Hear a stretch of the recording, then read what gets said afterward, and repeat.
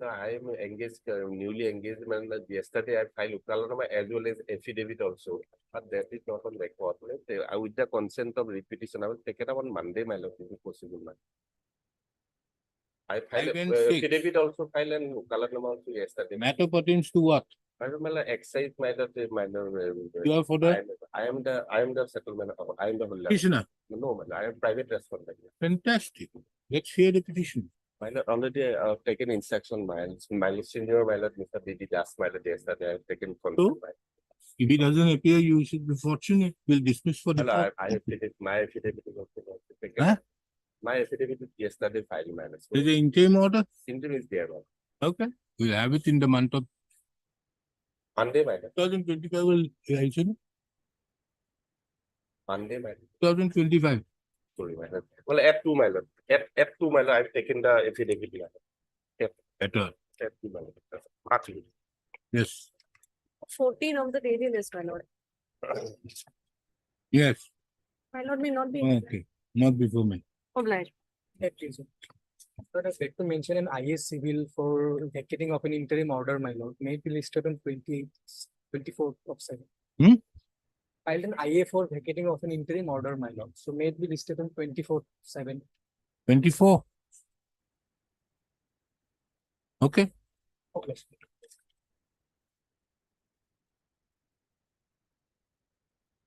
For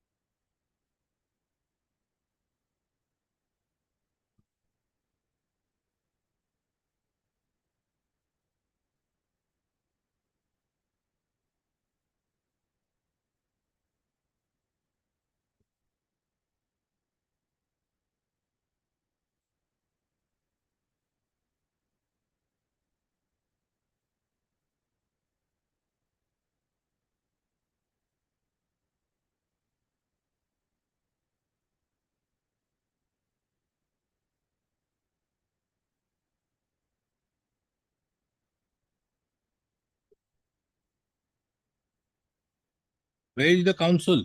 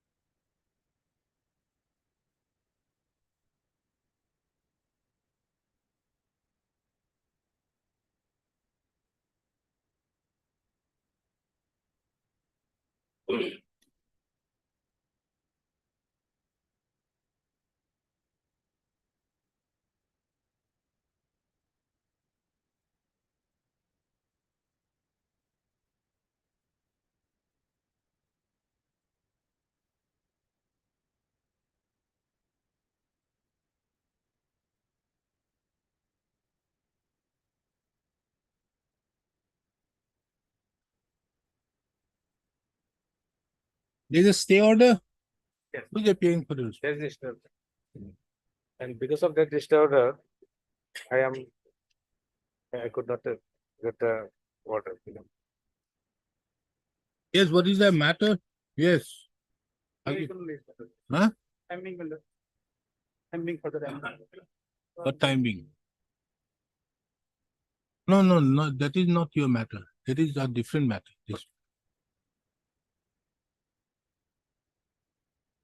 We take your matter next.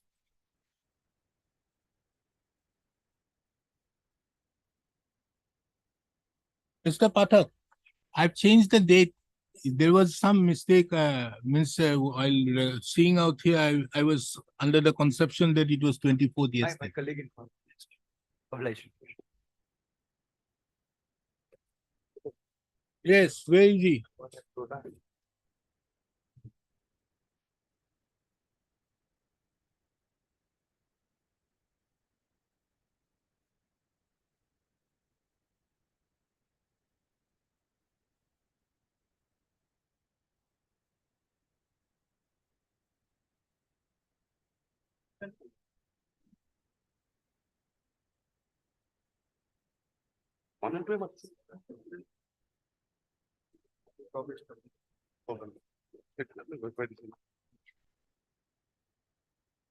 None appeared, anybody?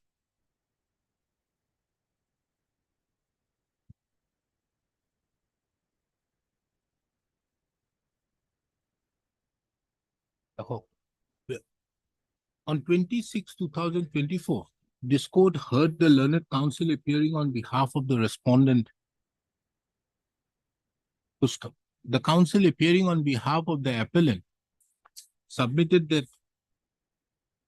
she would like to make further submissions today.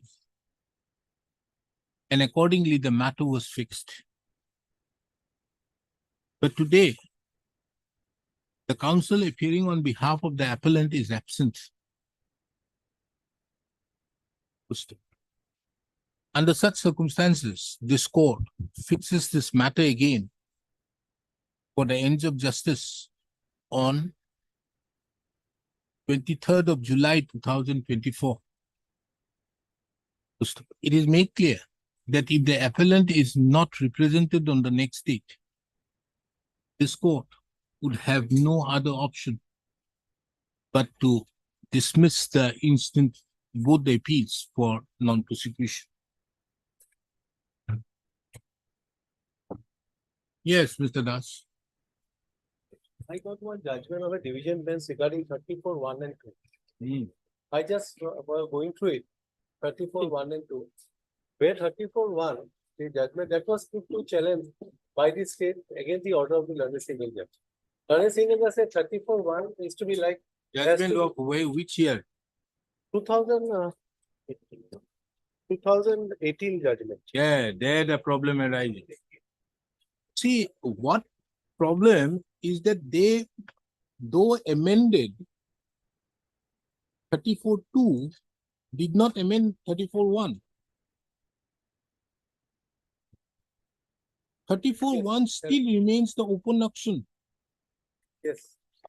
But 34-2, open auction was amended and brought in e-auction. The option, right. Absolutely, your option is If right. that be so, if that is the legislative intent, can you say that there is a requirement of a publication, Requirement of a communication. of a note, of a paper publication? That is the reason why I am asking you. I gave you the time yesterday. Yes.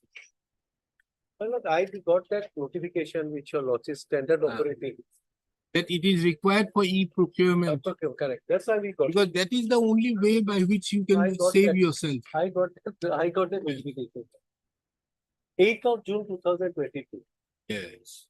Because that is the only Standard way operating. how you. The standard operating. I think that's the what your lordship.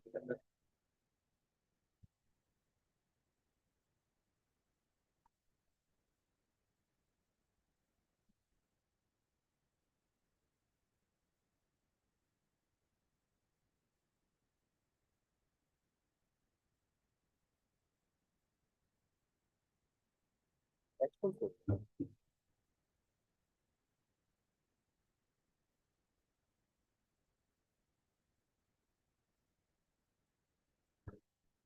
This is not the one. Because this is not going to help you. Because I think that's why I was looking into it. It's a e-procurement. No, it is not going to help you, because here it says it will be only the state government and its institutions. Kindly see. In order to implement the fourth paragraph, in order to implement the process of purchase of materials and services in all departments of the state government and their subordinate institutions under the provisions of OIA the following standard operating procedure. Now, under such circumstances, you cannot come in. Why was the amendment made? When was the amendment made? Where is the book? Take on the auction? Some minor amendments. Some minor. When was the amendment made? 26/10, 2018. 2018. 2018. But date is important. Page 226 or so, that book. Date 26/10, 2018. Hold on, 26/10.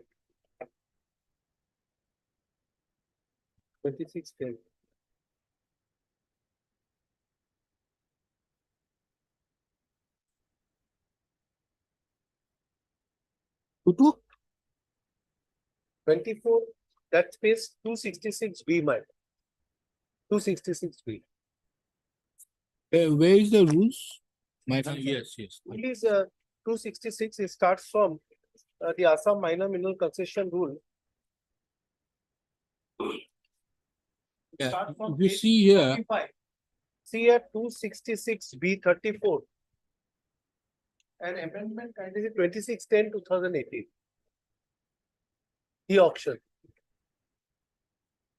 yes, why was this amendment made? Because the word e-auction was not there, no, at that time. No, no, understood. So they not only the word insertion, it's a case of substitution. Yes.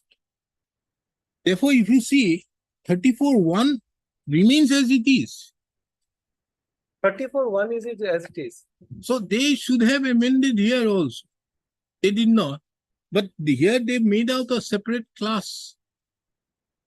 But minus e-auction, my lord, minus e-auction, if the e-auction was not there, then my lord, what the division bench said, 34(1) has to be read with 34(2). Kindly look into it. Understood.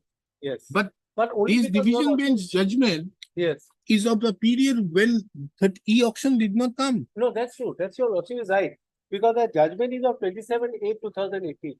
The auction came on 26/10/2018. Yes. Lordship is right. So this At judgment that would time. not help you. Yes. Otherwise, it was required.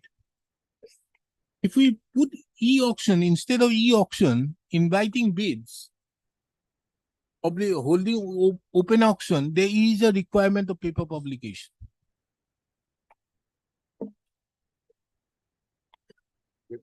Yes, yes, there is a requirement. In that abundant question, we have also made a paper publication, but as They far as made a clause 1, paper publication is not required.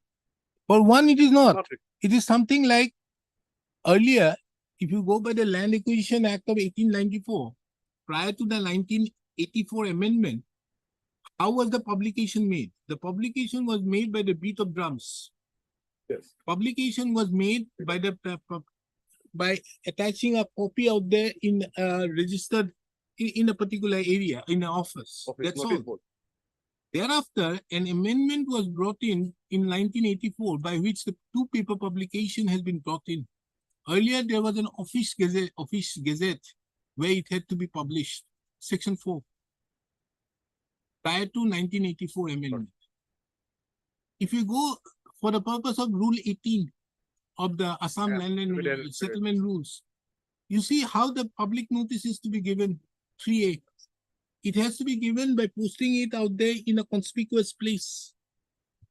It does not say about paper publication. So this is a paper, this is how a public notice is there. Earlier it was there, but how do you take care of 34(1) and 34(2)? But your lordship is right, but I don't, with great respect, the judgment of division bench final. Division bench judgment was prior to that. No, I know, but And even, at that point of time, it was requirement. that's what I'm saying, that the division bench, the whole contention was before the learned senior judge, if it is, you have to read 34(1). Kindly see, my lord, if your lordship kindly look into it, at page, paragraph 15, my lord. Paragraph 15, for a Yeah. moment, my lord, paragraph 14. The requirement of 31(1) is therefore a public notice of 21 days required to be published, whereas the requirement of 34(2) is that a gist of such notice also required to be published in one daily newspaper having a good circulation. The expression such notice appearing in Rule 34(2) would have to be understood in the context of meaning of the word such, As per the Black Law Dictionary, the word such means that or those having such just been mentioned. Therefore, the expression such notice would mean that a notice which had just been mentioned. Accordingly, it is to be interpreted that the expression such notice appearing in Rule 34(2) would mean the notice that was immediately mentioned the preceding provision, that is Rule 34(1). As already noticed, Rule 34(1) refers to a public notice of 21 days. Therefore, the expression such notice appearing in Rule 34(2) would also have to mean a public notice of 21 days. When we read the expression such notice in Rule 34(2) to mean a public notice of 21 days, the meaning that flows would be that the gist of public notice of 21 days would have to be published in one daily newspaper having a wide circulation so as to fulfill the object of having more competition. Mr. Das, I understand what you are saying. But at that point of time, now 34(2) was mentions about only e-auction. Now, my lord, e-auction. Yes, only e-auction. That is the problem. 34(1) remains as it is. They should have amended 34(1) also, Correct, right? The state which has they to- did not. The state has to amend. State Yes. has to amend. State did not amend. So therefore, you need to show me one judgment to that effect that whenever 34(2) now cannot come into the picture in your case, unless you show that there is only by way of e-auction. Now, my lord, there is a rule which I thought I just visit. The Assam financial rules. Better that will help me, your lordship. I just want to place it. Have you Kindly seen see the Assam procurement rules Act 250 Act. 2017? Have you looked into that? Because that might be the reason why in 2018 this amendment was brought in. You have the copy of Assam procurement rules. I don't have a copy, but apart that there is a notification that on 28 January 2022, Assam Procurement Act, they have to given e-auctioning, but in this whole list of departments have been given, but BTC doesn't provide. Yeah, the problem. Then that is why the SOP is there.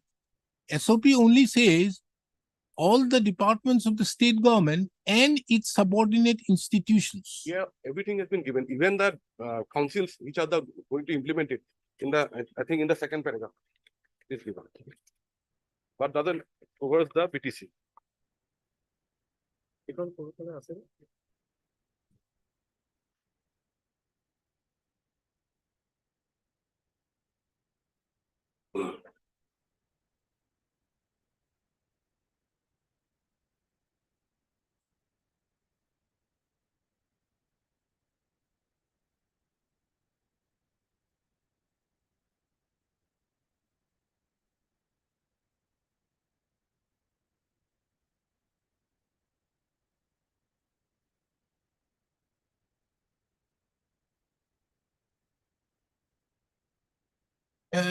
Kindly read this clause 1.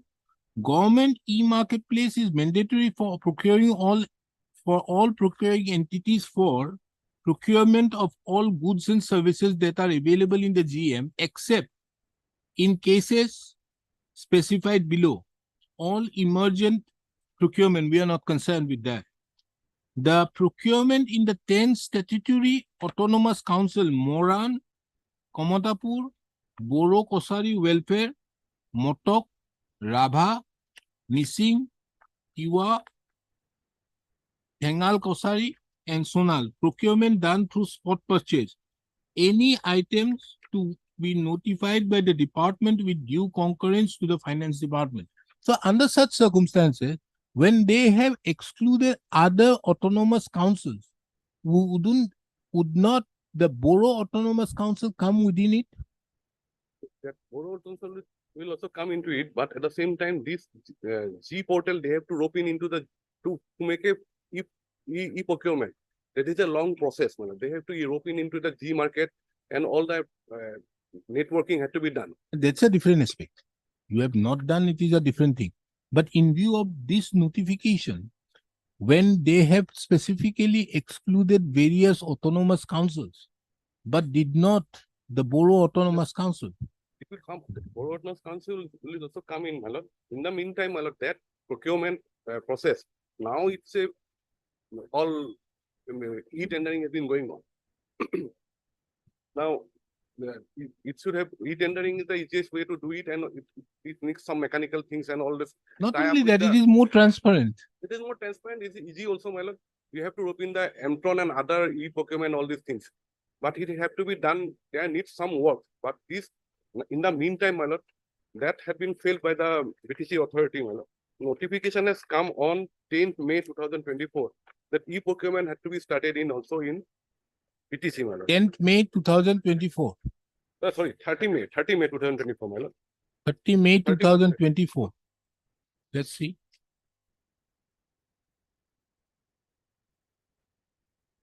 This will come into effect, this will come into effect from 10 June 2024, after the tender, last line.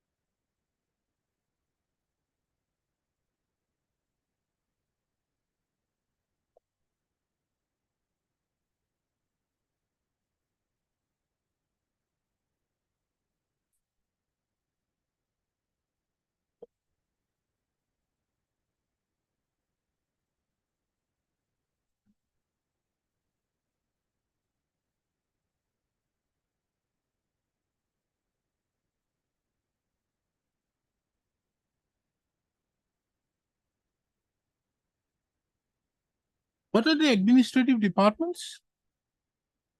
Chairman. What do you mean by the administrative departments? Here in Borough, it will be the transport department. All everything has not been transferred to Borough and Telegram. Finance is not a part, transport department. General administration is not a transport department. DC doesn't come under BTC. So all the 43 or 45 departments are transferred to No, I'm saying what is an administrative department? administrative department. Can we get hold of a finance council, Mr. Arbor Pujari or anybody?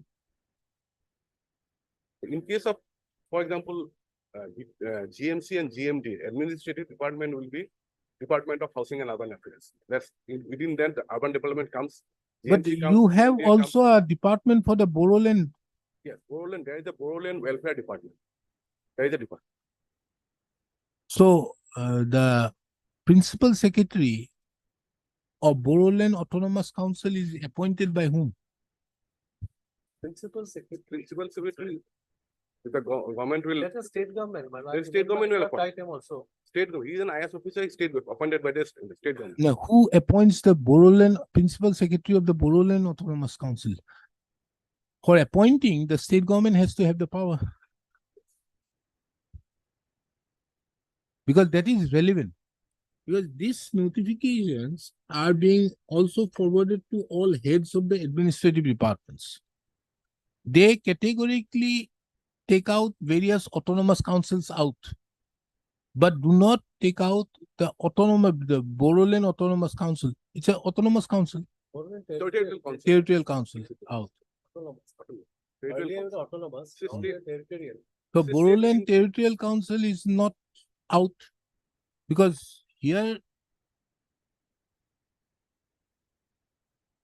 My lord, earlier it was Boroland Autonomous Council. Council, but by insertion of a sixth schedule, it was Boroland Territorial.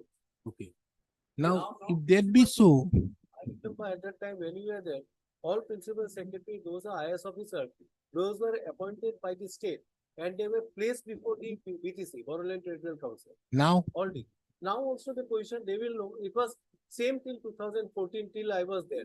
All these principal secretary, those are the IS officer rank, like the rank of a, like is equivalent as chief secretary, they act as chief secretary there, BTC.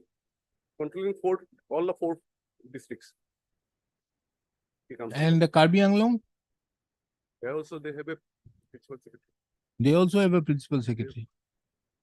So there also they are not required to have a e-auction.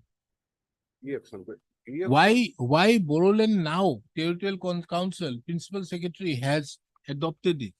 well, this is the evolution has taken place, my lord, this e-tendering. Because you see, Secretary Finance Department, BTC, additional all this, because this letter which you are referring to are all letters issued only to persons from the BTC. Copy to. Yes. My lord, there was lot of, I just want, my instruction is there were lot of complaint regarding the, in spite of the provision where it was amended, they have to go for e-auction, they were not going. Lot of complaint because there was no transparency was there. As your lordship, this is more transparent panel. So there was no transparency as such. The finance No, collection have to be recorded, my lord. E-auction, my lord. I don't have to go there. E-auction sitting here also I can do it. E-auction, if it is e-auction. And this newspaper. But how, if your entire case hinges on 34, Yes. Well, I just thinking. you subject to can't your- bring in Not 34 too. lordship, subject to your lordship correction, I was just thinking of by reading it. 34-1, 34-2, your lordship is right, that e-auction came, the judgment, thereafter the e-auction, the situation is different. But for a moment, if you forget the e-auction part, for a moment, then 34-1 also interpreted by division bench has to be read with 34. For a time being, let us forget about the e-auction. Which No, came, we cannot. no, e-auction came only by insertion of 26/10/2018. Yes, now The we are in judgment- 2024. No, right. Judgment was prior to that, of before that e-auction.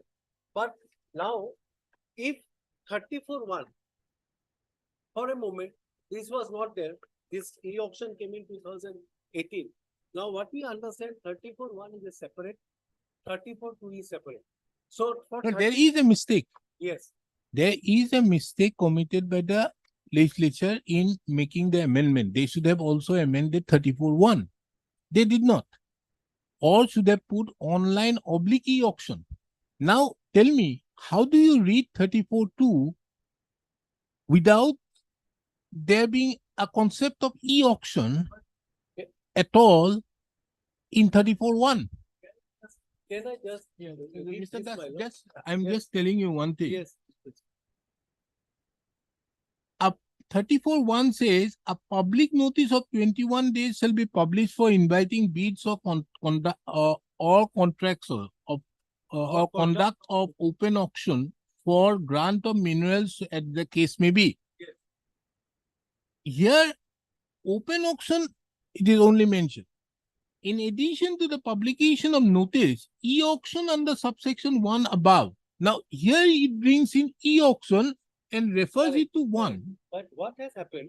It was initially, it was not e-auction. Hmm. So in addition to publication of notice in writing, meaning thereby when e-auction was not there, it has to be read as an open auction Okay. under sub-rule 1 above. Yes.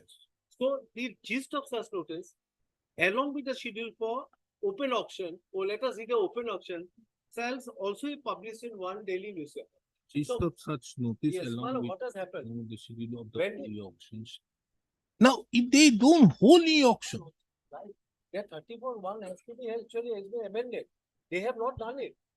no, therefore, how do you read 34-2 in isolation to hold that there is no e-auction provided in 34(1) without when it categorically refers to sub-rule 1. Now, my lord, suppose we don't take e-auction. For a moment, let us not take the e-auction. Let us whether 34(1) can be read as an isolation or 34(1) has to be read along with 34(2). 34(2). Otherwise it is. My There's no lord, quarrel with that.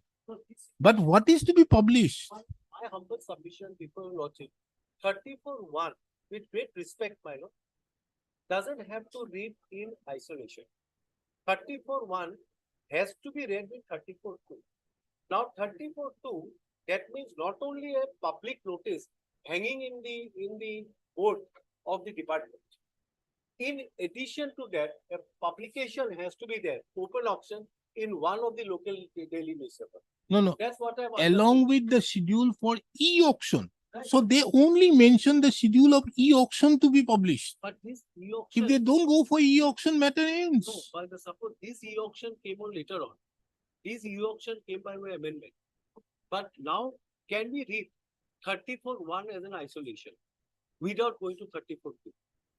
No, we can read 34(2) with 34(1) only to the extent that the open auction may mean an e-auction. But e-auction, it is something like this.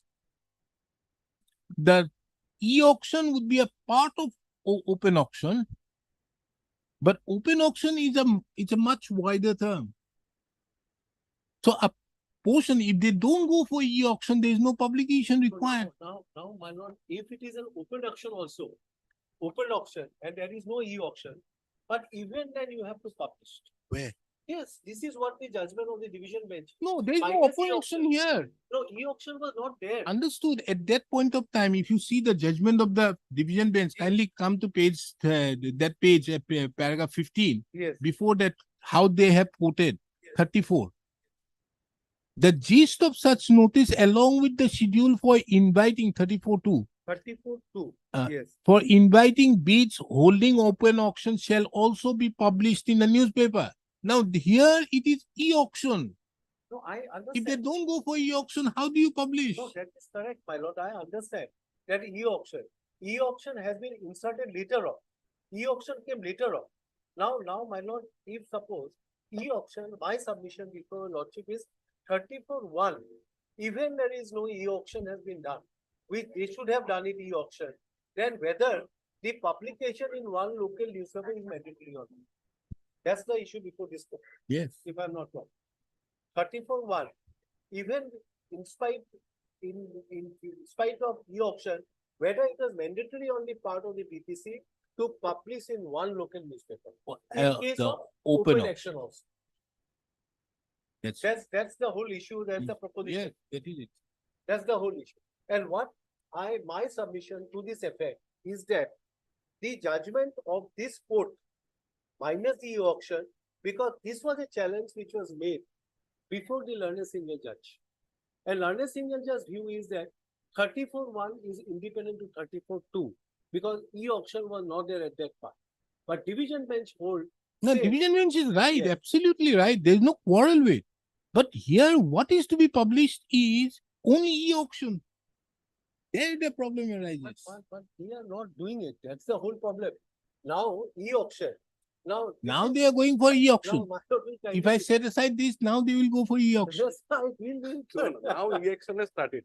Now Started from understood. June 8 will be. No, will be therefore, commencing. if I set aside this, then only they will go for e-auction. A lot of complaint was made. Madam. In fact, there are a lot of complaint because your lordship will set aside everyone will be transparent. We can participate, all will participate. Now, wouldn't this court be legislating or sitting over the amendment to include an open auction within the ambit of 34(2)? Yes. Isn't unless you show. Can't think about it. No, yes, I have to say, No, I'm sorry to say. Your because lordship your is- specific submission, Mr. Das, is they have not complied with 34. Yes, 34. That is your case. Yes, correct. Now 34 says, one says there has to be a public notice. Number two says in the case of e-auction. No, my case Publication. is 34 together. 34, 1 and 2 also. How do you read 34.2? No, that's what I'm saying. 34, 2, what? Mr. Borpudari, I called you up for one purpose here. What has happened is this. Why nowadays you have gone for e-auction? And it is done because otherwise the finance does not clear. Now, do you have any control over the BTC?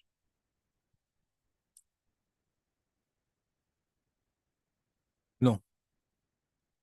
This is altogether a separate machinery, my lord. They have their own administrative setup.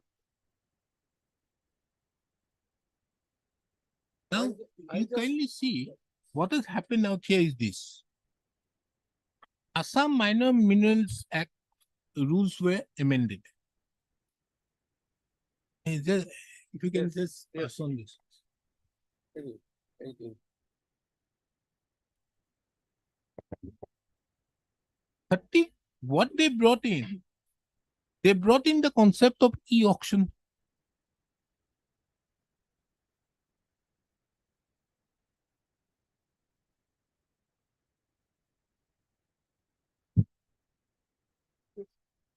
They brought in the concept of e-auction. But while amending 34.1, 34.1 was not amended. 34.1 remains as it is, open auction. Open auctions, yes, And for that only public notice. yes. And public notice, you know, would be something pasting it in the notice board and all. Yes. Beat of drums or whatever may be. But if it is a case of e-auction, then you have to give up paper publication. Yes. But e-auction, as it is to be read here, it is in addition to, my lord, subsection 1, sub-rule 1. Understood? Yes.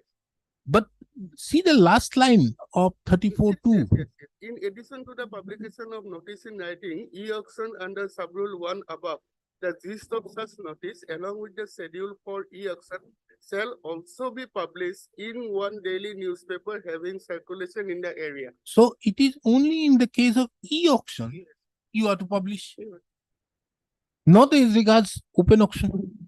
Not in regard because the statute is So- silent. E-auction would be a part of the open auction, Yes, but open auction is a much wider term. wider. This is what you get. So one will be the genus, two will be the species. Now, there are various notifications issued by the Finance Department in terms of the Procurement Act 2017. Yes. And by doing so, you now insist upon that there has to be the requirement of e-auction. Yes. Now, whether it would apply in view of 34.2 to the BTC, because the minor minerals is a transfer subject. My lord, I'll just add one. Yes. My lord, I'm sorry, my lord. Mhm. My lord, when I was in BTC, all these 40 subjects were transferred to BTC. But we tried to make laws because we can make law and it has to be passed by the governor. All laws were made, but in fact, the governor has not given assent to it. But whatever the subject, 40 departments, all subject, education, forest department, whatever other department, one has to follow this. They have to follow by this act. Now they say, number one, they say, no, it is under our purview because it is also a transfer subject. We'll do of our own. We'll not go for e-auction. They cannot do it. Because this is Now, an act- whether this is the an act Assam supposed to follow. Procurement Act 2017 could apply to the BTC? That, my lord, I will have to check. my lord. If it applies to the BTC, the notifications will also apply. Absolutely. Notifications are fallout of the original statute. Yes. Right, right. That is the way by which you can. My lord, there was a debate in this particular, in the court, I know very well.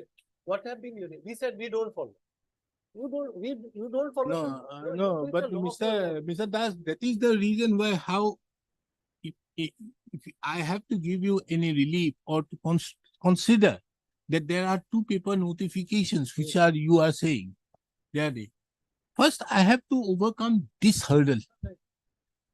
And this hurdle can only be overcome with the Assam Procurement Act 2017. And if it applies to the BTC, then these notifications will apply. My lord, lordship has to ask them whether they follow the procurement or not, whether they follow this or not. They have to. No, not them. Finance. Because finance is the person who looks into that aspect. But there Because it is because of the ages of the finance, this Assam Procurement Act has come in. Initially, my lord, That how they will procure and all these things. my lord, two departments were not under BTC. One was finance was not under BTC, home was not under BTC. These two departments were outside the purview of BTC.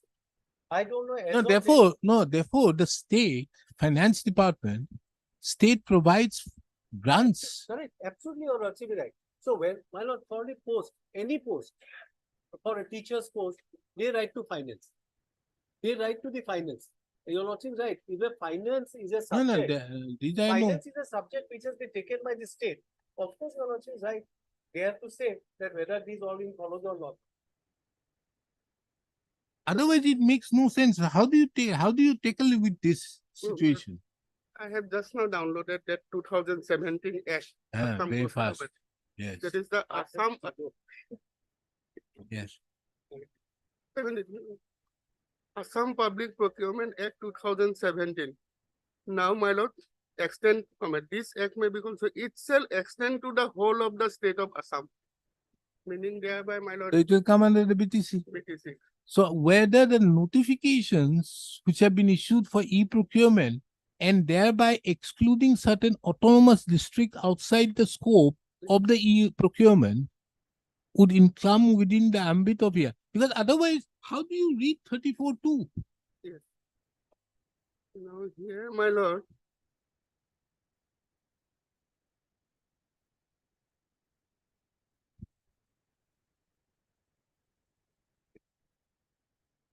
The section 58 of the Act, my lord, speaks about power to exempt.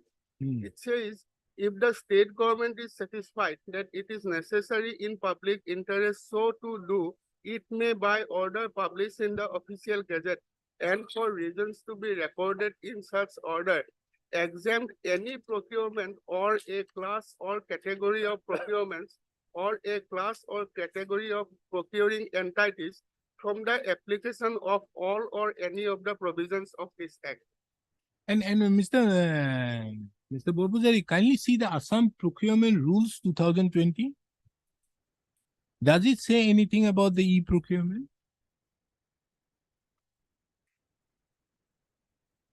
More particularly Rule 24? Yes.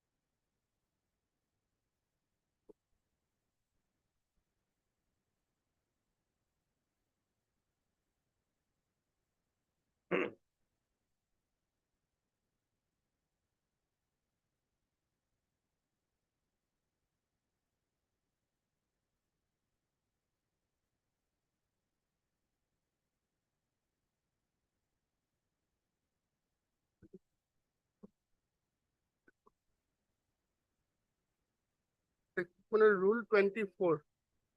Method of procurement and procedures thereof. Every procuring entity shall follow the procedure in respect of the chosen methods of procurement as mentioned in subsection so and so for a particular procurement. A procuring entity may choose different methods of procurement specified in so and so if deemed more advantageous and appropriate after recording specific reasons and circumstances in writing for so choosing in exception to the preferred method, that is open competitive bidding method.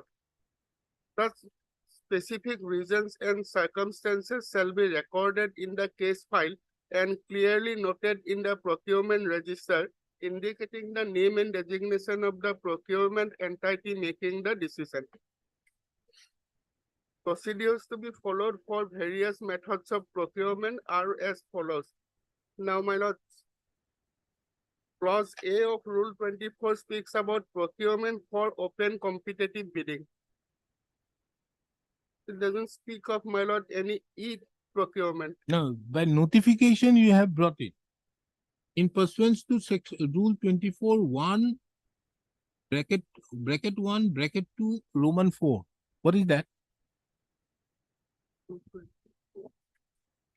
Rule 24, 1,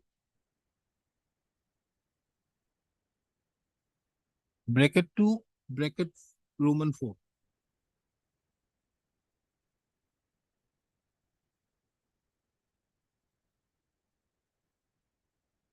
I have it, man. You have given. Because this notification is being issued by you in pursuance to that. Well, I'm just checking it.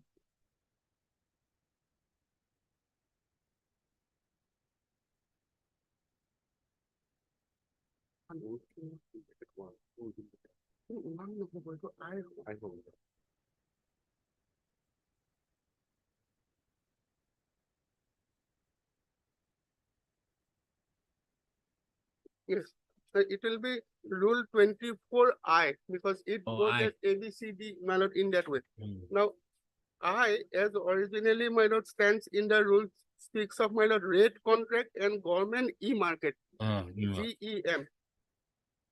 Then I speaks about, my lord, rate contract, subject to the satisfaction of the conditions contained in clause A of subsection so and so 36.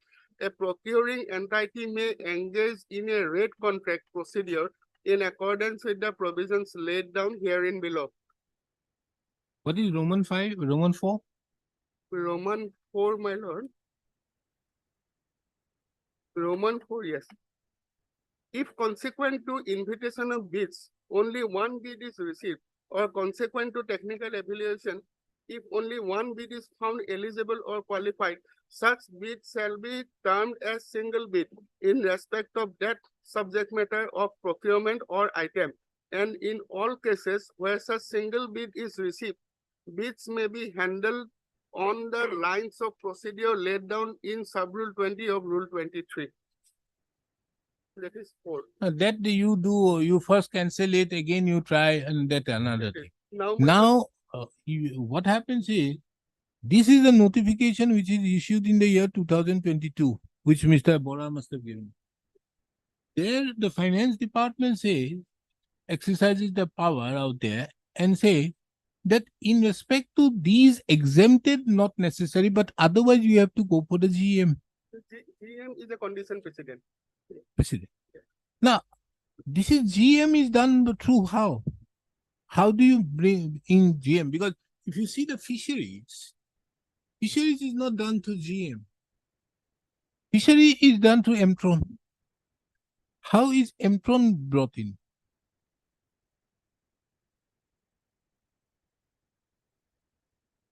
If Lordship is having this one, page 95, the next page. Ah. The next page. Yes. The Lordship will find that clause 3. Ah.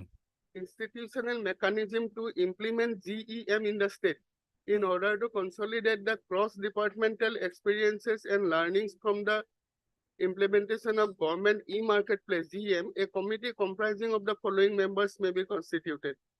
This committee will be primarily responsible for advising the finance department about policy matters regarding implementation of the EM. Now, you see, today, he brings in another notification of 30th of May 2024 Yeah. of the Boroland Territorial Council. Now, they say they are going for e-procurement, online portal, BTC.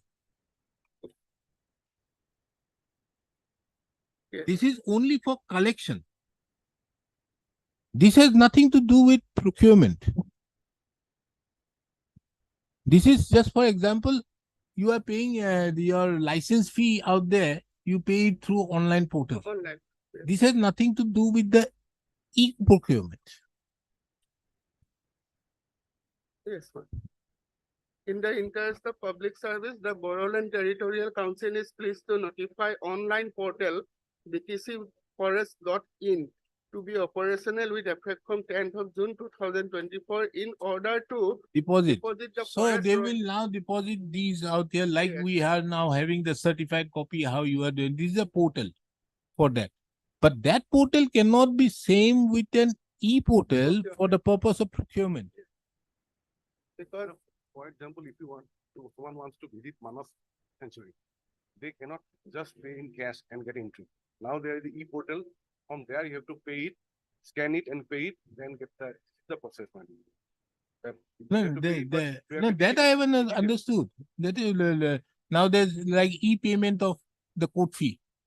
These are portals for that this is But- basically, my lord, a digital window. window. This has nothing to do with procurement. Procurement is an exercise other way around Hmm. because the state is procuring. The state is So it procuring. is the other way around. Here the user is depositing, but in procurement, the state is procuring. So the other way around. Now, how do you read 34 34, yes. in conjunction with the Procurement Rule Act, its rules, and that notification of 8th of January 2022? The one which you have just seen it, the notification, yes. where it is required, Yes, anything about 20 lakhs or AI and all these things. Earlier it was 50 lakhs, now 20 lakhs. And exemption being given only in respect to autonomous district. Now, yes, there might be certain exemption being given to the autonomous district.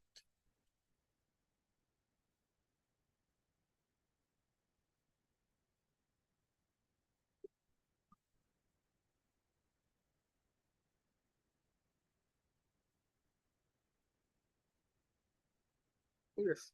If the contract values are, my lord, 20 lakhs or above, then if e-procurement will be a condition precedent, it will be necessary. Then how do you read with 34(1)? Because 34(1), what they did, they amended 34(2).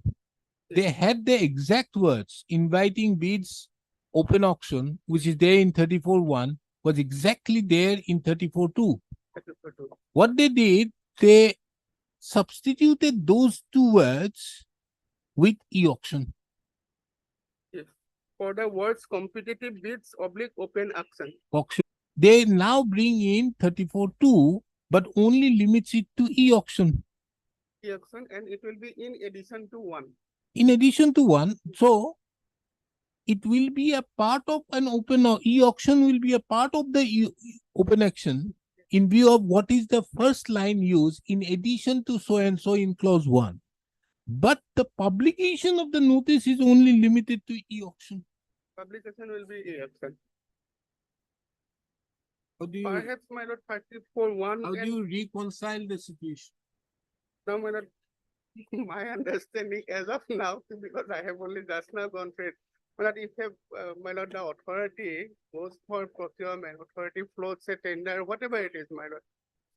Distribution of state largesse, as we say. Now, my lord, if it is done under 34(1) and 2, 1, it will be done under 1 and 2 will necessarily follow. 2 will follow, no Two will problem. But follow. how do you take care of the 34(2) only says about e-auction, So e-auction, unless e-auction is not mandatory? Get the point? unless e-auction is not mandatory, is it required for publication of notice for other open auction? No, but here, my lord, if a my lord authority goes for open auction, because here 1 and 2, if we read it together, authority cannot go for open auction without e-auction. They Where will is have it? to, they will have to adopt both ways. No. Open that How do you e-auction. read both together, open auction and e-auction together? You see, here they have only used e-auction. When a statute uses different words in the same provision, it has to be given a different meaning. You can't give a same meaning. You can't give the meaning of e-auction to open auction.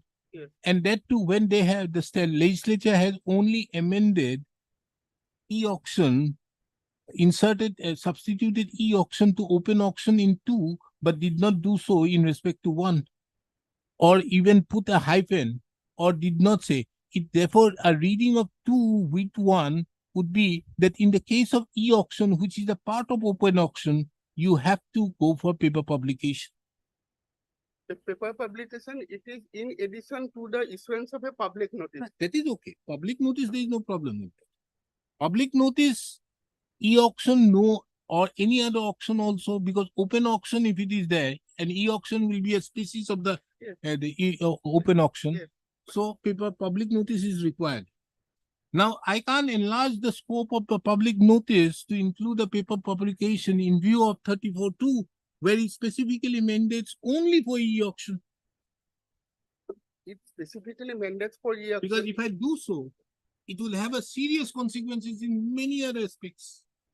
But the language here incorporated is, my lord, that in addition to publication of notice in writing. Now, a publication of notice in writing will Or open auction. can include, my lord, open. Open Now, auction. in addition, Okay, that will be in addition to that, now, but only in respect of e-auction. in addition to the publication of notice in writing, comma, e-auction under sub-rule 1 above, the gist of such notice along with the schedule for e-auction shall also be published in one daily newspaper having so and so. Now, it again says, my lord, e-auction under sub-rule 1 above. Kindly say, my lord. This is little bit confusing. Because earlier, along with the schedule for e-auction means, which was substituted was open auction. Yes, open auction. So earlier it was said the gist of such notice along with the schedule for open auction. Yes. Along with the schedule of open auction. Now, if they don't go for e-auction, But then, my lord, the amended sub-rule 2, subsection 2 states that e-action under sub-rule 1 above. It speaks about e-action under sub-rule 1 above. yes, only for e-auction. Yes. But sub-rule 1 as it is do not incorporate any concept of e-auction. No. That is, Or therefore, you can very well incorporate in view of the first part of 34(2), the concept of e-auction into open auction. yes, by dint of this, my lord, You phrase. can very well bring it, Yes. but it is only limited to e-auction, paper publication. Unless This is- e-auction, there is no other way but by way of e-auction, they can go ahead.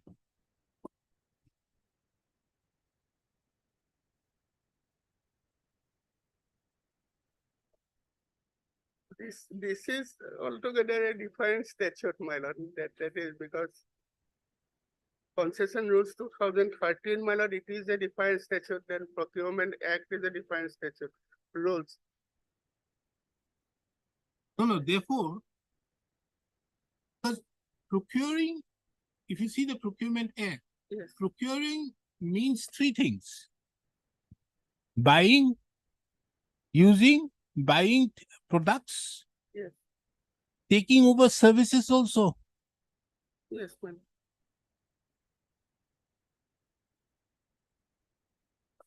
So running a mahal, what is this? It's a mahal, na? Sen mahal.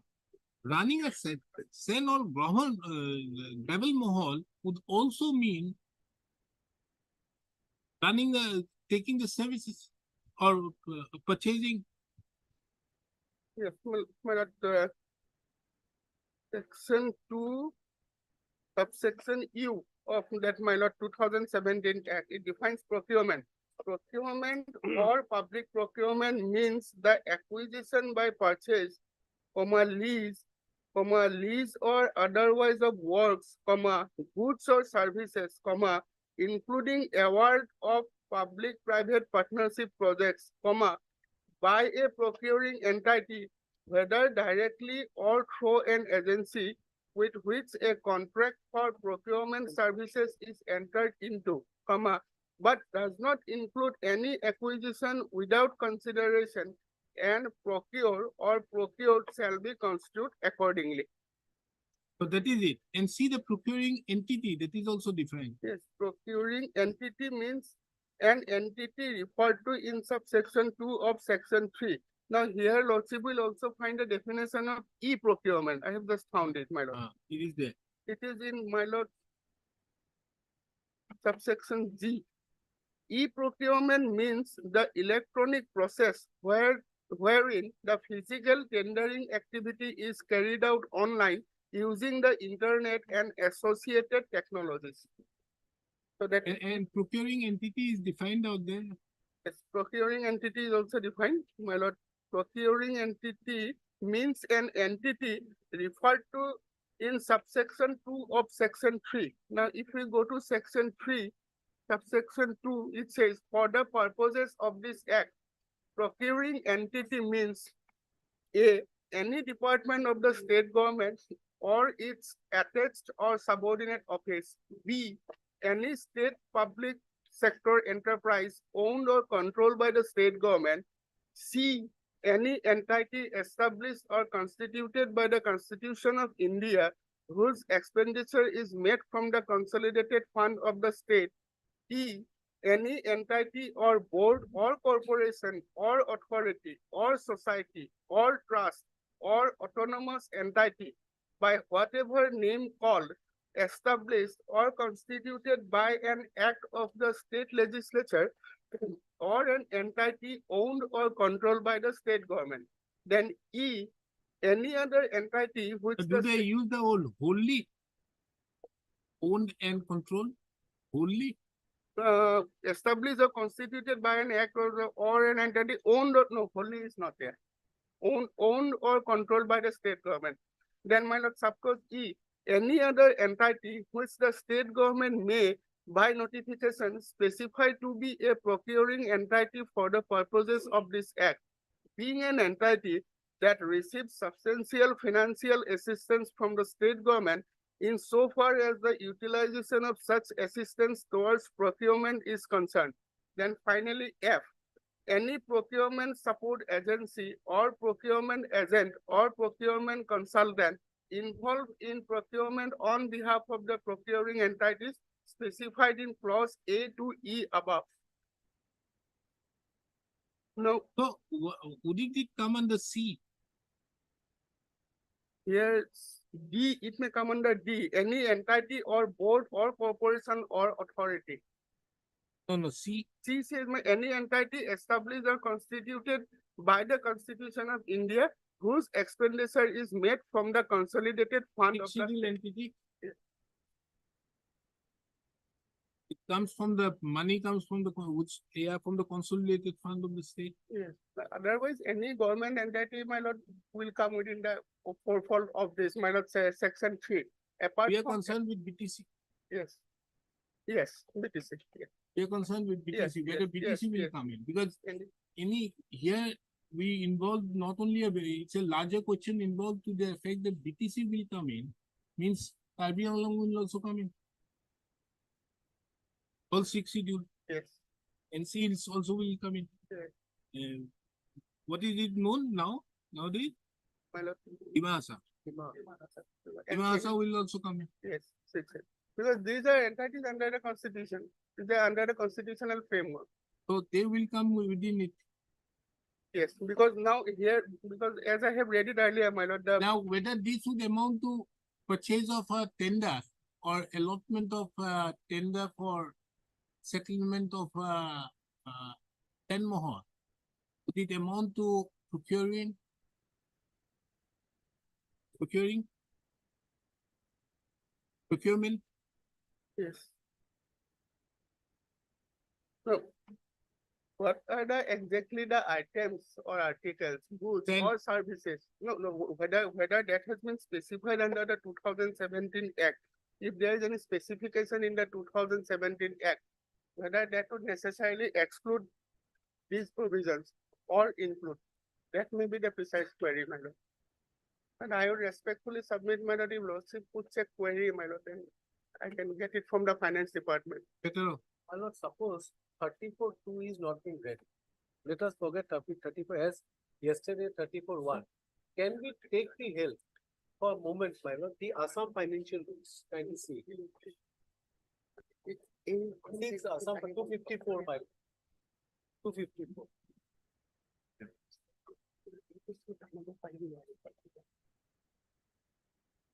Two 54.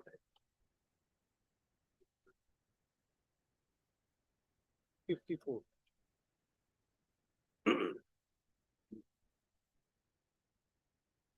Constitution. Some financial law.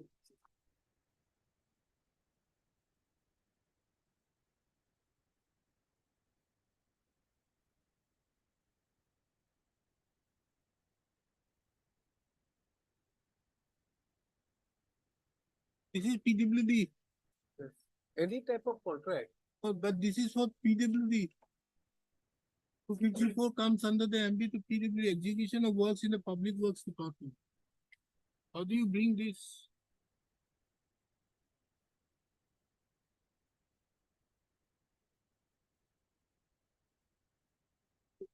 That comes under chapter 12. Ah. Chapter 12 of the rules. So chapter 12 speaks about execution of works in the Public Works Department. 254 comes under chapter 12. So that will we can't draw it. I think the only way by which you can draw him is by the Assam procurement and its notifications. So whether the provisions are to be read into Because the, I can't touch. Otherwise, if I say that irrespective of what has been mentioned out there in the last line of 34.2, yes, for open tender also, there will be a requirement of a public notice by way of a paper publication. Wouldn't it be doing violence to the language of 34.2?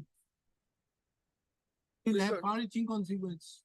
Because if you remember earlier, as I was telling them, Land Acquisition Act prior to 1984, there only included two things. Public notice by beating of drums, Yes. and the second is by official gazette. It was in 1984 it was made. Yes. If you come to Rule 18 of the settlement rules, 3A, yes, how public notice Yes, is to be yes, given is not yes. by way of paper publication, not by paper placing it publication. in a It conspicuous is by place. not Kajari. Yes, Therefore, public notice has to be understood to be in giving it before the Muzadar or some office or in a conspicuous place of the public, having public notice. open for public viewing. Open for Yes, that's all. yes.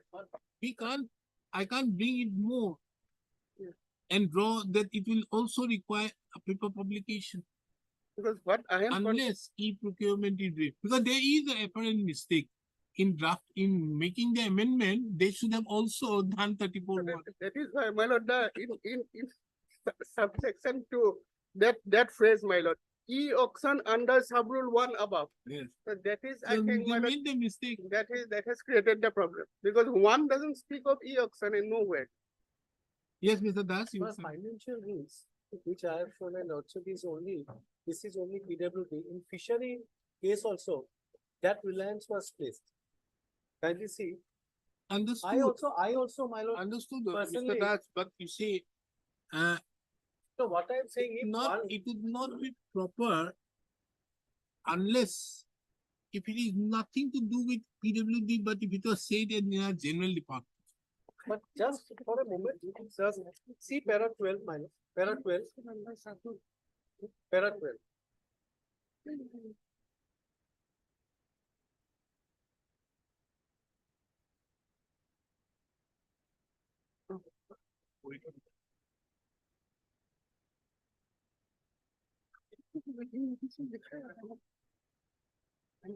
Was it brought to the attention of the learned single judge out here that this was only for PWD? Where in this case? No, no, my lord, yes, my lord, Was it stated. brought, did he consider Yeah, that yeah. in spite of, So, my lord, let us say it in connection with so and so, with regard to executive work in PWD. the same series same has series to be has to be followed for distribution of in the other departments also? In case the law in this field is well settled by a catena of decisions of the Supreme, wherein it has been laid down the matters of distributor fair be adopted so as to enable the arrival. But if we take this, wouldn't do this being no, I'm saying if I take it, wouldn't this be doing violence to 34(2)? That's right. You are 34(2). At that time when I argued, Hmm. this forest act was not there. I argued on the basis of fishery and PWD. Now we are confronting with a forest act. There the problem is. But my understanding of this is 34(1) has to be read with 34(2). Only the problem here is e-auction has come. Because of the last line. Yes. The last line only says about e-auction. So if we read 34(1) with 34(2), that and the division bench judgment of the which you have placed, in the case of an e-auction of a open tender or open auction, which is a part of an open auction, then in that regard, paper publication is must, and that to 21 days. My lord, if 34(2), that means 34(1) should have been amended by inserting that And they did not. e-auction. They did not. My lord, whether we could read 34(2) in this manner, that 34 as it is spelled out, in addition to the publisher notice and writing 34(2), bracket e-auction, under sub-rule 1 above, the gist of such notice should be read that it is. No, you for can the develop purpose- your argument in this sense that there was a cautious ominous on the part of the legislature in not taking into consideration the said aspect of the matter in incorporate substituting in 34(2), which was not done. And for that, there are many judgments on which you can rely upon, and then bring it. Then we can make the reference to 254 or 245 or whatever it may be, and the various judgments on transparency. Can we also develop, your lordship has rightly say, harmonious reading with 34(1) with 34(2), along with 254. Along with 254, harmonious reading, 34(1) and 2, along with 254. Now we have to say in the judgment that there is a mistake that the e-auction, the publication of e-auction, which is mentioned in the second part of 34(2), would also include open auction. That's right. For that, you have to look into, there are many judgments on causes ominous of the legislature in inserting it. So you may have to look at. Let me give time to them for the finance to come up with that. Because this has a much It will- bigger, my lord, this will have a great ramification on all the councils. all other things. So let us get it from the finance as to whether in a contract like this issued by the BTC, whether the Assam Procurement Act would apply. And if it applied, and its notifications would apply. Once it is done, then we can very well read it in a similar manner. And that then in that regard, you may not then That is require for going for the Well, causes that- ominous, but you can very well say that is why this amendment categorically says it. Mr. Barbujari, I make the finance a party. Should I? Otherwise, lordship may put a query. of- Otherwise, asking you to file an affidavit, how do I do it? Tell me. Well, I Yes, can't yes, ask you. yes, definitely, definitely.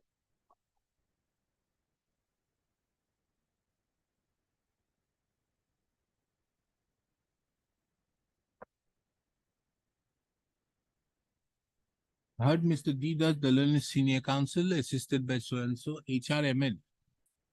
The learned counsel appearing on behalf of the petitioners in both the writ petitions. And Mr. Hasbora, the learned counsel appearing on behalf of the PTC. And Mr. J. Ahmed, the learned counsel appearing on behalf of the private respondent. The matter was heard at length on 16/7/2024. And on that day, the argument which was placed by Mr. D. Das, the learned senior counsel, was as regards infraction to Rule 34 of the Assam Minor Minerals Rules 2013, for short the rules of 2013. This court, while perusing the said rules, more particularly Sub-Rule 1 and Sub-Rule 2, finds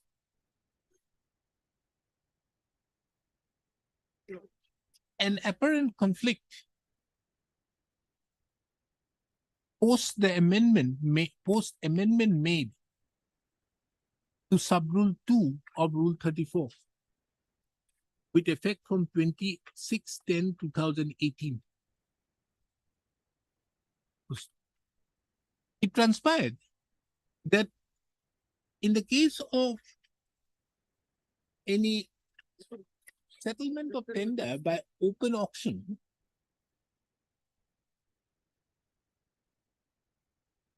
public notice is of 21 days is to be issued.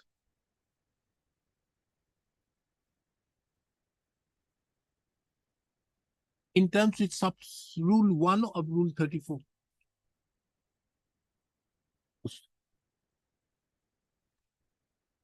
This open auction, the word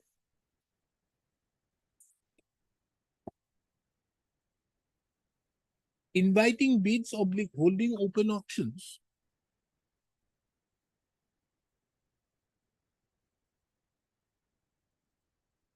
though still continues in Sub-Rule 1 of Rule 34. But the same was substituted by the word e-auction by the amendment carried out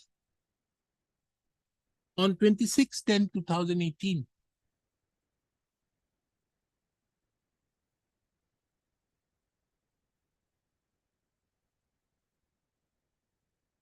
In view of the amendment, it prima facie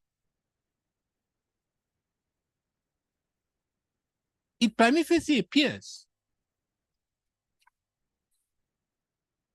that in respect of e-auctions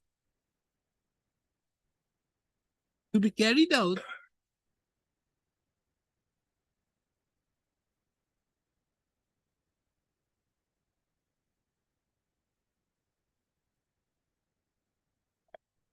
the gist of such notice along with the schedule for e-auction has to be published in one daily newspaper having circulation in the area.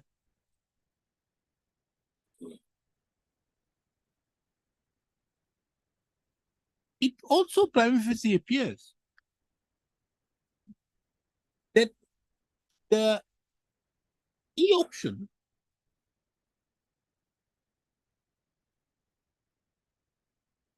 becomes a species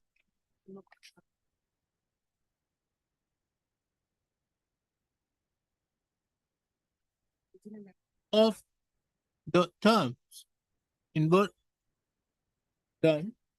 comma, inviting bids or conduct of open auction, inverted comma, closed.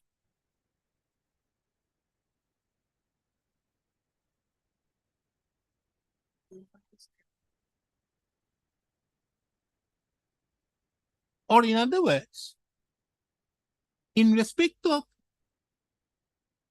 inviting bids or conducting open actions other than e-auctions,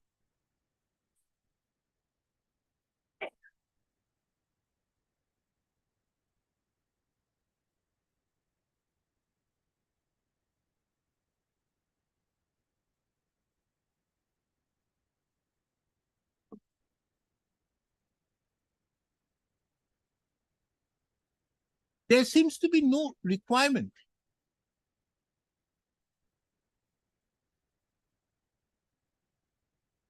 of publication of the gist of such notice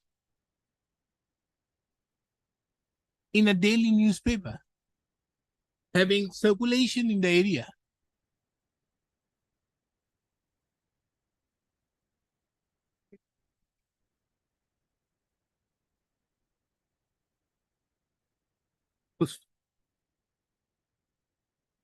This court also finds it very pertinent to take note of the Assam Procurement. What is the full form? My lord, Assam Procurement, yes, my lord, it is Assam Public Procurement Act. Assam Public Procurement Act 2017.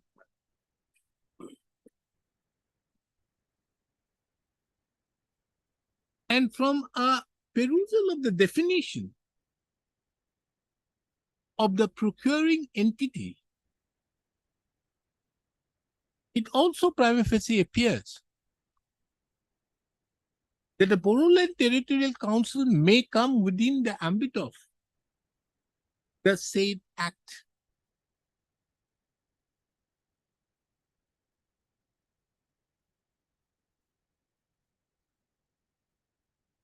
This court also takes note of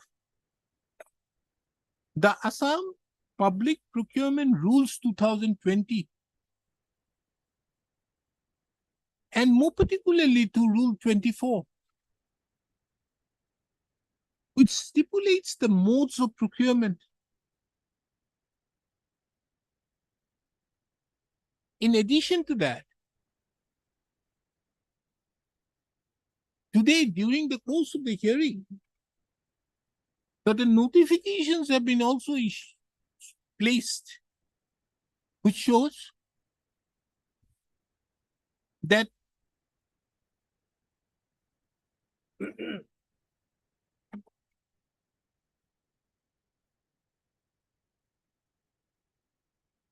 e-procurement through e-marketplace has been made mandatory, save and except who have been exempted in the said notification.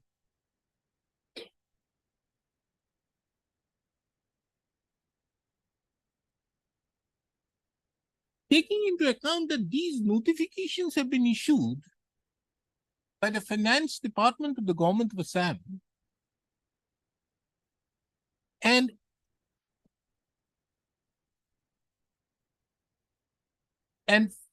for an interpretation to Rule 34 of the rules of 2013,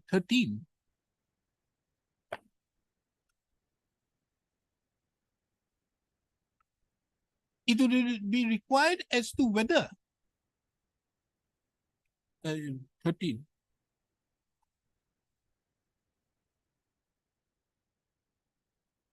This court finds it relevant to take the opinion, to seek the opinion from the Finance Department of the Government of Assam as to whether the Assam Public Procurement Act 2017, its rules and the various notifications issued therein would apply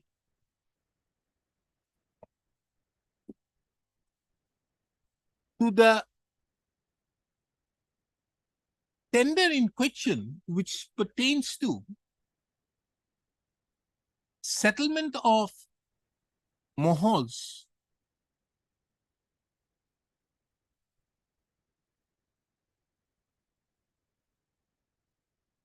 settlement of Mining. the settlement of mining contracts. Right. of minor minerals.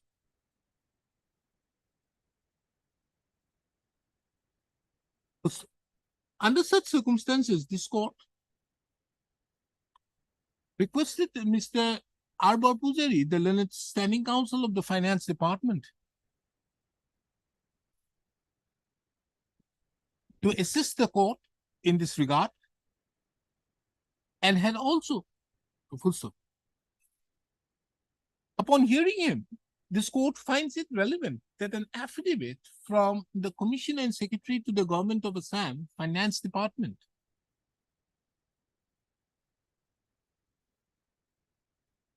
be placed before this court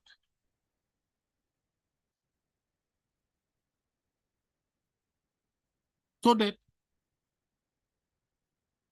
as the same would aid in the adjudication of the instant proceedings insofar as the interpretation to Rule 34 of the rules of 2013. Mr. Borpujari, the learned counsel, submits that he requires 7 days time. Some more time, my lord. No. It is a question of the law, just fine. Because you see, they just stay operating. Yes, From 2013, they just stay. One has to Yes. get, because for last 6-7 months, people are not getting it. my lord.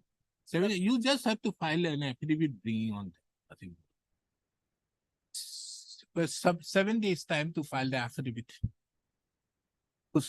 Accordingly, this court fixes the matter again on 1st of August 2024. The affidavit be filed on or before the next date. Yes, yes, I will. The registry shall show the name of Mr. Arbor Pujari, the standing counsel of the finance department, in the cause list. I'm Pusto. so obliged. List the matter accordingly. The interim order passed earlier shall continue till the next date. You come up with that argument, which I have said. If it does not work here, now can we read 254, Article 14? Because there's a very big problem with that. Or we have to deal with the cautious ominous of the legislature. They made a mistake out there, something. 254 of the Assam Financial Rules. Understood, the 254 is there. 254 is too weak a stand. You need a stronger stand. Article 14 is much stronger. You see Ram and Shyam Yes, company also there. 2013 rules are made under the 1957 Act. The Right. 1957 Act is just Central Act. We got 2017 Procurement Act is a State Act. Now, whether my issue of any repugnancy, I am just thinking aloud.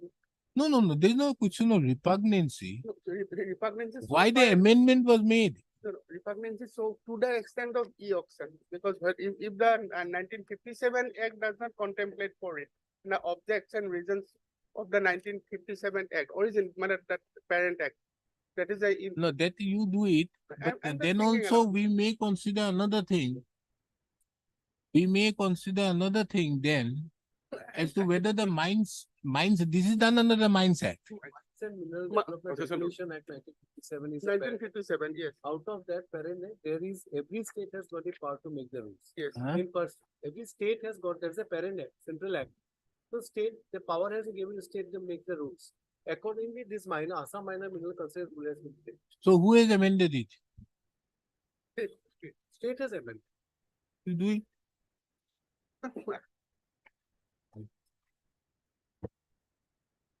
I'm obliged. Because something has to be worked out here. Yeah, because this is not done. 34-2 is very unhappily. That phrase, my lord. That They phrase. could not have. They should not have. In fact, first portion they could have. Yeah. The second portion was not necessary. The Because second line. In fact, the earlier unamended portion had given a clear meaning. Huh. This has given an ambiguity, created all ambiguity. I'm obliged.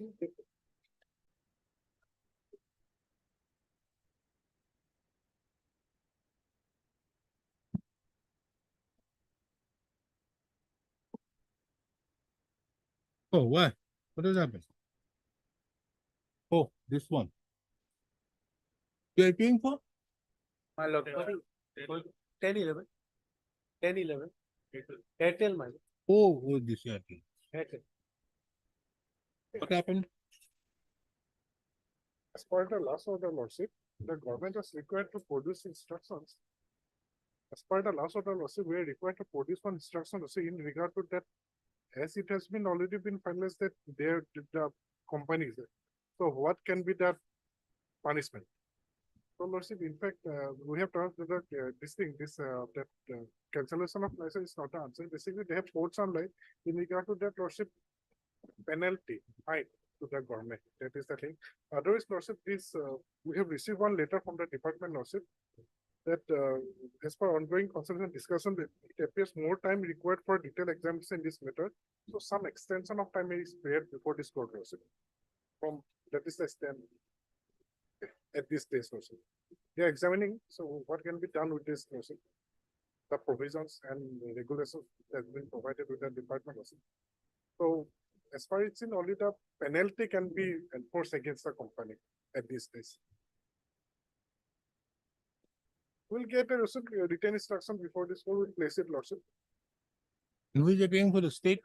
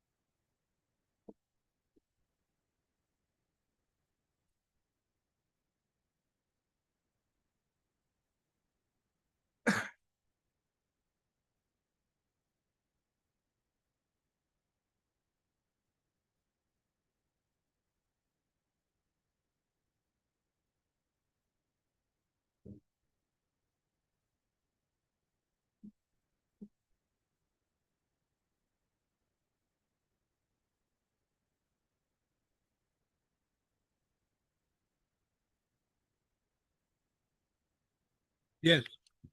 Now the payment? My lord, the bank, my lord, challenged that order, my lord, against para 26, my lord. And my lord, honorable division bench has granted stay, my lord. This is the order. Hey, what is, show me the order.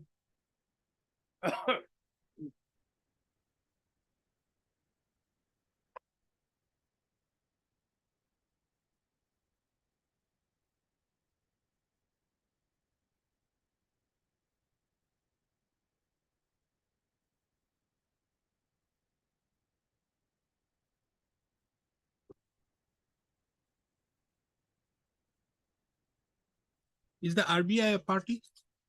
Yes, lord. Who is appearing for the RBI?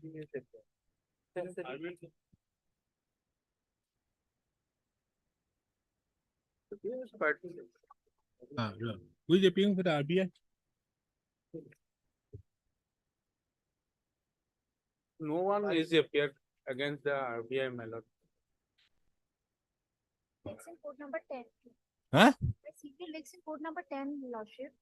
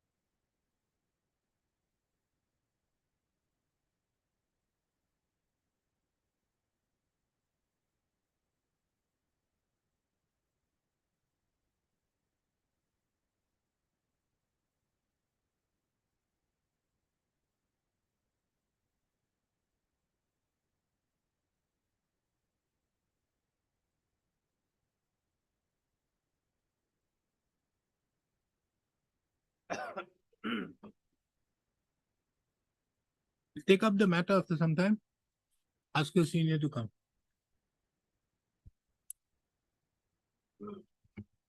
Just one matter I can do with my. Yes, yes. No, your presence is not required. We will take it up with the RBI. Yes. And let us get instructions from the RBI as to whether the SBI is liable or not. Understand will be there, just your lordship permission. It's okay. We'll get an instruction from the RBI as to whether they will be liable. Yes. Then Clear. we'll look into it. The RBI says they are liable. Then we impose it with interest.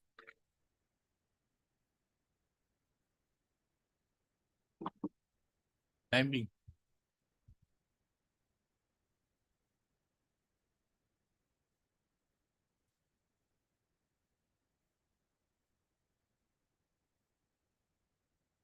Support.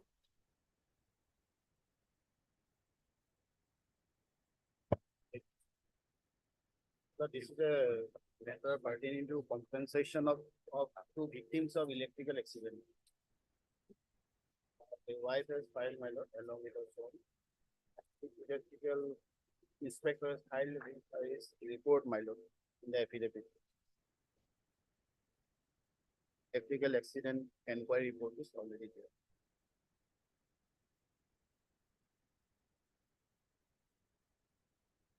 Yes, Mr. Compensation as. Oleg. Any judgment? I have also. I have passed many orders. I have my lord. My order? Lordship, Justice M. Sodhi. And Then your lordship was that's too long an order. get a copy and hand it over. I placed the notification of 4 lakhs compensation. So, title to interest also. Beyond 120 days, if they do not provide, provision says there is a interest, my lord, of 12% provided, my lord. Phase 1496, your lordship. When did the accident happen? 2015, my lord, April 2015. And when did you file the petition? That is pending, my lord, then You are not entitled to interest from 15 on to 23. 23, okay. During the pendency from today, you will be entitled to interest, not earlier. Because why have you approached so late? because the 8 years, why have you stopped? the general manager of the authority, they approached the village and that Whatever may be, and why have you waited for 8 years? because of the, well, that they will provide the compensation. Then we dismiss it on the ground of delay. We dismiss it on the ground That is, of my delay. lord, not intentional. No, absolutely. Why have you approached so late? No interest business. Interest is for the division bench to award. And I only pricing Absolutely no interest. Interest will be at best from the date I passed this order, from the date you filed the writ petition, 2023 onwards. Mr. Pathak, interest only from 2023 onwards till he receives the amount. But so far 4 lakh, my lord, last page you'll also find the notification of last page Yeah, it's okay. that is provided, my lord, schedule B, my lord. Heard Mr. B. Bulwer, the learned counsel appearing on behalf of the petitioner. Mr. A.P. Pathak appears on behalf of the respondent number 2, 3, 4 and 5. 4 and 5. Mr. M. Sati appears on behalf of respondent number 1 and 6. The instant writ petition is filed by the petitioner being aggrieved by the petitioners being aggrieved by on account of the non-payment of compensation in view of the death of late who died? Lokpesar Goro. Yes, photo. On account non-payment of the compensation by the respondent numbers 2 to 5.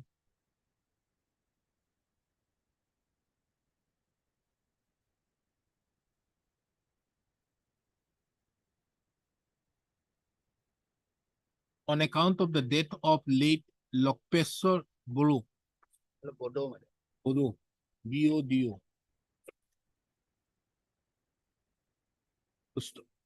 From a perusal of the materials on record, it reveals that the petitioner number 1 is the wife of late Lokpesar Boro, and the petitioner number 2 is his son.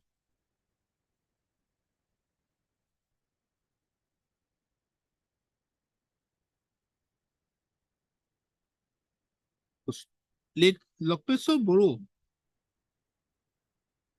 while going out of his house at around 8:30 a.m., suddenly got electrocuted by a snapped electrical wire line, bracket 11 kV, which got detached and lying in the ground. As a result of the electrical accident, he succumbed to his injuries and death and died on the spot, owing to his electrocution in his body. Pursuant thereto, an FIR was lodged at Mahur Police Station on 22/4/2015, which is registered as UD case number 1/2015 by the officer in charge of the Mahur Police Station.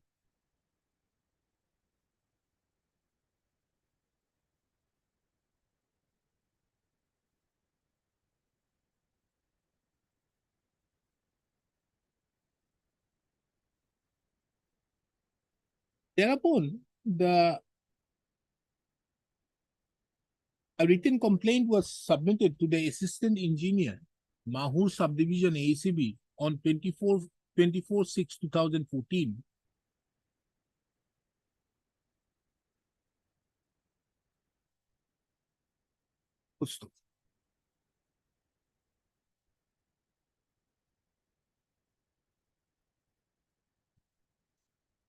This court have also perused the postmortem report, which have been enclosed as Annexure 4 to the writ petition.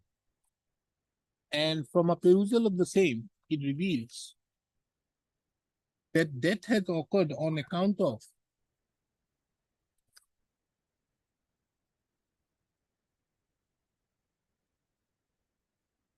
Yes.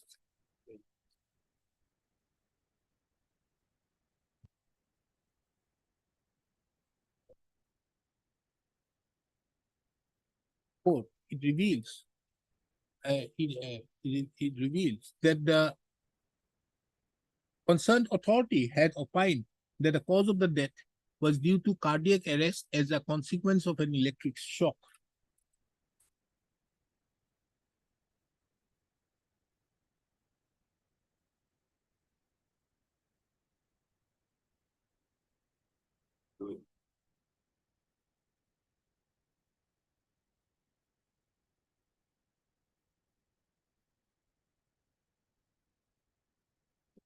The petitioner thereupon filed various applications to the respondent authorities for release of the compensation. However, the respondent authorities, for reasons best known, did not release the said amount. It is under such circumstances the instant writ petition has been filed.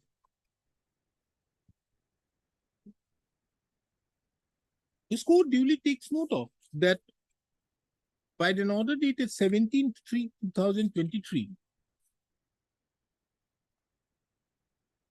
was filed on, writ petition was filed on 7/2/2023.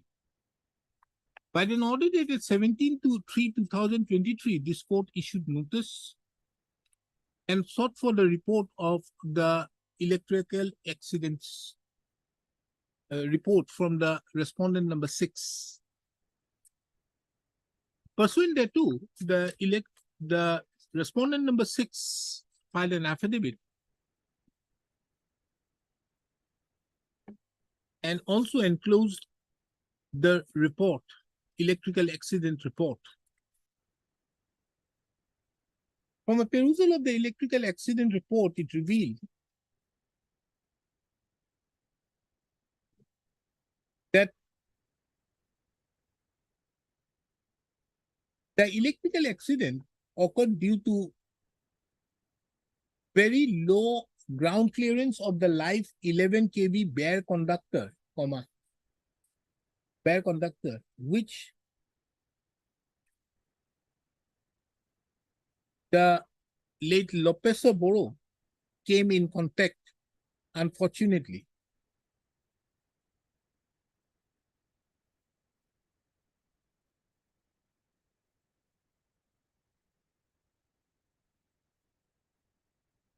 On account of the live 11 kV bare conductor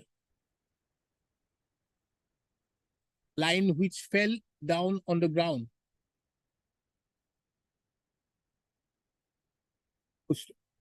The electrical accidents report categorically shows that it was on account of the fault of the respondent numbers 2 to 5, which had resulted in the electrical accident leading to the fatal death of late Lopez Boro.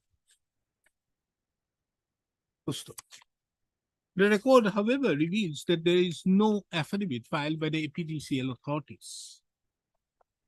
This court have duly taken note of the provisions of section 57 of the Electricity Act 2003, as well as the AERC bracket compensation to victims of electrical accidents bracket close regulation 2019. From a perusal of the said regulation of 2019, it reveals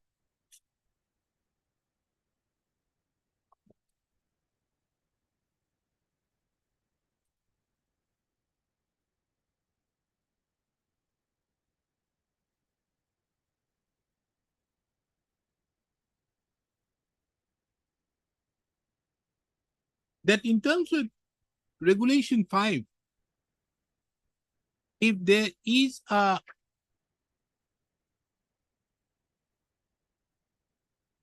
loss of human life on account of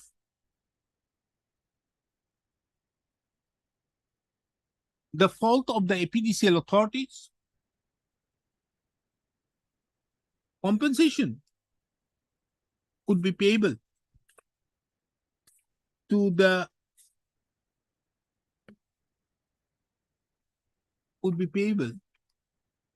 in terms which Schedule B of the said regulation.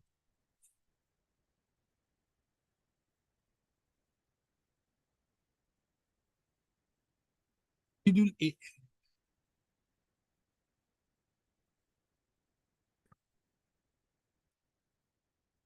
Where is it? Injury. My last page. Schedule B. In terms with clause 1 of Schedule B, it is seen that a compensation payable for the loss of human life as a result of an electrical accident is rupees 4 lakhs per person. Taking into account the electrical accidents report, this court is of the opinion that the APDCL authorities are the respondent numbers 2 to 5 are liable to pay to the petitioner an amount of rupees 4 lakhs on account of the unfortunate death of late Lopez Boro.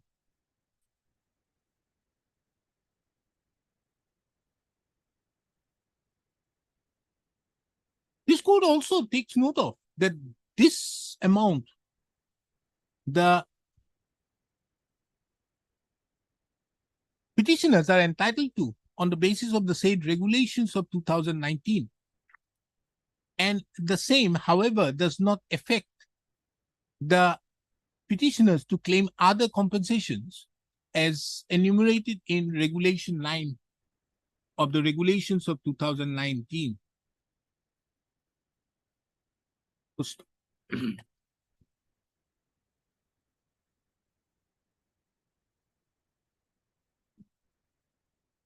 Mr. B. Borua, the learned counsel appearing on behalf of the petitioner submits that the petitioner is also entitled to compensation in terms with Regulation 20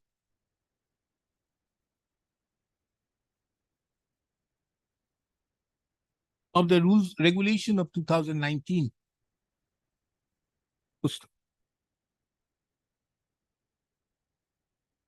It is the opinion of this court that on account of the delayed approach to this court for the last 8 years, delayed approach to this court, the petitioner, this court is not inclined to grant the compensation and interest for the period till the filing of the instant writ petition, which is on 7/2/2023. However, with effect from 7/2/2023, the petitioner would be entitled to interest at the rate of 12% per annum on the amount of rupees 4 lakhs till the said amount is duly paid to the petitioners. Accordingly, the instant writ petition therefore stands disposed of with a direction to the respondent numbers 2 to 5 to pay to the petitioner the amount of rupees, the amount of rupees 4 lakhs along with interest with effect from 7/2/2023 within a period of 60 days from the date a certified copy of the instant order is served upon the respondent number 2. The said interest shall accrue from 7/2/2023 till the date of the payment.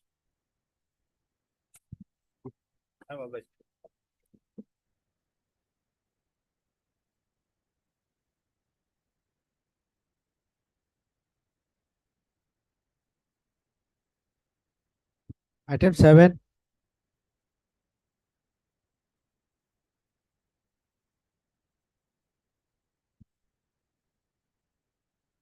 $2 because you gave a consent. You gave a consent. Now we'll take it up at 2 o'clock. I see. Yes, what is this? Here, Lordship, in a tender process, petitioner was the third highest bidder. And petition, the first and second bidder, they did not accept the tender, and the petitioner become eligible. And the respondent authorities, without giving the tender to him, gone for a fresh tender.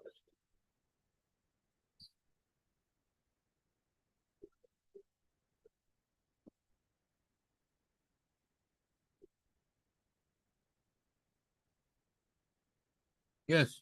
My lord, we have less one instruction in the file for relief. Oh, that 10%. No, my lord. In this matter, my lord, before approaching the petitioner, it is already settled, my lord. He approached lately, my lord. No, My lord, we have, there is an stay order, Lordship. no, my lord, stay order Matter of is stay, Lordship. after, my lord, settlement, my lord. This is the, and he filed this petition on, my lord, 30th day of April, 30 April 2024, and fishery was settled already on 23/4/2024.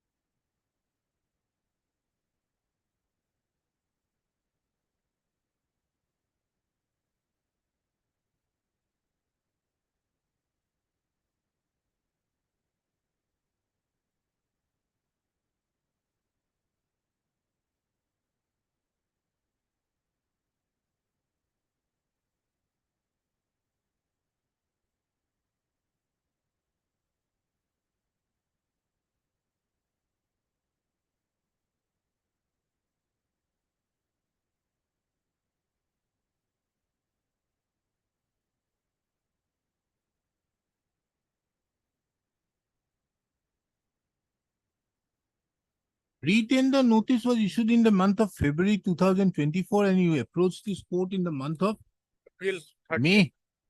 First Lordship, without informing me, they issued a retender. Then I came to know. Otherwise, I am eligible. I was eligible. And- Understood, but why have you approached so late? No, no, otherwise, they cannot go for retender. Lordship, as per the decision. They of the can court. or cannot is a different aspect. But why have you approached so late? Lordship, I could not know about the retender, and they did What? not issued notice to me about the retender. Lordship. Why?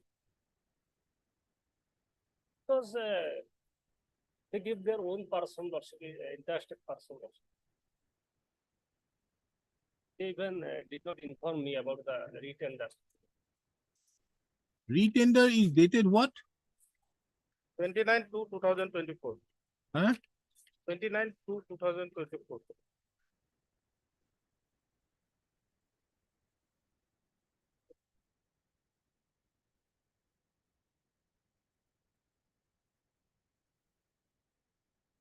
No, 27. No, sorry. What is the date of the retender? Open date at. Will open on 10/3. 10. You knew it and not yet. You kindly see paragraph 9. Yes, ma'am. Number 9 now. Here it is. 9. Paragraph 9, what do you say?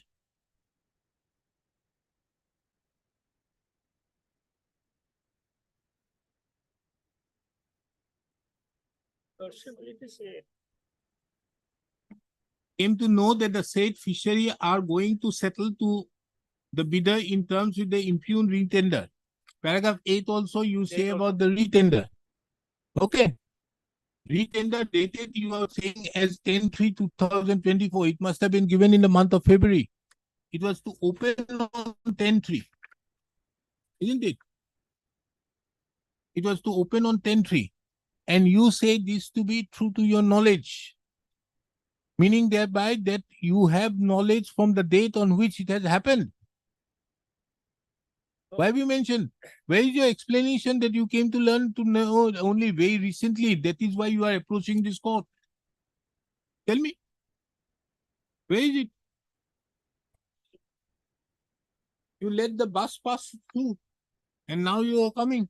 Can't help it. no, Lordship, can you see, Lordship? I would have understood you came before 10/3 or have made a statement categorically that I could not know about this thing. And it is there it is the e-tender.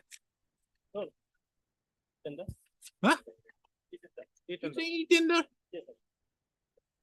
Then why don't you look into the computer?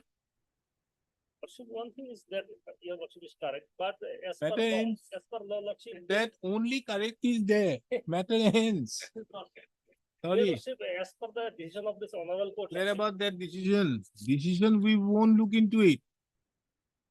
Apart from that, one very important aspect of the matter is what? Delay and latches. Here is a case of a latches. You came before the court after everything is over. Why should this court entertain? Lordship, because. You want, I can do one thing. You want the matter to be kept pending, I can do one thing. Yes. I can keep the matter pending for next 5 years. Let him complete it. Because the stay order has no relevance. And third party right is already clear. Not only third party right. As of now, your writ petition is useless unless you challenge it. Have you challenged this settlement? No. Retender I have challenged, Lordship. Forget about the retender. Have you challenged the settlement? As of now, settlement has happened. Your person is now, it's a fishery. Yes, man. Fishing man. Fish. Now the ban is going to come because of too much of floods. Lordship, All the fish is gone. Lordship, Yeah, the instant writ petition heard Mr. So-and-so, the learned Khan. That's on the case, Lordship, then Huh? I have to take instruction, Lordship, and Am I allowing you to withdraw? I am dismissing it. Instruction for what? so, Lordship. Now, tomorrow I will ask you that kindly take your instructions from your client that should I dismiss it? My goodness. Also, otherwise, Lordship, as per the judgment of this Honorable Devan Das, Lordship, the third highest bidder. If you had come immediately, then it would have made sense. Lordship, then is the first tender, Lordship. Forget about the Lordship, first tender. intervention. First tender, forget about that. There has to be exceptional grounds on which it has to be cancelled. Okay? There's no quarrel with that. There has to be exceptional grounds. Yes. When there is a bidder, exceptional grounds to go for a recancellation. There's no quarrel with that. They have gone for. You approached very late. If you have approached at the right time, I would have definitely directed them, forget about the settlement. I'm not bothered with the settlement. But you approached in the month of May. And this is an e-tender. And they'll be heard Mr. So-and-so, the learned counsel appearing on behalf of the petitioner, Mr. So-and-so appearing on behalf of the respondent state. You are appearing? Fisherman for Fishery. Fishery Department of the Government of Assam. The petitioner herein, he was the third highest tenderer in respect to a tender issued on 27/9/2023. The petitioner has approached this court on the ground that the highest bidder, the first and the second highest bidder, having withdrawn, the said tender ought to have been granted to the petitioner, but rather the respondent authorities have issued a retender notice in respect to the said fishery. This court duly takes note of that the retender notice was an e-tender issued in the month of February 2024, and the closing date was on 10/3/2024.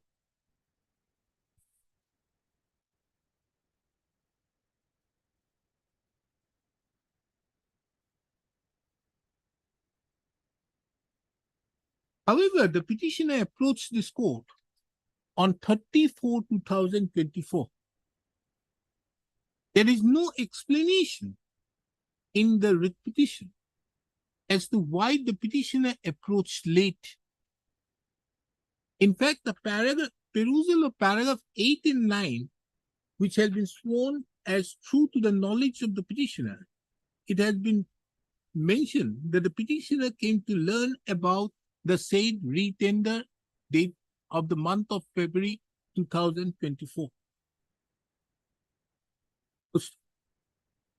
It is seen that an order ex parte was passed on 6/5/2024 on the basis of the judgment of the coordinate bench of this court in the case of Deban Das versus State of Assam and others reported in 2018 5 GLT 1.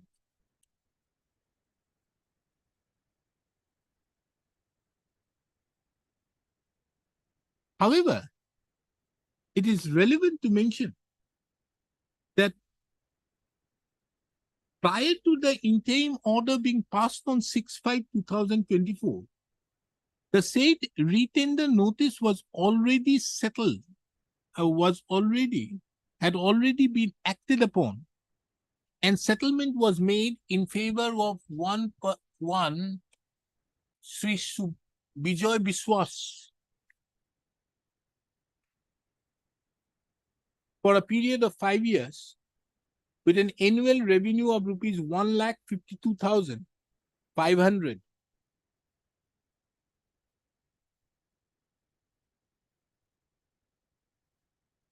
On 23/4/2024 itself. Under such circumstances, in the opinion of this court, the instant writ petition suffers from delay and latches, and accordingly, the petitioner would not be entitled to any writ to challenge the said retender notice, and not entitled to the writ as sought for. Accordingly, the instant petition therefore stands dismissed. Before parting with the record, this court, however, observes, I give you the liberty, Liberty to sell and receive. observes that the petitioner would be at liberty to challenge the said Settle. tender settlement made in favor of the favor of Sri Bijoy Biswas, if so advised. Very weak case later on. But anyways, have some satisfaction. Miss the bus.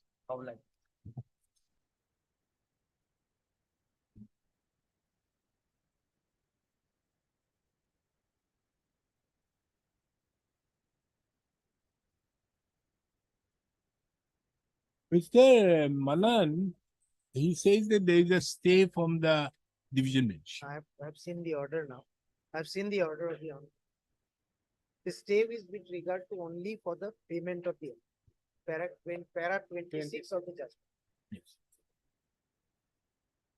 Why the Reserve Bank is not appearing? Steps was taken long back. No, it has become because it is deemed service. Let me pass an order and get inquired. an. There is no standing counsel as such. No, it's They okay. engage some- You effect service by the stay. Let us take it up with through the Reserve Bank as to whether the SBI would be liable or not, because it is the SBI a Reserve Bank circular, Yes. and his specific case, as it could be seen from the order of the division bench, is that this would occasion a lot of other people. If that be so, then why the Reserve Bank has issued such circulars? Because this is one of a case which has happened. Here is a special circumstance also. Anyways, as the division bench is looking into that, we will see what happens. When is the next date fixed? No date, my lord. Okay. 4 weeks time.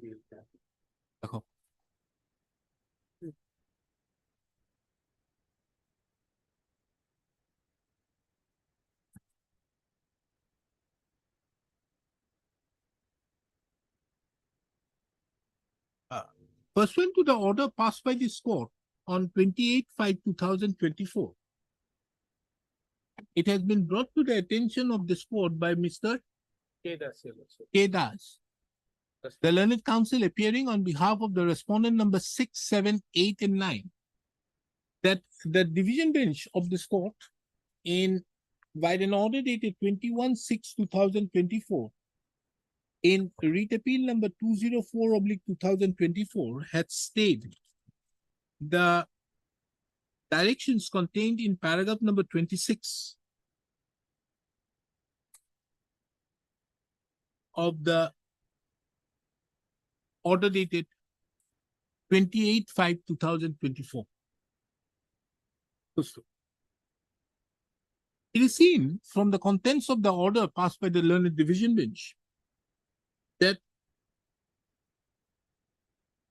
the reason why it has been done so, why the order passed by this court has been stayed, is on the ground that if the said direction is allowed to be complied with, it would result in floodgates, opening up floodgates. This court duly takes note of that the order dated 28/5/2024 was passed on the basis of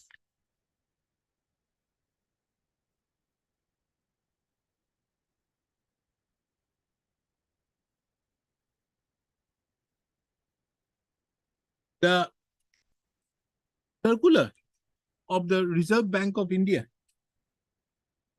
which was quoted at paragraph number 12, dated 6/7/2017. This court also takes note of that the Reserve Bank have been impleaded as the respondent number 5 in the instant proceedings. However, the Reserve Bank has not appeared, and the service upon the said Reserve Bank has been shown to have been deemed to have been served. Taking into account the above, this court is of the opinion that interest of justice should be met if justice service is effected upon the Reserve Bank of India, inasmuch as the stand of the Reserve Bank of India would be required. Inasmuch as if the stand of the Reserve Bank is taken note of in respect to clauses 6, 7, and 8 of the Reserve Bank of India circular dated 6/7/2017, it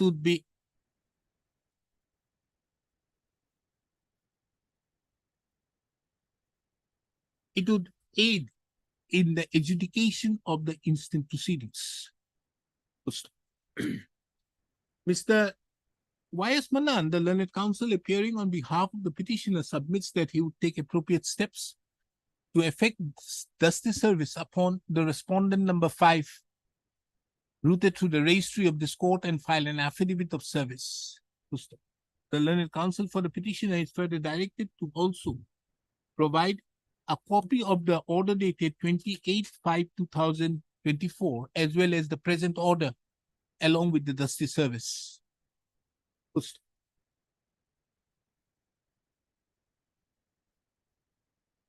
This court also takes note of the submission of Mr.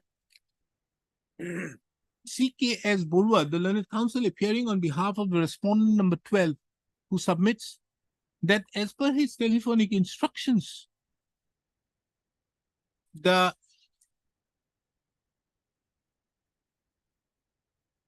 licensee, mobile licensee, would be liable to certain penalty on account of violation to the circular dated 1/8/2016. He, however, wants to bring the said aspect of the matter on record by way of an affidavit. Mr. M. Chettiar, the learned counsel appearing on behalf of the respondent numbers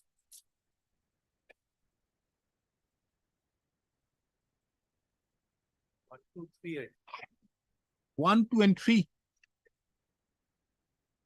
submits that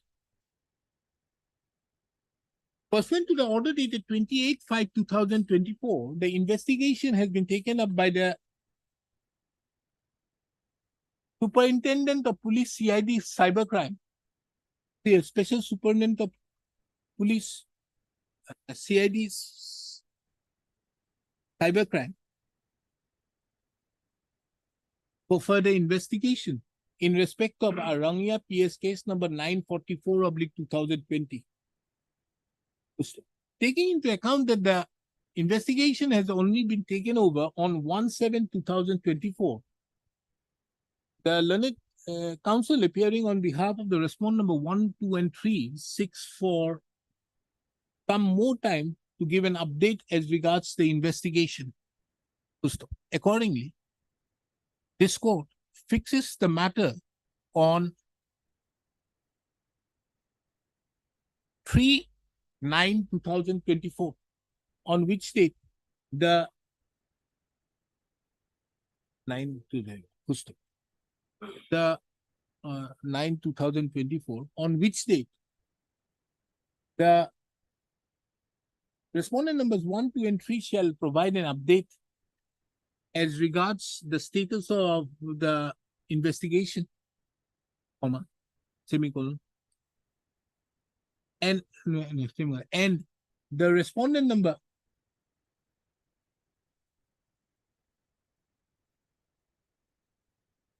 twelve shall file an affidavit.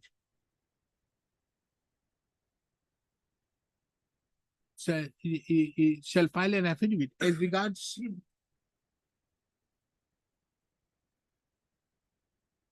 the steps, as regards the as to the instructions so received in pursuance to the observations made, in pursuance to the directions passed by this court in its order dated 28/5/2024, more particularly at paragraph number 29. Full stop. This court further directs the respondent number 5 to also file an affidavit as regards the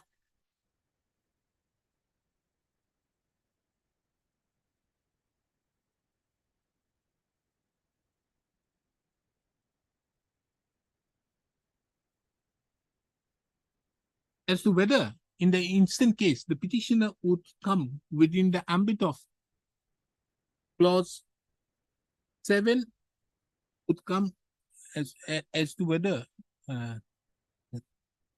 the petitioner herein would be entitled to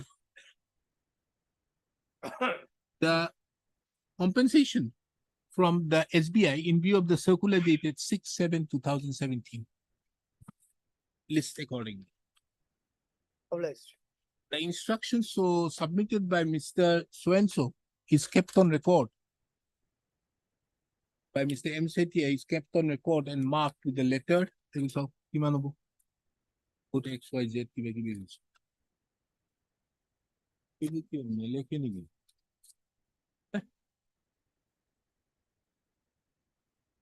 দেখি।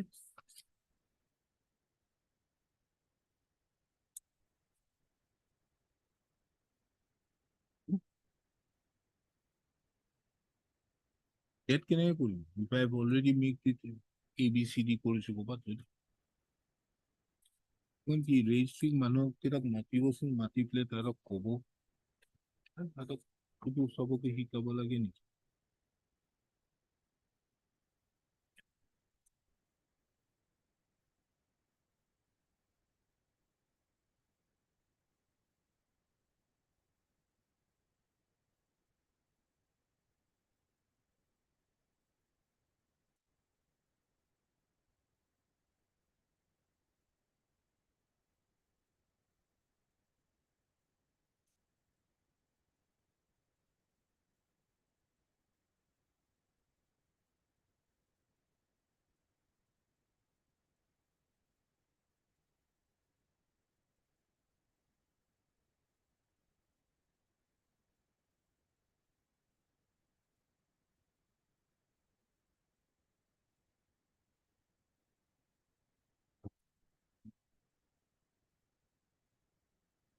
সেইটো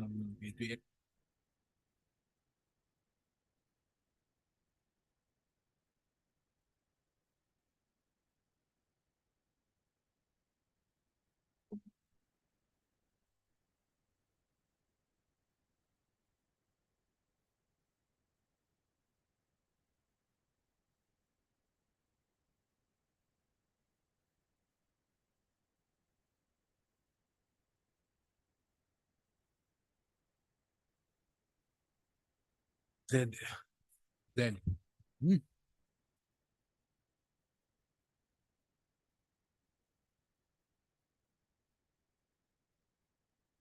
The registry shall further rearrange the documents which have been kept on record as X, Y, and Z. Okay, the inverted comma, X, Y, and Z. Beleg. I and Z in a separate file. 3-9. Fixing on 3-9. Pardon. We take the steps immediately. Published.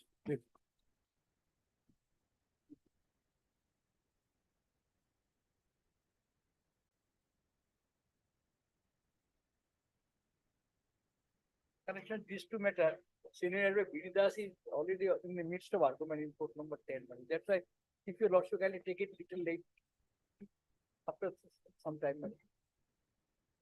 Or to fix any other date, because they have submitted the affidavit and there was a direction to submit the report from the inquiry report from the circle officer regarding the status of the land. Whether they have submitted it or not.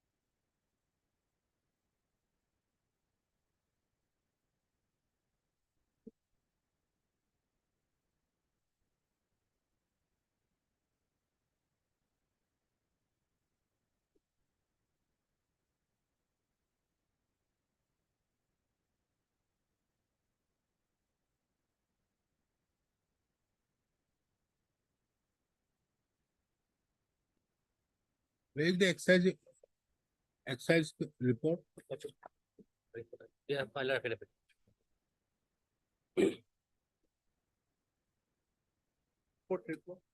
Circle officer has to produce a report, your lordship. Circle officer was asked to produce a report.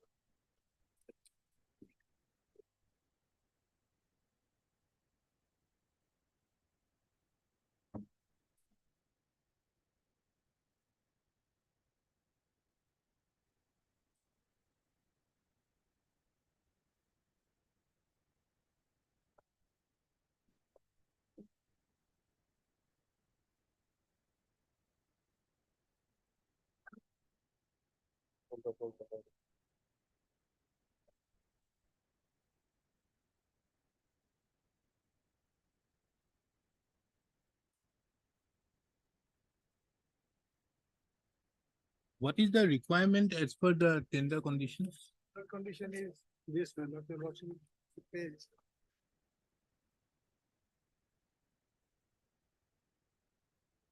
Seven.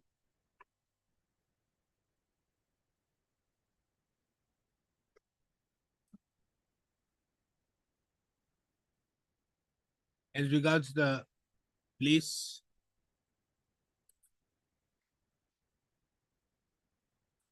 What you have taken, WPC 15 1585. 37. Hmm? For 6.2.12. 6 point.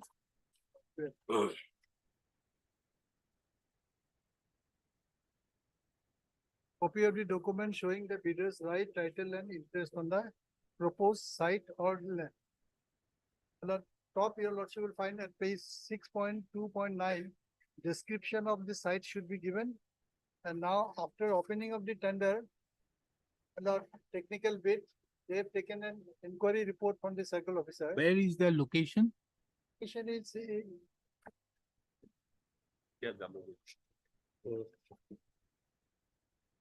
that your lordship will find at page 89. Hmm? Page 89, 90. Oh, no. You look, Page applied for which location? Page 26, your lordship. Ronga Sakua, Morisuti. Page 26. Asokua Agripam.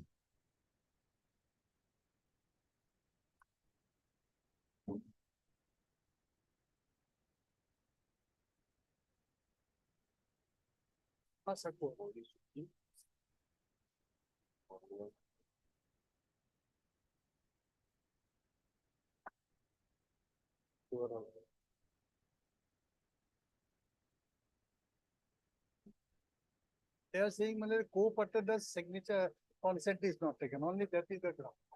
Co-partner, if I rent out a house to somebody, Malay, whether it is necessary for. Where is the document? That your lordship will get it at page 111. After opening of the tender, behind my back, they have conducted an inquiry and they have given this findings. Page 111.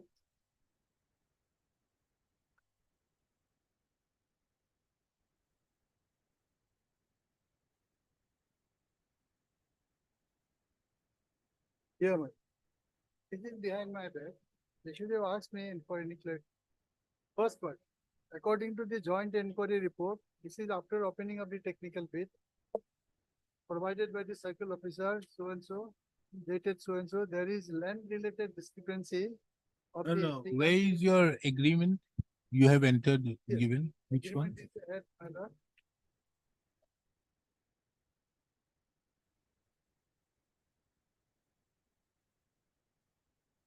page 90. 90. 90. Your name is Biju Chetri. This is it. 90. I'm to provide a site plan and the agreement from the landlord. It is tag number 167 only. Yes, So the land belongs to this person also, Krishna Thapa. Okay. signed an agreement with him. Now, tell me one thing. There's always a difference. The total land is 1 bigha. Yes, If it is the total land is 1 bigha, which is amongst the 3 persons, why do you need the of the co-patadars? The NOC, your lordship. Yes. The NOC, as per circle officer, they say that NOC is required. Even if tomorrow, what if the other co-partners says that one shop? You are not giving in respect to the land.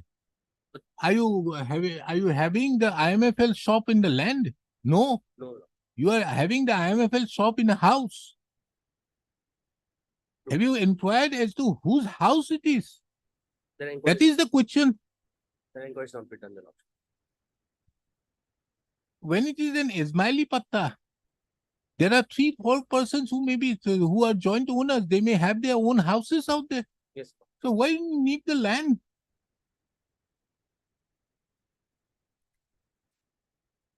Isn't that Mr. Das? but if I rent out a house to Which somebody, ought to have why been should there taken be- into consideration by the excise department is whether the house belongs to the 3 persons or to Krishna Thapa. and page 95. If that your is the lordship get- question you would have answered. Then if it is shown that the house belongs to the 3 persons, That- then the question would have been different. Exactly, your lordship. Because there might be many cases. A person may very well, because it is not a small plot of land. The land is 1 bigha. 1 bigha is pretty big plot of land. 2,880 square feet. We set aside that. Problem is that, my lord. They. Who are you? I'm the respondent number 8, man. Who are you? It is between him and him. He has done that. He has done this.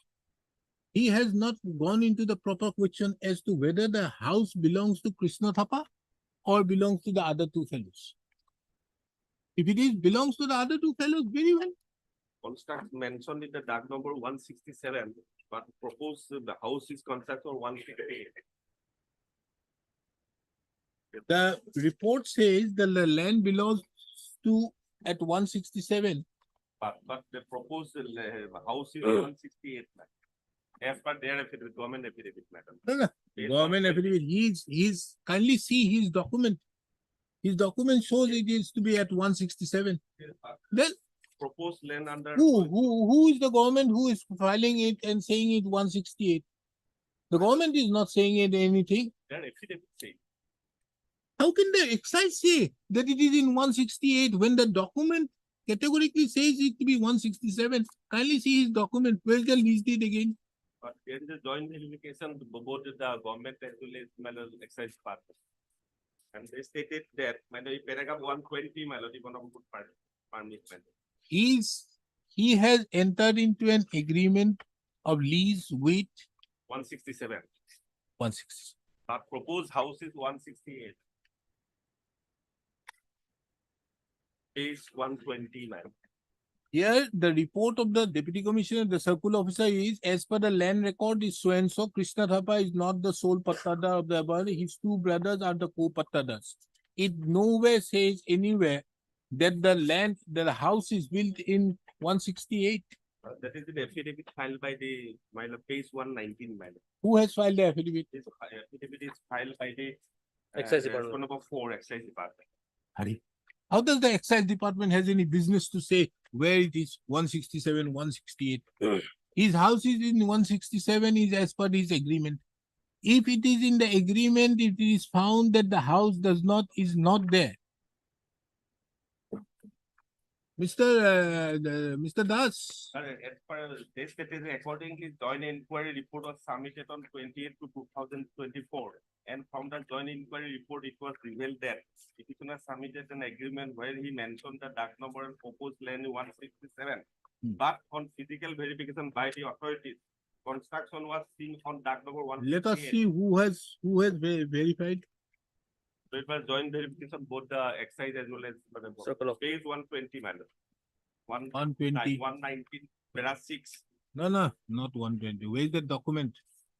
documents. Joint- Page 127, your lord.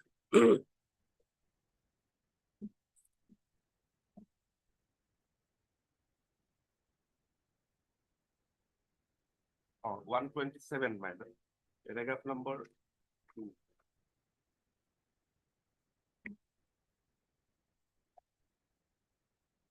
The applicant has taken 124 square foot and proposed and for lease from so and so, but has not submitted concept for the dark number was taken over the establishment, so only on dark number 168, not 167. Last paragraph, my lord, 127, annexer C.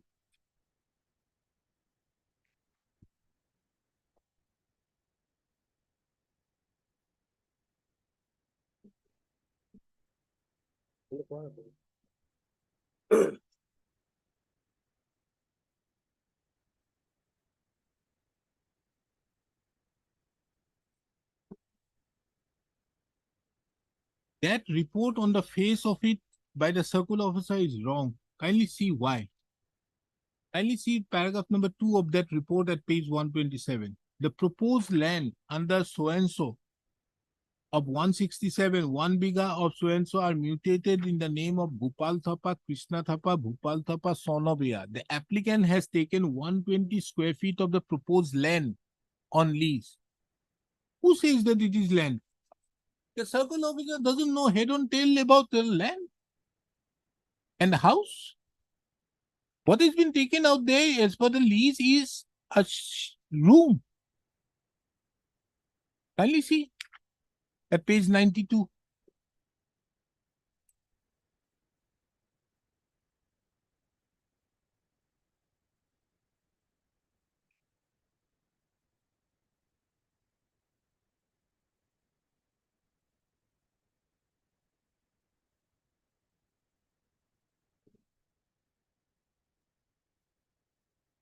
Yes, so that is his schedule, my lord. Type 2 rooms, measuring so and so, measuring so and so, residential business covered under tag number 167. Patta number 57. 57, but Yes. inquiry stated that my lord is in 168, my lord. On physical verification, see that. The dark number 167 has been taken over for establishment of the shop, but only on dark number AI is being prepared for establishment of the shop, and no construction has been seen over dark number 167. So you mean to say that there is no dark number, there is no house in 168? 167. 160, there is no house in 160.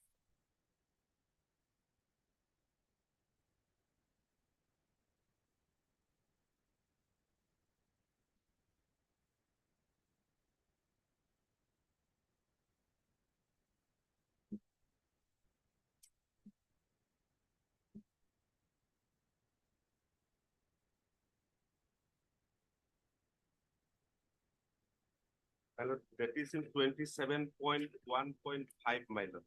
As per clause is stated that eligibility of bidder and that of the proposed premises in terms of the extent of the law.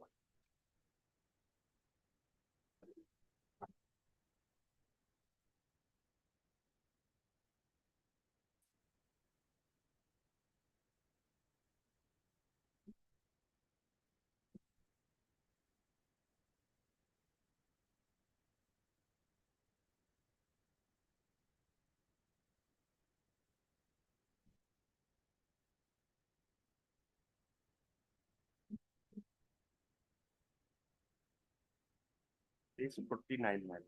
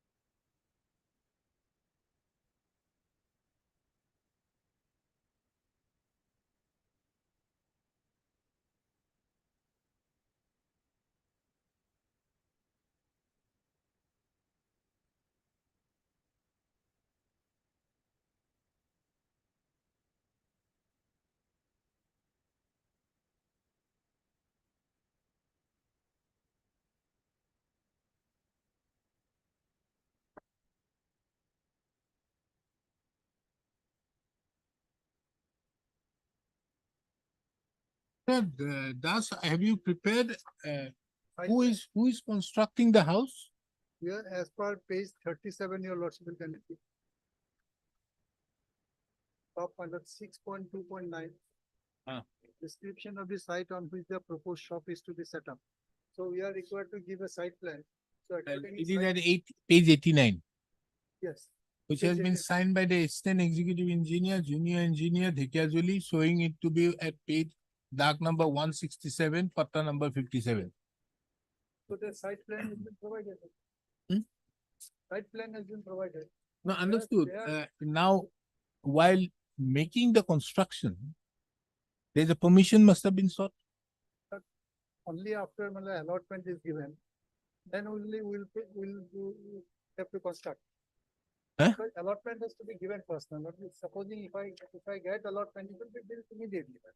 You have not constructed. Constructed. Nobody has constructed because this is subject to my lord's allotment. We say that you are constructing a wine shop. No, we cannot construct a wine shop because unless the allotment is given to us, how can we construct a wine shop? Why? Not my lord, because wine shop, because we have applied for the wine shop and the condition is that where are you going to put your wine shop? But I said- your agreement, which you have made with Krishna Thapa, is not in respect to the land, it's respect to a room. That room, once the room is constructed, that room will be charged at so and so. Huh? Once the room is made, my lord, the charge of the room will be there. So who is going to construct? The owner of the land and myself. Once I get the allotment, immediately the construction, this is what is done my lord, every time. Because my lord, either I have my own shop, if I have my own shop, then I'll say this shop, it is mine. So therefore, once I get allotment, I'll have my wine shop there.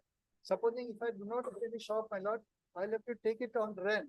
So, and the rent means that the condition is that. But you are- here, you mean to say this agreement was entered into at page 90 on the basis of a non-existent house? Non-existence. When the It schedule has of to the be room is because there. I've given a site plan. Huh? I've given a site plan showing that. No. This agreement therefore has no value. By so and so, so and so. You are entering into an agreement of lease with a person in respect of two rooms which does not exist. Oh, my lord, I may be wrong, my lord, in that case. Then Okay. This is because this is a schedule is, so I'm wrong. Site plan, I'm required to give, site plan I have given, and rooms are in existence. room are there. So therefore, Krishna Thapa has already constructed it. Yes. So you to say that there is no construction is wrong. So there is a construction. If there is a construction, there will be a permission. How panchayat, my lord? Town Panchayat permission. You can't construct without a permission. Does it fall within any municipal area? It's a Gaon Panchayat area, Lord. Gaon Panchayat area. So Gaon Panchayat, you have to take the Gaon Panchayat permission. Did you take it? The owner is to take it, my lord, I have to. Understood. The owner has to take it. The others also, I don't, anybody will take it. Huh? We have not inquired into this aspect of the matter, we have not. So that is the question why I'm saying, because here the rent and agreement you have entered into as on 20/12/2023, we are in 2024. So you have two rooms. Whether constructed with the permissions or not, you are not. Because the permission would be given in respect to a concerned dog in the name of some person. When the panchayat area, my lord, general understanding, but permission has been taken, my lord, I have to take it. In respect of the others also, same thing will apply, whether permission has been taken or not. With others. We are not concerned with others. Huh? How many requisitions? Other tenderers. I'm not concerned with others. I am Account concerned was with you as to whether under 168 or 167 is the question. And the circle officer has given a report that the construction is going on. Therefore, it is otherwise it was very clear. But your submission now puts a doubt as to whether the building is there or not. No, building is there. And then, because why would the circle officer say that a construction is being carried out at 168, not at 167? Because 168, this person has no business. That is also their brother's land. And the report of the circle officer is not clear on that. That is not clear. So we are not concerned with the land. We are concerned with the house. The house, exactly, The house. not the land. The question is, where is the house located? And who is the owner of 168? Regarding 167. Now, as regards 168, who is the person concerned? Who is the owner? Whether the house is constructed at 167 or 168, and not by way of this type, because it is on account of the report submitted by the circle officer, every problem has arisen. So he has to file an affidavit stating categorically where the house is. 160. And let the petitioner obtain instructions and put it on record as to whether any permission was taken. And the house, does it only belong to Krishna Thapa? I think that is the best way to find out. Otherwise, the land being in somebody else's name has no relevance. It's a too big a land for being, and it's a Ismaili Patta land. Anybody has a ownership, has every right. And all three happens to be brothers, it seems. Yes, all four.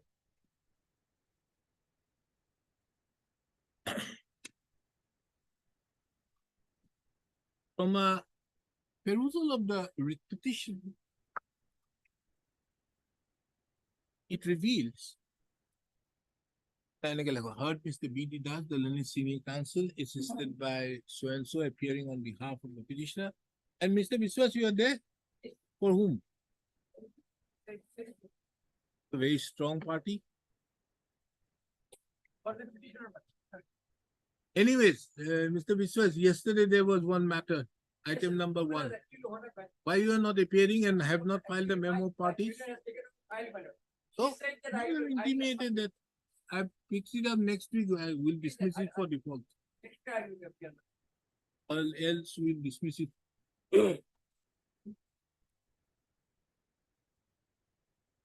But Mr. B.D. Das. Council, seen goodbye.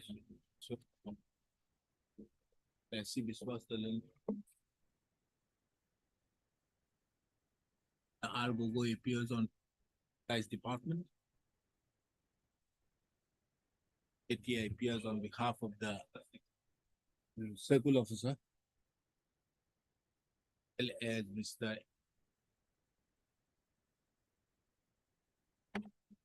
The issue involved in the instant petition is as to whether the petitioner, whether the Excise Department was justified in rejecting the technical bid of the petitioner on the ground that, on the ground of wrong description of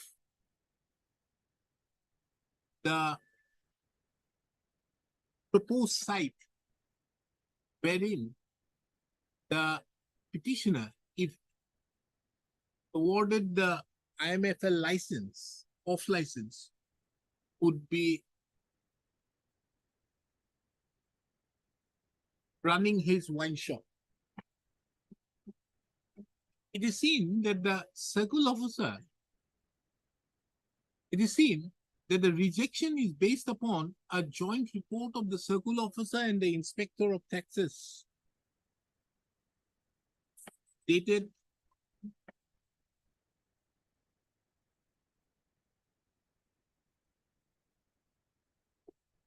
/22/2024, whereby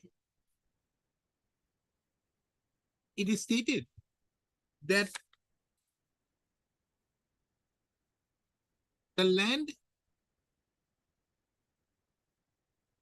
covered by tag number 167 and included in KP Patta number 57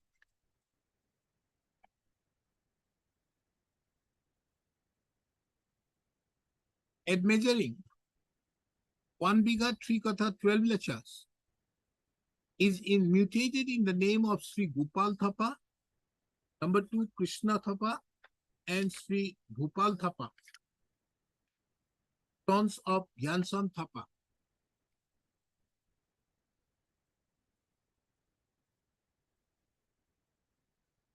It is also mentioned in the said report that 120 square feet of land have been taken on lease from Sri Krishna Thapa, but have not submitted the consent from the co-lessees.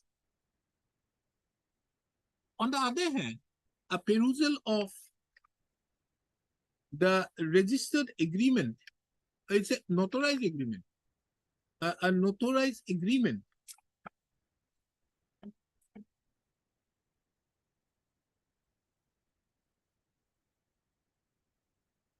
registered, a perusal of the unregistered agreement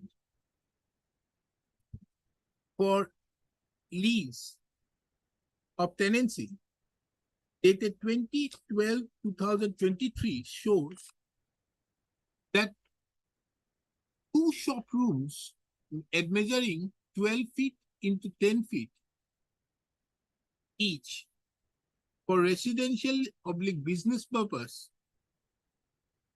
was taken, which was situated over dark number 167, PP number 57, situated at Agripam, Moza, Murhadol, Circle, Nodwar in the district of Phonipur, Assam. Today, Mr. M. Setia, the learned counsel appearing on behalf of the respondent number 6, has produced an instructions to the effect that this particular plot of land at measuring 1 bigha 2 katha 13 lechas belongs to the three brothers, including Krishna Thapa. However, the instructions is incomplete as to whether the house standing thereupon is situated in tag number 167 of KP Pata number 57 or in tag number 168. The said instructions be reduced in the form of an affidavit, be placed before this court by way of an affidavit by the respondent number 6 on the next stage. This court also, during the course of the hearing, this court also inquired with Mr. B.D. Das, the learned senior counsel, as to whether the said Krishna Thapa, who is the lessor of the petitioner,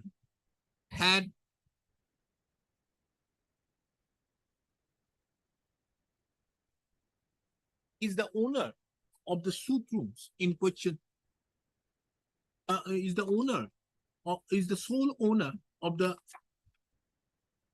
2 rooms which have been leased out to the petitioner.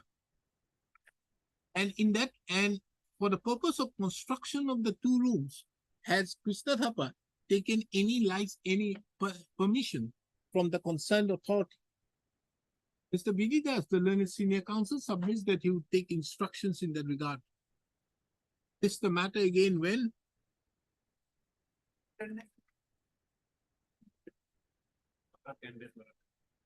Is the matter again on 19th August? Yes. 19th August 2024. The affidavits, both by the petitioner as well as the respondent number 6, be filed on or before 14th of August 2024. This, accordingly, interim order passed earlier shall continue till the next day. Yes, on the same matter, my lord, it was rejected on the page 14, page 137. Huh? 37. It What is is because that? of, on the impugn order is that page. Next item, What is the next item is same. of the different location. IMFL shop, Same reason. same reason, Sonitpur district, Same reason, my lord. So nearby. no, this is a different person. Different with, there the land was taken, the land was taken and the site plan was given. And the reason is, my lord, page 143. 143.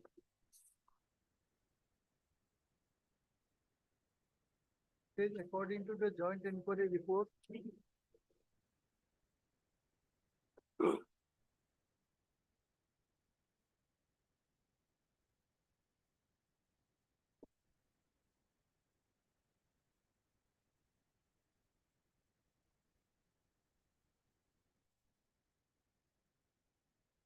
Report is not satisfactory. It is also found that in the site plan submitted by the applicant, it is marked as wine shop, whereas the proposal was for IMFL off shop. As one complaint has been received from the office of the Mondal, Muradal GP and office of the Uttar Muradal GP forwarded by BDO Jamuguri against the applicant. Therefore, the technical bid of Sri Deepak Subha is not considered. The report your lordship will get it at page 137.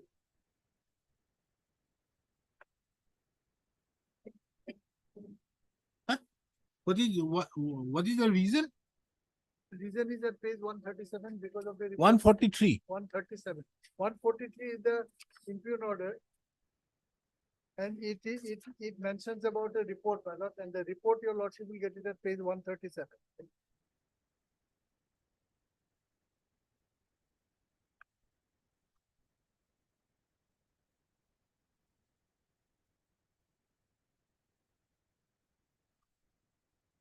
Mercy of the co-partners have not been submitted.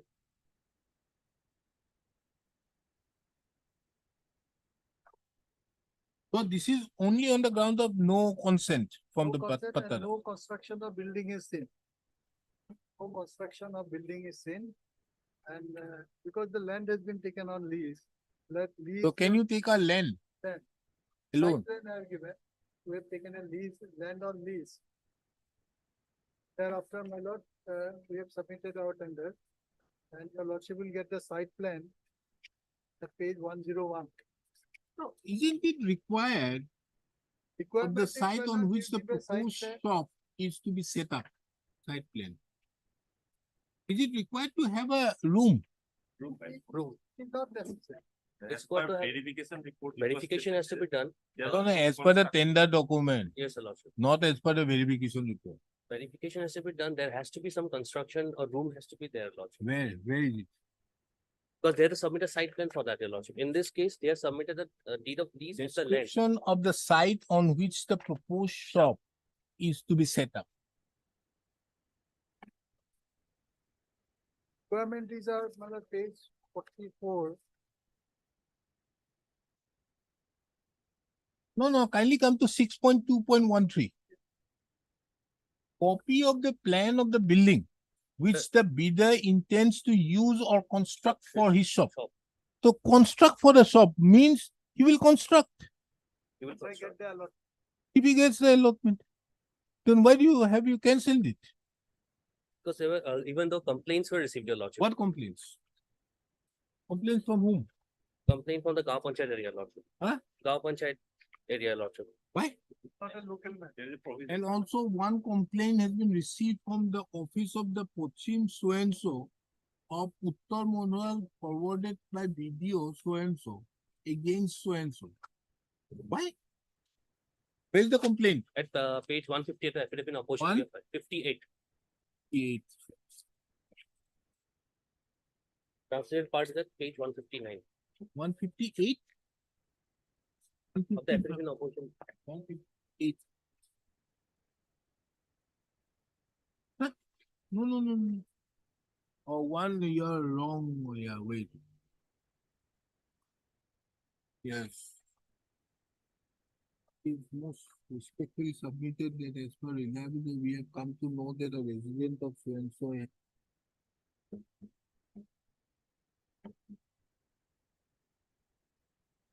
person is not a resident of a panchayat.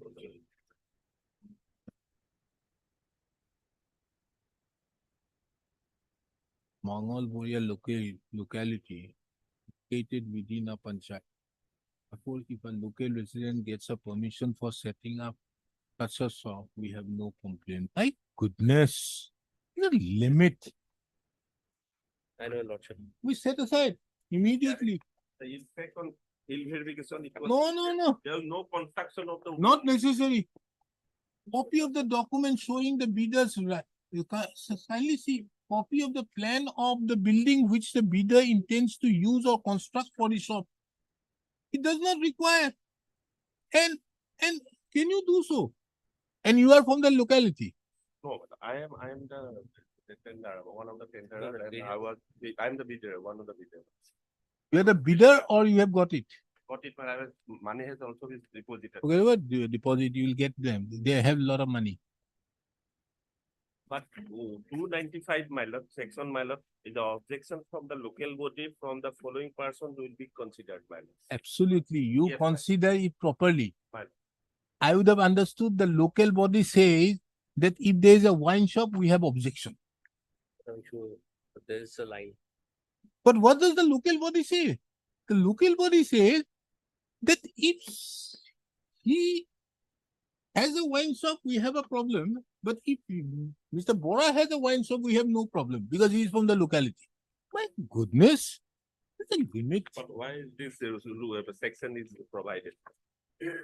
Section is provided. Go for the division bench for an explanation. Yes. But Let one me pass thing the is that, my judgment. lord, as per the report by lord, there is no room also. Huh? As per the verification, there is no room. Therefore, all along I have been submitting. 6.2.13 says we will construct.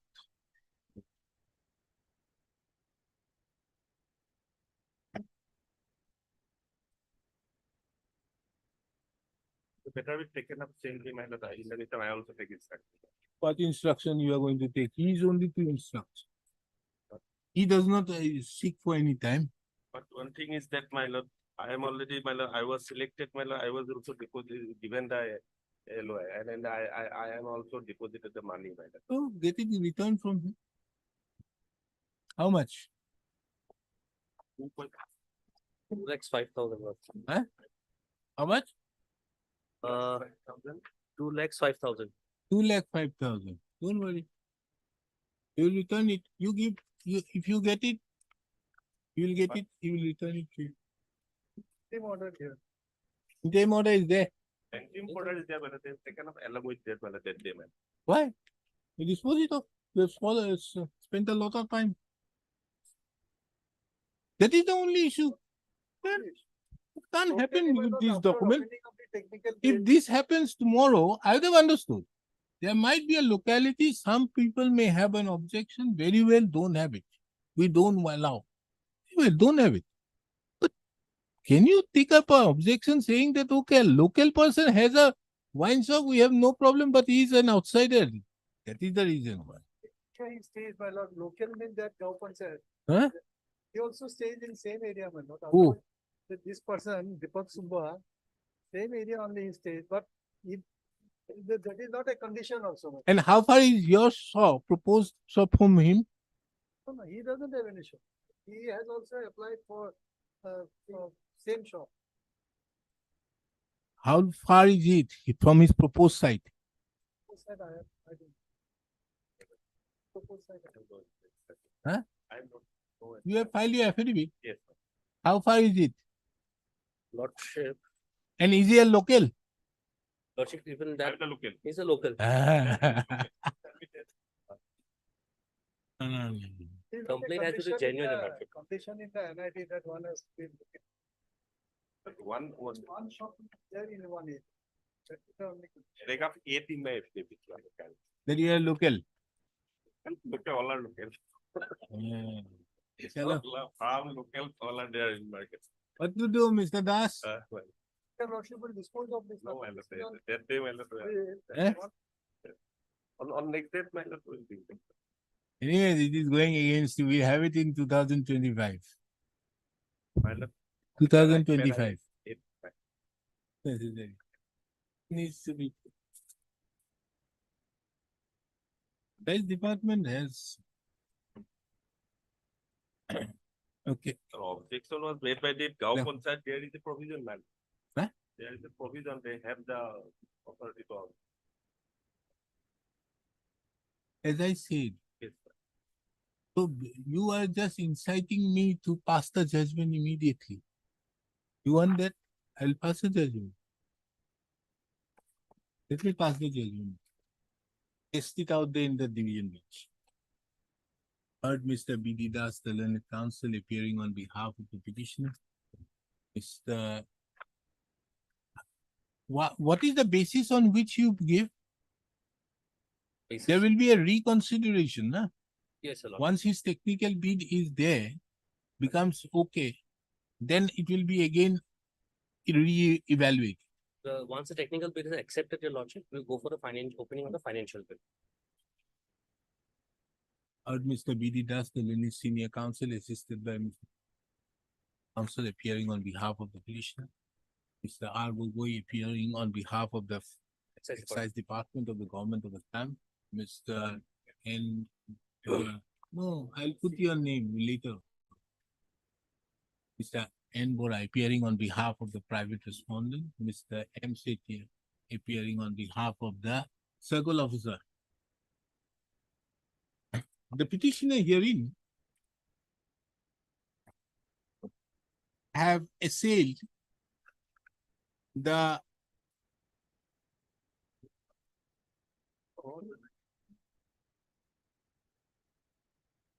rejection of its technical bid by the respondent excise department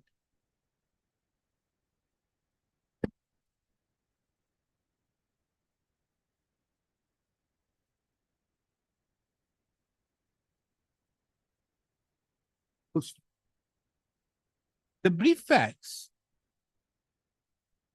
of the instant case are that the office of the district collector, Honipur district, had issued a tender for grant of Indian made foreign liquor (IMFL) retail off license.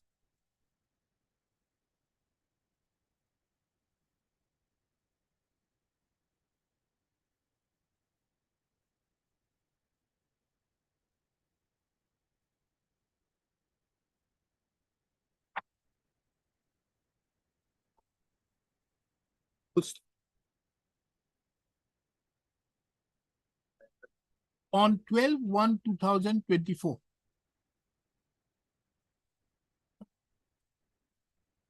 In pursuance to the said tender notice,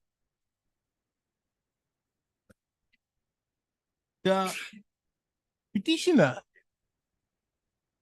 along with the private respondent, had submitted their bids.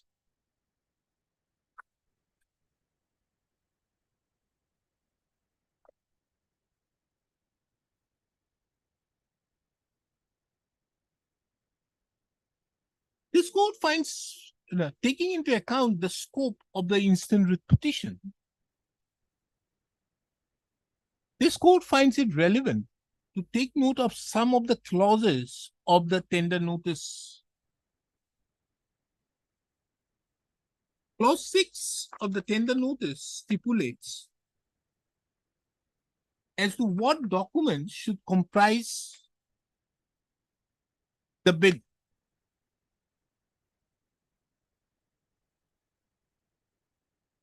Clause 6.29, clause 6.2.9 stipulates that a description of the site on which the proposed shop is to be set up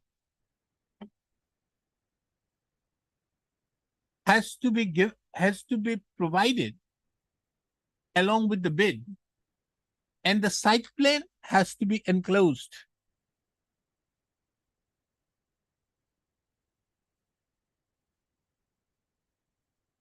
In terms with clause 6.2.12,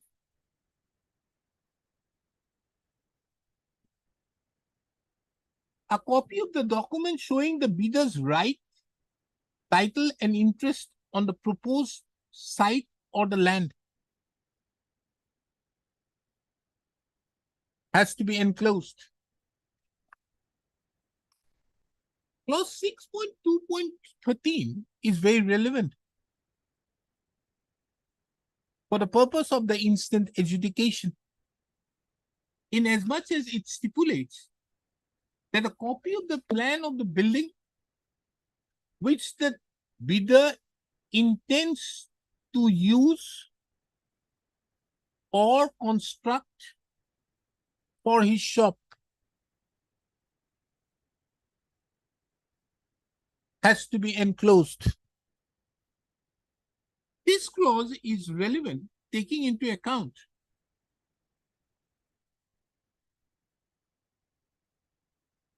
that a bidder need not have a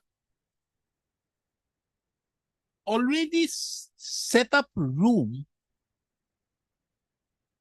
or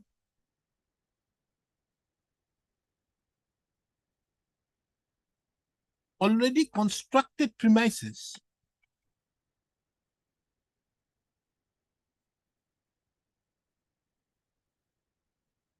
for submitting the bid.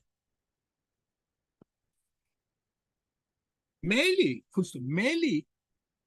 the copy of the plan of the building which the bidder intends to use or construct for his shop would be sufficient.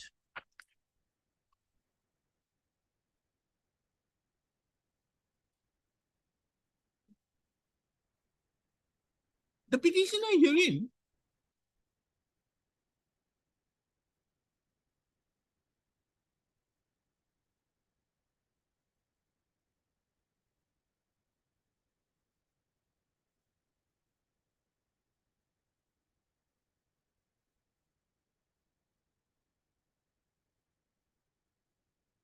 Also consider 27.1.5 minor case 56 minor.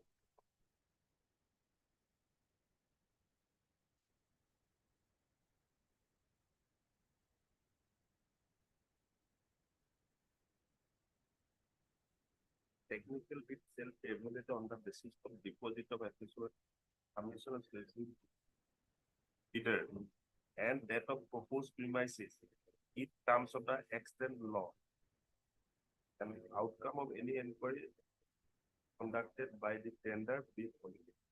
Oh, what is wrong? Condition is minor, is CL number 3, the eligibility minor. But he has not submitted minor. The paragraph 8 in my affidavit minor. That What he has not submitted? minor technical so and so committee has been made. So and so the land shows by the read petitioner belong to one Lal Bahadur Nair, Man Bahadur. That is not the reason why it has been rejected. But it could not be ascertained which portion of the land has been leased out by them. Because of that, there is a 3-part minor. Which player fighting minor? He has given a proposed plan. He has given a proposed plan. That is what I am coming into.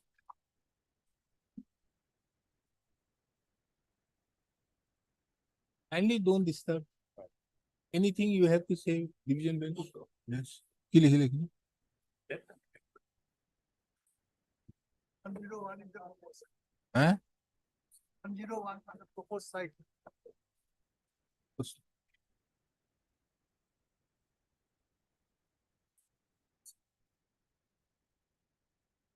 This court further finds it relevant to take note of that the petitioner herein had entered into a deed of lease with one Sri Lal Bahadur Newar,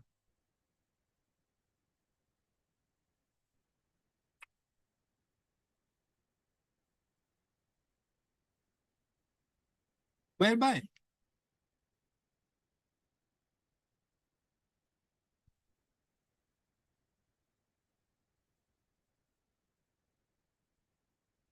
one katha, a plot of land measuring 1 katha covered by dark number 875 or periodic patta number 150, class of land Lathia Lohitoli, situated at village Christian Basti Moza Murhaldol Circle, Nodwar in the district of Phonipur was taken.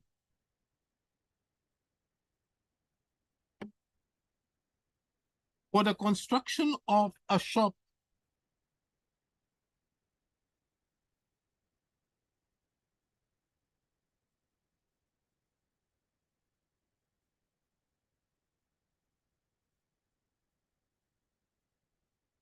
Construction and running of the business of wine shop.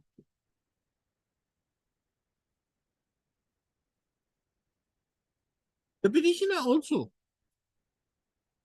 submitted a site plan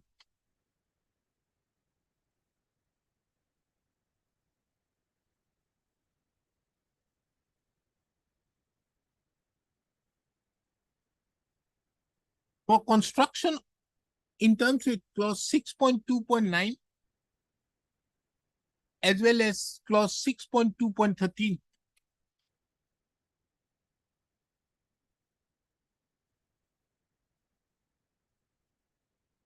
Showing where the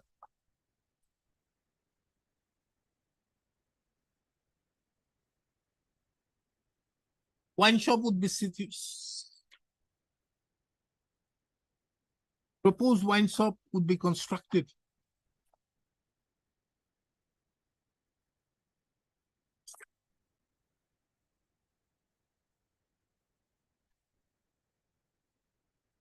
This could also have taken note of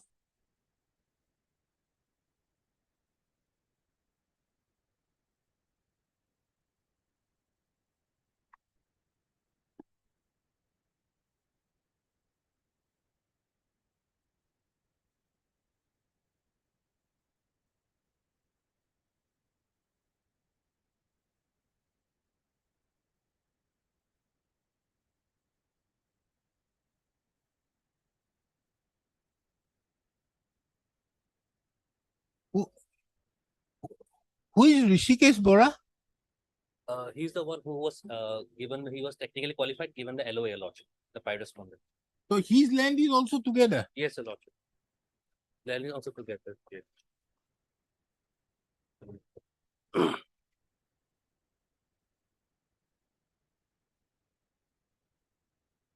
I've also taken note of the record of rights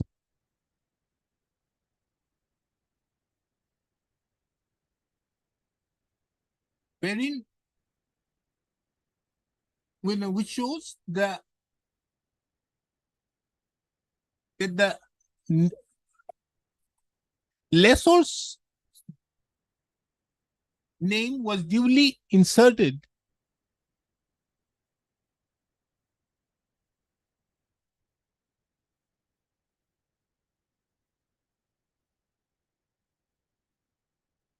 in respect to patta number 150, wherein various dags have been mentioned, including dag number 875. You are 875.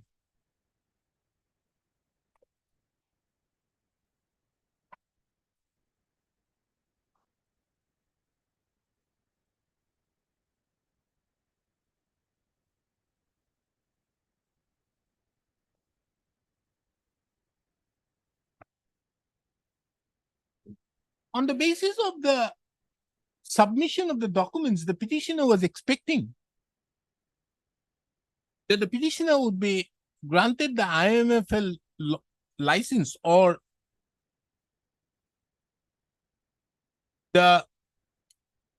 would be granted the IMFL license. However, by the impugned communication dated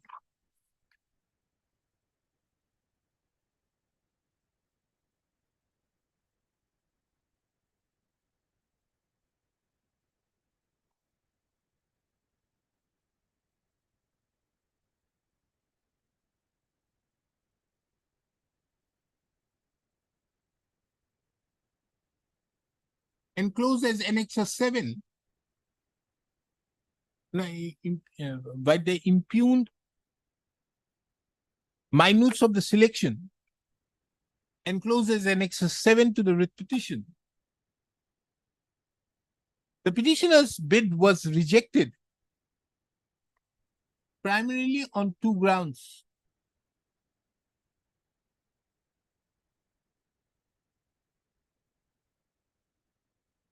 First, that it was found that in the site plan submitted by the applicant, it was marked as wine shop, whereas the proposal was for IMFL off shop. Secondly, there was a complaint received from the office of Pochim Murhaldol GP and the office of the Uttar Mohaldol GP forwarded by the BDO Jamuguri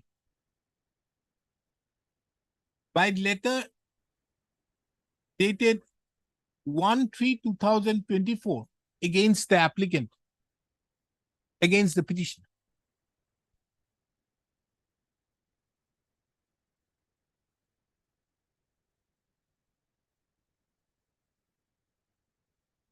Be it as it may, it is relevant to take note of that in the same minutes, the private respondent bid was held to be technically valid.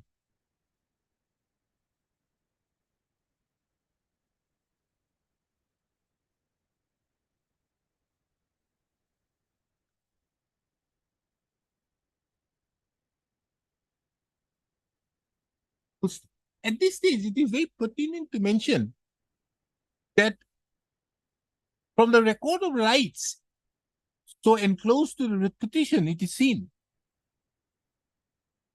And you have offered DAG number 874. 874. 874. From the record of rights, it is seen that a private respondent, you have a house, Right. have offered its proposed site at DAG number 874, which is adjacent to the proposed site offered by the petitioner, which is DAG number 875.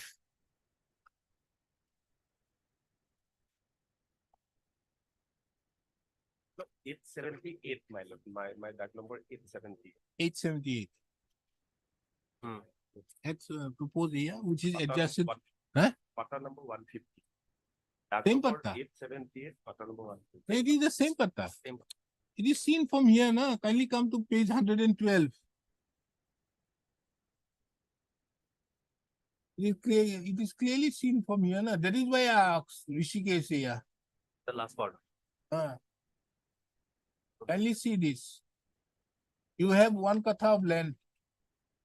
You have also purchased from Lal Bahadur Newar. You have purchased 1 katha of land. Namjari Korahul. You see this? Of DAG number 878, which is adjacent. Right. Same pattern. It is adjacent to soils. Which is adjacent and which is adjacent to the DAG, to the proposed site place submitted by the petitioner and is included in the same patta of that of the petitioner.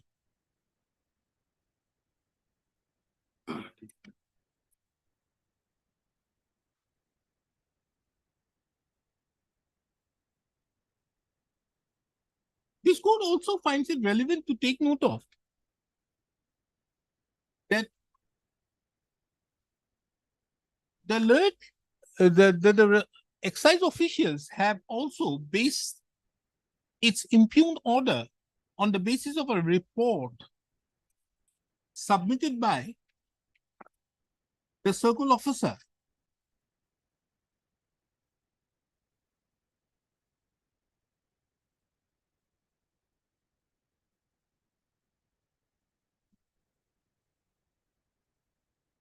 Wherein it has been mentioned that the petitioner have taken on lease from one Sri Lal Bahadur Newar. So NOC of the co-pattadas have not been submitted and no construction of the building is seen.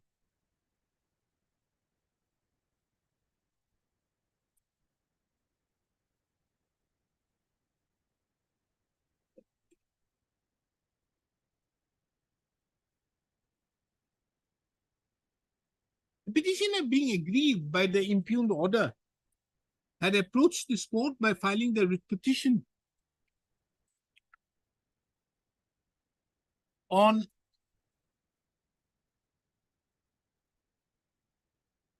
16/3/2024. And this court, by an order dated 23/2024, issued notice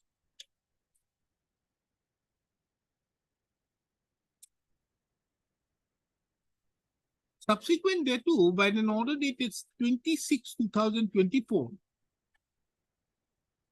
this court directed maintenance of status quo as on date.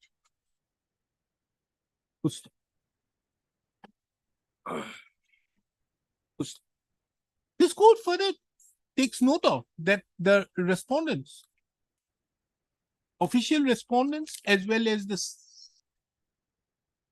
you have filed affidavit. Yes, sir. Private respondents have filed their affidavit.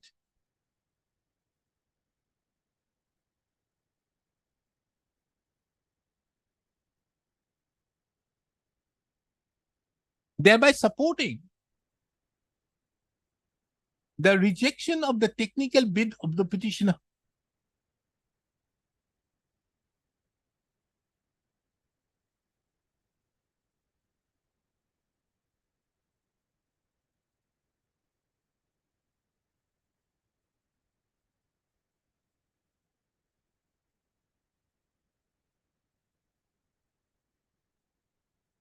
To the said affidavit filed by the state respondent, the petitioner has also filed a reply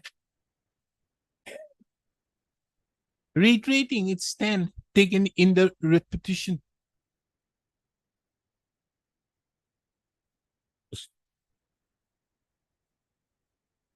This court have duly heard the learned counsel appearing on behalf of the petitioner, Mr. B.D. Das,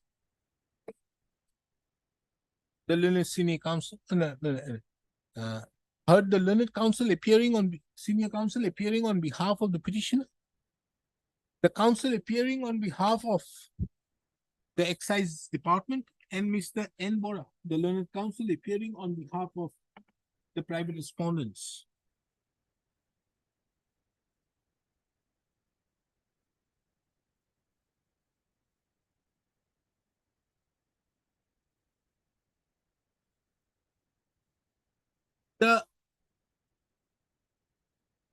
Mr. N. Bora, the learned counsel, no, Mr. B.D. Das, the learned counsel appearing on senior counsel appearing on behalf of the petitioner, submitted that the reason for which the petitioner's technical bid was rejected suffers from malice in law, taking into account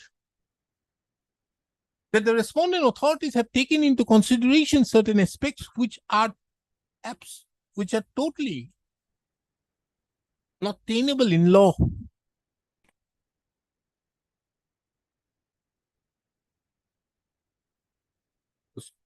Referring to clause 6.2.9 as well as clause 6.2.13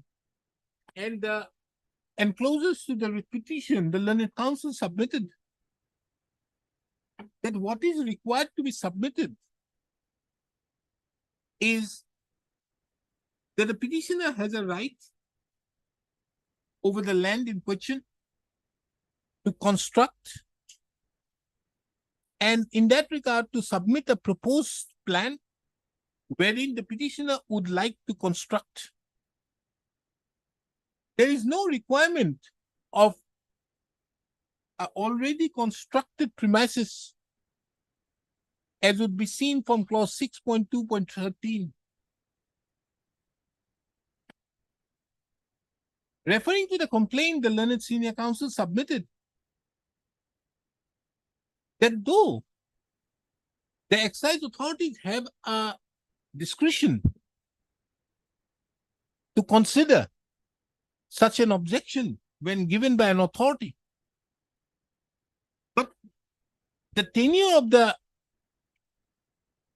communications which are enclosed to the instant writ petition as well as also in the affidavit filed by the respondents would categorically show that the authorities concerned who had submitted the authority, would it be authority? No, no. The authority concerned who had submitted has done so in order to favor the private respondent.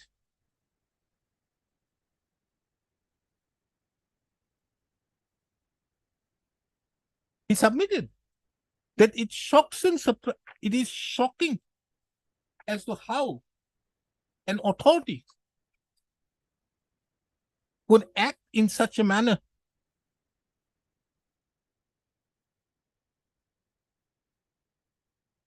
Mr. N. Bora, the learned counsel appearing on behalf of the private respondent, however, submitted that in terms with Rule 295 of the Assam Excise Rules, 95. 295 Assam Excise. of the Assam Excise Rules, 2020, 16. Fine. It is the mandate. The excise authorities can very well take into account such objections so filed by an authority. And if such objections are taken into account and is made the basis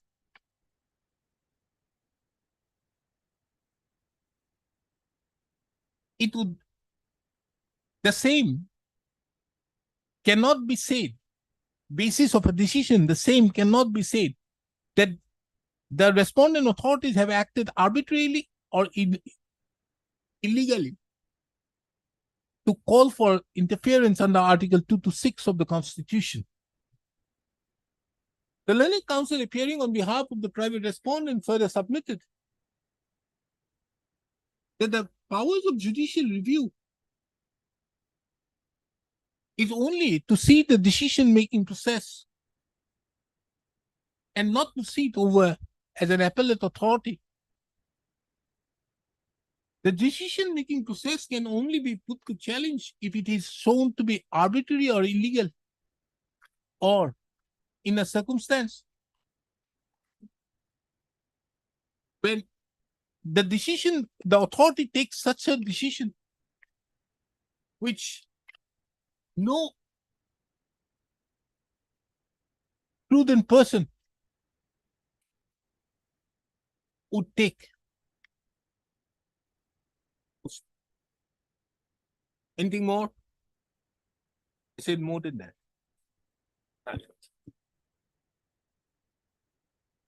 I've heard the learned counsel. Upon hearing the learned counsels appearing on behalf of the parties and taking into account clauses 6.2.9 and clauses 6.2.13, it is apparent that what is required to be submitted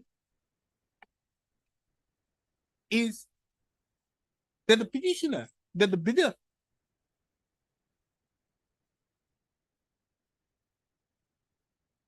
has either a constructed premises or has a right to construct the premises.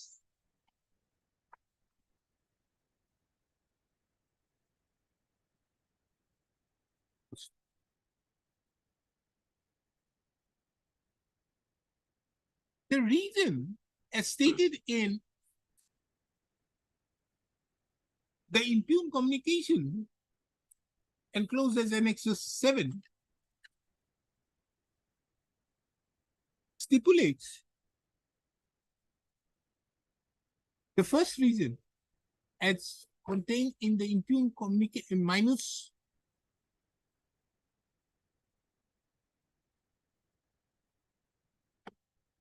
is that the site plan submitted by the applicant, it is marked as wine shop, whereas the proposal was for IMFL off shop, which on the face of it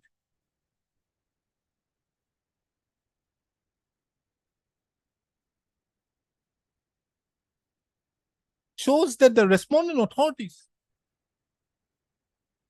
have taken into consideration certain aspects which was not at all tenable or was foreign to the tender conditions.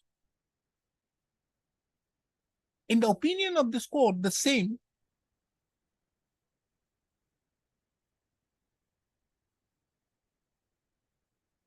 appear the same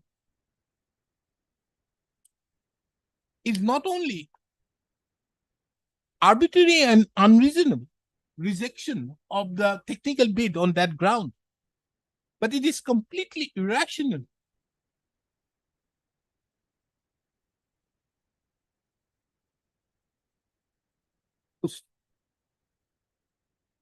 As regards the second ground on which it was rejected was a complaint submitted by the Pochim Murhaldol GP and Uttar Murhaldol GP. This court have duly perused the complaint, which have been enclosed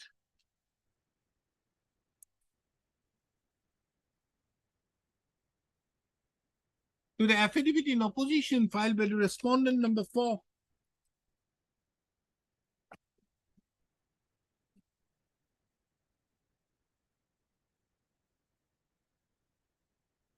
This court, in the prior segments of the instant judgment, had duly taken note of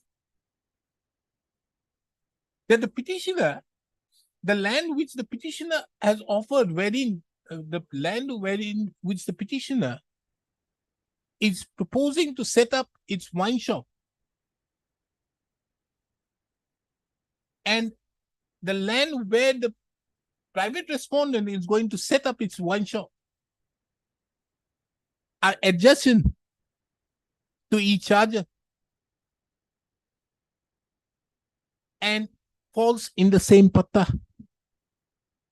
That is patta number 150.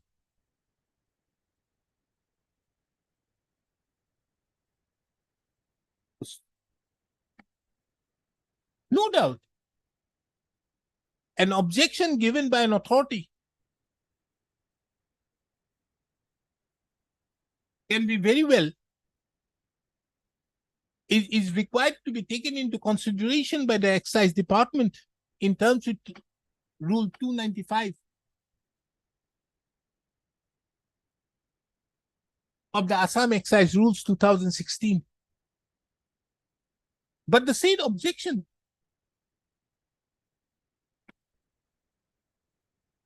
has to be taken into account if the authorities or any person has any grievance on setting up of the IMFL off or on licenses within that area.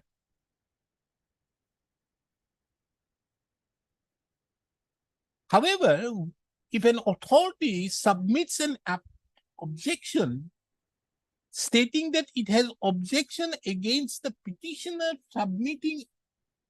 setting up an IMFL license on off shop, and has no objection if the private respondent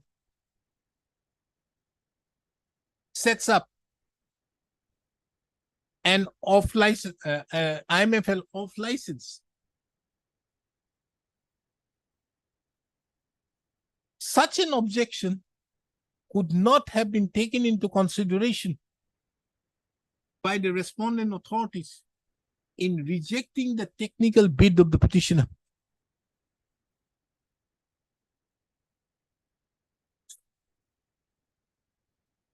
Under such circumstances, in view of the two reasons which have been assigned, and this court is being of the opinion that the same are illegal, arbitrary, irrational, and unreasonable, this court duly sets aside the impugned order dated, the impugned minutes dated impugned minutes enclosed as Annexure 7 to the writ petition, by which the petitioner's bid was technically rejected. This court therefore directs the respondent authorities to reconsider the bid of the petitioner along with the private respondent in accordance with law and in terms with the tender conditions. Before parting with the record, the learned counsel appearing on behalf of the private respondent submits that an amount of rupees 2,05,000 has already been paid, deposited by the private respondent. First, the private respondent could be at liberty to file an application before the excise authority for refund of the said amount. Both may be considered, well. Both may be considered. What? Both petitioner and private respondent will be both will be considered. I've said that. I've said it. If I'm not eligible, then money will be. But Mr. Niran Bora, you should have argued on another point, which you still have. You see, he has taken an agreement for how lease for 20 years on the basis of a document. Tell me, is it possible? An unregistered document?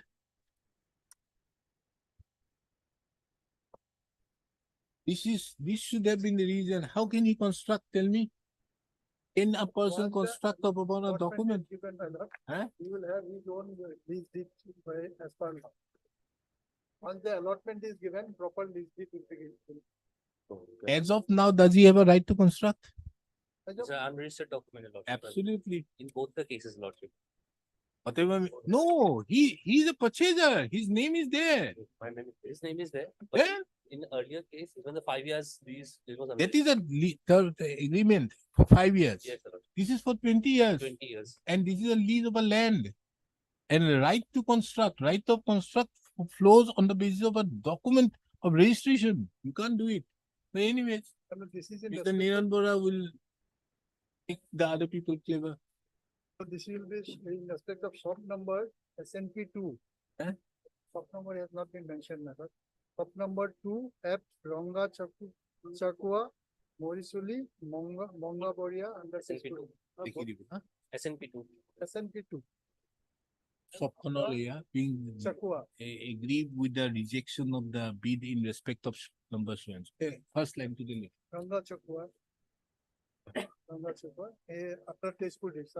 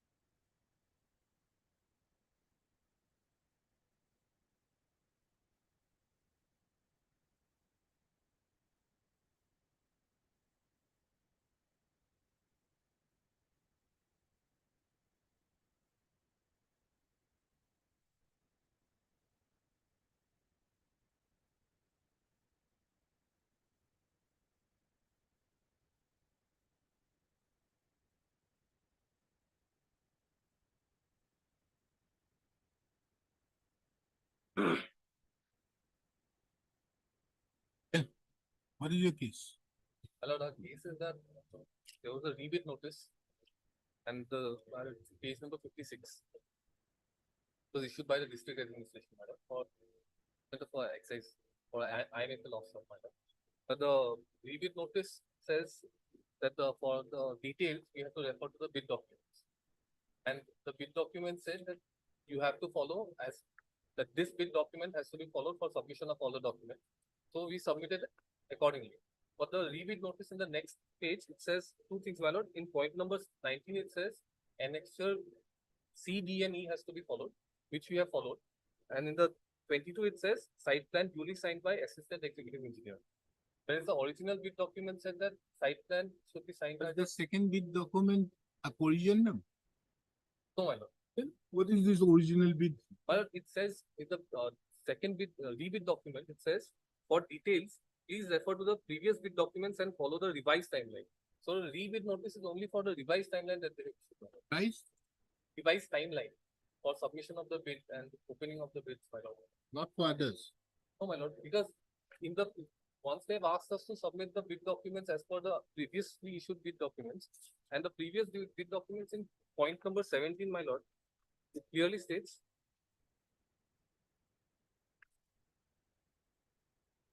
in page number 36, my lord, all bids will be reviewed and for compliance with the mandatory requirements as contained within this e-bid. Bids deemed non-responsive will be eliminated from further consideration. And this bid document itself states, my lord, that engineer should duly sign the site plan. We have submitted that.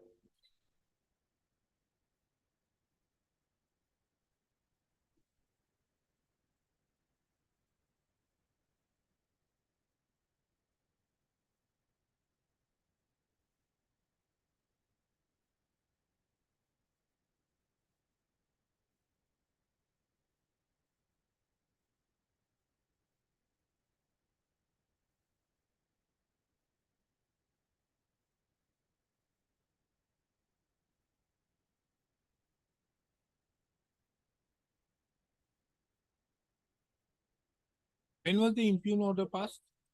Interim order was passed on my lord 22/3/2024. 2nd March.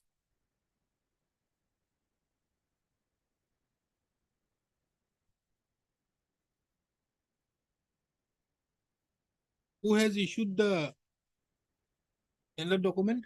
The district administration. District administration. You file an affidavit. Except excise.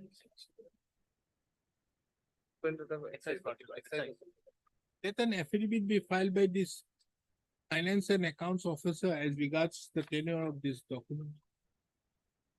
Yes, sir, Lord. Because this is 22/3. Put it by way of an affidavit. Will be under the deputy commissioner.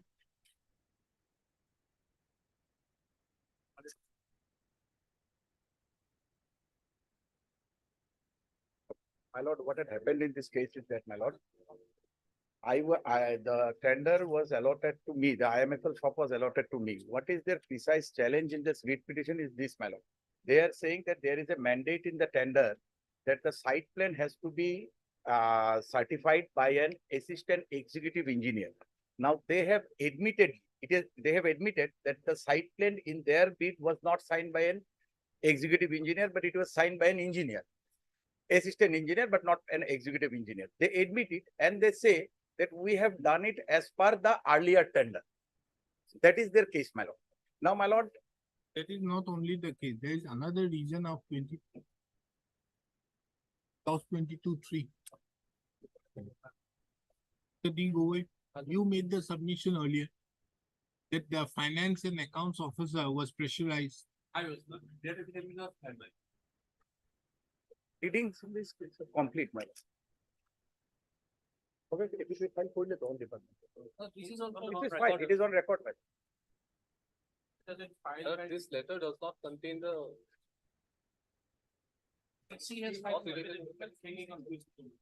No. Let the finance and accounts officer put it on affidavit.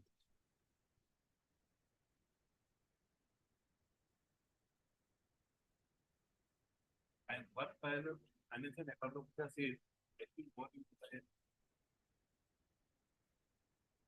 He brings it on the basis of this document. He brings on record this document. Let this person who signed it file an affidavit. That becomes an evidence. See, 22(3) is a very important aspect. If somebody tries to pressurize the tender committee, then it is a good ground. Forget about the other things. Cancel his tender. And therefore, this affidavit filed by that person concerned will hold a lot of weight in. The DC is only say because it was never written to the deputy commissioner, it was written to the superintendent of excise. Yeah. And this affidavit is being filed by the deputy commissioner. So the deputy commissioner has a second-hand knowledge. What was pressurized or anything was made to the finance and accounts officer. Let him file it. Once he files it, you have a very strong ground. Because that's a very strong ground. We need not go into other aspects. Once you pressurize, matter ends out. Because one has to go into the question of fairness, transparency, and this is one of the integrity factors.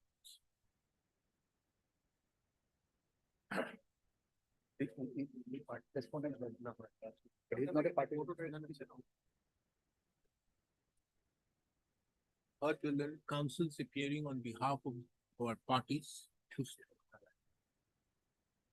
During the council appeared that amongst the two grounds, tender was the technical bid of the petitioner was reached. One of such ground was violation of clause 22.3 of the tender document. Stated that the tender committee, members of the tender committee ought to be influenced for the purpose of settlement of the tender. For the purpose of settlement of this court duly takes note of that. Duly takes note of the affidavit filed by the respondent number 3, wherein a document has been enclosed by the finance and accounts officer FAO of the office of the deputy commissioner. Commissioner of which? North Lakhimpur. This taking into account the said document, this court finds it relevant that an affidavit filed by that said person would be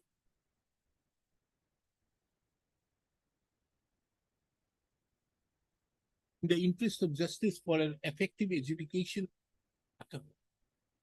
Accordingly, this court fixes the matter again on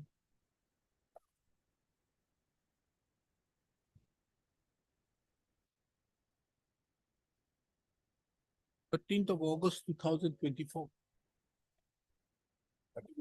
The said affidavit be filed on or before 7th of August 2020. But in the meantime, if they need to file a reply, they may file a reply because again on 13th, my lord, they will come in. The petitioner, if so advised, can file replies. Interim order passed earlier shall continue till then. So is this the matter? Here, day before yesterday, you were mentioning. My lord, yes, my lord, because my lord, I am, my lord, because their purpose is to somehow muddy the water because they know they are not eligible for that. So just somehow they need to thwart my allotment. This is their entire purpose, my lord. Since March, they are enjoying stay order, and every time they will come and say, I object, my lord. file an affidavit, file an affidavit, file an No. affidavit. I object, Because my there lord. are multiple respondents, my lord, one respondent, and these are 1 or 2 pages affidavit. They are taking 1 month, 2 months to file a reply to 1 or 2 pages affidavit. Not even a single annexure is annexed with those affidavits. I can understand, my lord, their purpose, but at the end of the day, helpless, my lord, because affidavits are filed and they need to give a reply to that, my lord. And if you're like, Item number 8 Okay, or orders. let this affidavit be filed by 31st of July. And the petitioner, if so, the affidavit be filed by 31st of July. And the petitioner, if so advised, would be at liberty to file reply to the same affidavit. Clear 13. Item number 10, your lordship. Another matter, you are there in WPC 3301 of Taken up 2000. Next Tuesday, your lordship. Next Tuesday, your lordship. Let me finish up with this. Let me finish up with this. Yes, what is Yeah, this? please, lordship, in the last of the notice was issued, my lord, approach response number 3. Letter is regarding, my lord, an advertisement was issued for the dealership of the retailer outlet of the petrol pumps, my lord. We submitted the application, my lord, for then our application has been provisionally approved, my lord. Thereafter, my lord, when the documents are submitted, my lord, one document, which is lease document, that was said by the respondent, my lord. Because the agreement or lease agreement was executed with the landowner, my lord, the petitioner, my lord.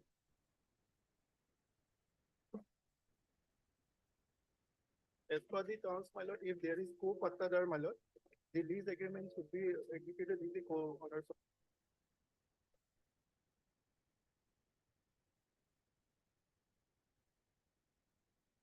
Yes.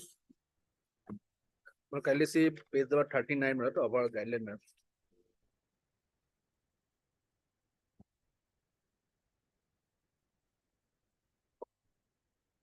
But at the bottom minute, the part of clause 4.6 A minute. The land should be available with the applicant as on a date of application and should have minimum lease 19 years, 11 months advertised by the respective oil company from the date of or after date of advertisement, but not. Where is the lease deed? Is it, my lord? It is, my lord, 19. Age? Is 19, my lord.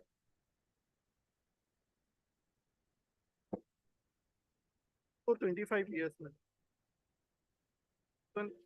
Executed with Raju Sharma, my lord. He is the landowner, my lord. He is holding 4 bighas of land, my lord. I have annexed the, my lord, Sita and Jamabandi, my lord. How much land has been leased out? My lord, 4 kotha 12 4 plus. kotha 2. 4 kotha 12 plus, my lord, in paragraph 1. That is my one of the co-owner. There's a clause in page 40, my lord. Huh? Kindly say page 40. No, my no, lord. understood. He says that he is the owner of the land. Yes, my lord. I am owner of the 4 bighas of land, my lord. Out of that, my lord, I have 4 kotha. My lord, the landowner, my lord, he is the owner of the 4 bigha land. Then With whom I have Raju Das Raju Das is the landowner, my lord. of, Duimi Boro is the, my lord. 4 bighas of land. Yeah, he has. Where is your document of title? My lord, as page 54, my lord, is the Sita, my lord. 54. 54, my lord. Yes. Hey. Second column, my lord. Huh? Second column, my lord, page 54. Number 8, second column, my lord. Chakra Bikhoya 26/5/2021 তাৰিখৰ নামজাৰি অনুসৰি স্বয়ং হুকুমতে এই দাগৰ 8 বিঘা 3 কঠা 15 lesser জমিত পুত্ৰে মহেন্দ্ৰ ৰায় চৰেন্দ্ৰ গিৰেন চন্দ্ৰ ৰায় পিতৃ চৰেন্দ্ৰ আৰু এই দাগৰ অংশ 4 বিঘা জমি শ্ৰী ৰাজু শৰ্মাৰ নামত নামজাৰি কৰা হ'ল। Raju Sharma is the landowner. 4 bigha land. Jamabandi also, my lord, his name is there at page 57.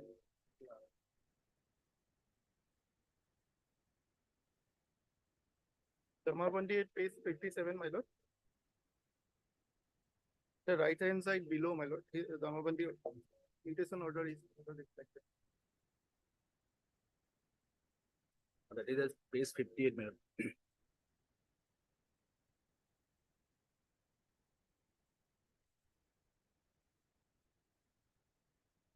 English.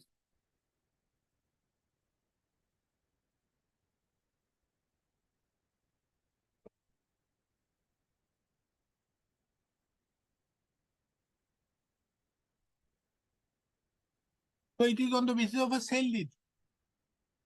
Purchased it. Raju Sharma purchased it. Raju Sharma purchased it. Where is the sale deed? Sale deed, I have not, I have taken for the lease, my lord. Understood. Where is the sale deed? Photocopy of a sale deed. Get a photocopy of the sale deed and close it. Matter ends. You have a good case. So you are not enclosing. Matter ends. On our cases, there are other owners in the dark, my lord. How can they be? If he is the absolute owner by way of a registered sale deed of 4 bighas, out of which 4 kathas is being given out there, how does it matter? You need the concurrence of others who have no business. The deed of lease is only in respect of 4 katha 12 chance. Not bifurcated, my lord. Why is it required? And in the land holding certificate. For what? Kindly see for a moment, my lord. How is it relevant, Mr. Bhattakur? A person just a transfer of property economics. The landowner also applied. Transfer of property.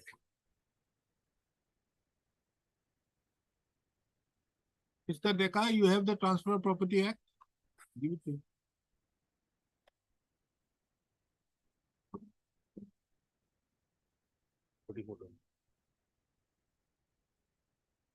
This section 44.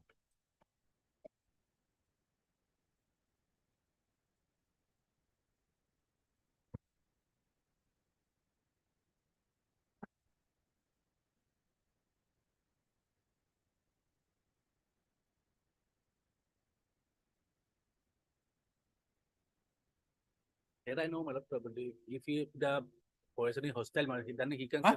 If the possession is hostile, my lord. No, 44. Yes, ma'am. What is hostile? But transferred by Co-owner. Kindly see.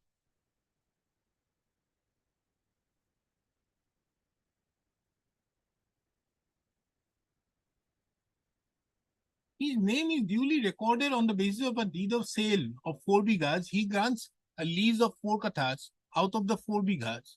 How does it matter?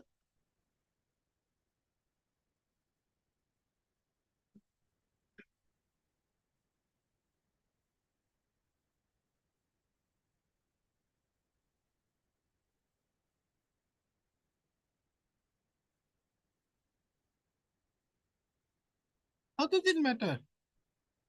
Can he even sell it to anybody? And it is his land. There might not be today, Pata may not have already been bifurcated out. For example, I stay in a locality out here which is 1 dag. The entire lane is only 1 dag. And tomorrow, if I want to sell off my house, and then you will say that no permission will be given because the other persons are not given. Goodness. Of the record, my lord, I know, but on record, my lord. Record what? As per the guidelines, my lord. Does the guidelines say? It says Yes, co-owner. understood. He's not a co-owner. He's an absolute owner of a part of dag number 229. He's an absolute owner of 4 bighas. Also. But there are other owners also, my lord. Kindly support a moment, my lord. The page 58, my lord. I may be wrong, my lord. Yes, where? Page 58, but in Assam vernacular portion, my lord. Dr. Bikher 26/5/21 তাৰিখৰ নামজাৰি number 44 হুকুম মতে ডাগৰ 4 বিঘা 3 কটা 15 লৈছে মাটি খৰিদা উত্তে মহেন্দ্ৰ ৰায় চলত গ্ৰীণ Chandra Roy. Which one? You're reading? Page 58. 58, which portion? Remarks, my lord. চক্ৰ বিষয়া ইমান তাৰিখ 4 বিঘা 3 কটা মাটিত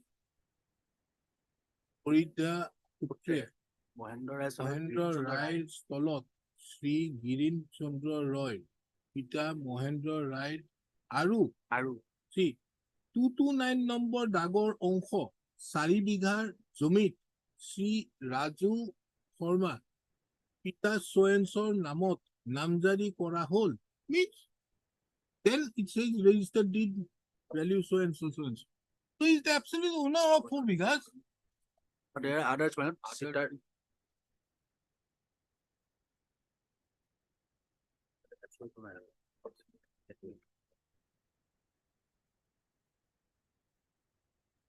27 229 229 But thereafter 4 bighas land. But thereafter Sitar Circle Officer Mohdran so and so. Dan Hotte Green Sondor Rai logot 229 or 2 bigat Parboti Mondal the Green Sondor Rai or Hopun Mondal Kaya so আমি নাম দেই করা হয়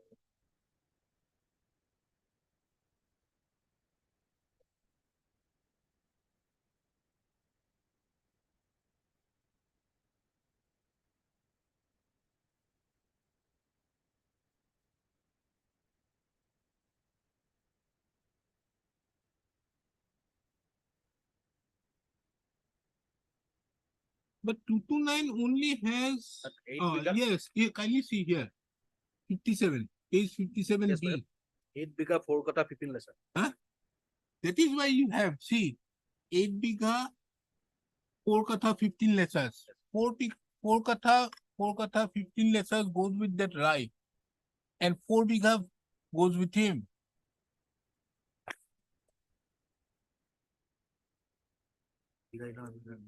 Then man kindly see my 58 man. Yes. Right, Sitar Circle Officer Mohdar 1923 in Hukumote Dan Hotte Green Sondor Rai logot 229 অংশত 2 বিঘাত so and so Hopun Mondal আৰু Praboti Mondalar নামে নামজাৰি কৰা হয় Bigha land, my lord. 2 bigha has been given. So that 4 bigha I have purchased. This is goes from that 4 bighas 5 katha 4 katha 5 lessers. Remaining 4 bigha. But which portion of the land where he is possessing my lord? Huh? It is given out there. There are 4 boundaries. The lease deed. Lease deed has 4 boundaries. Go and check it out. But that will be done by the land evaluation committee. Then why have you rejected it? So by as per the records, my lord, it was not bifurcated. That's why my lord, I presume my lord, they have rejected my lord. Why it is required for them to bifurcate? The owner may not like bifurcate it. I want to have remain as it is. But have possessing separately. He must have purchased or he must, because the other person has purchased on the basis of a schedule, a registered sale deed.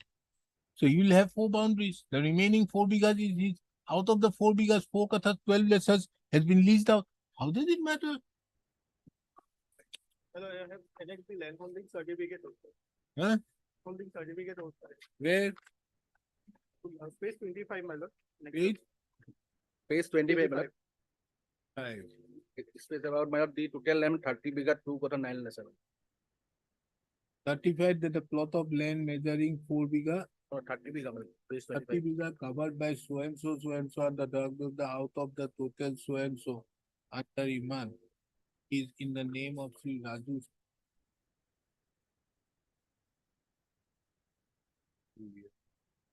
This certificate has been issued.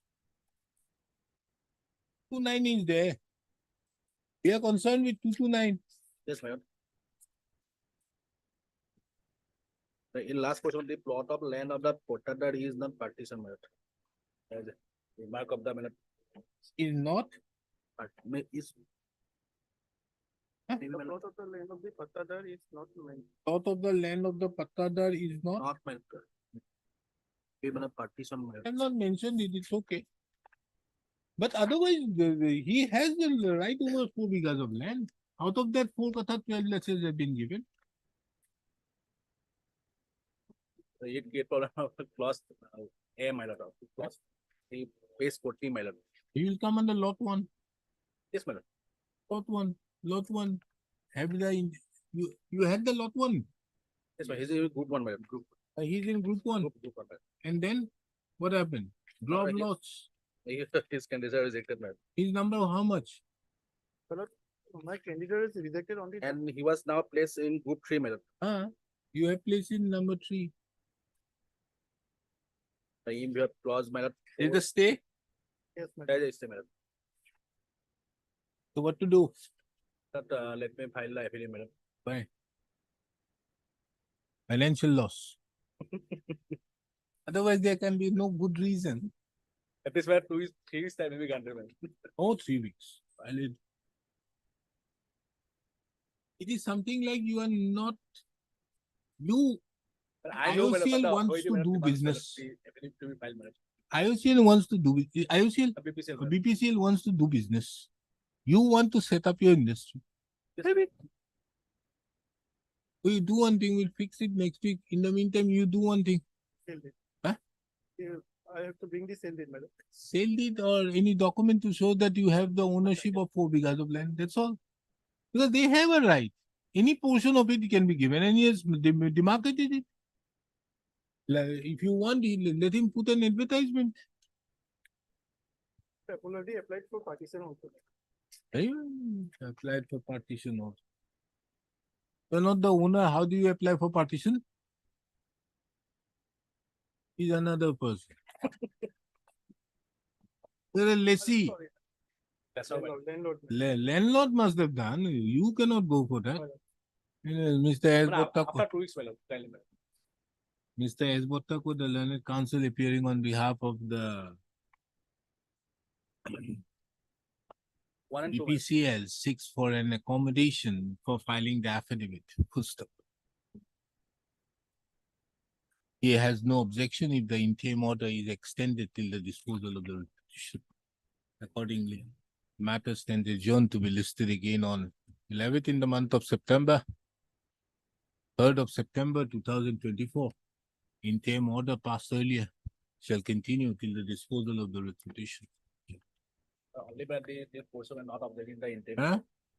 May omit the sentence, but not objecting the interim. Okay. It has no objection to this idea.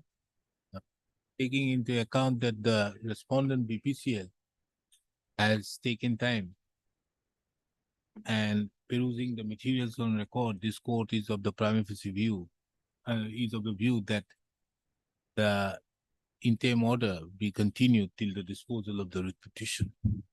List the matter after 2025 or 2025.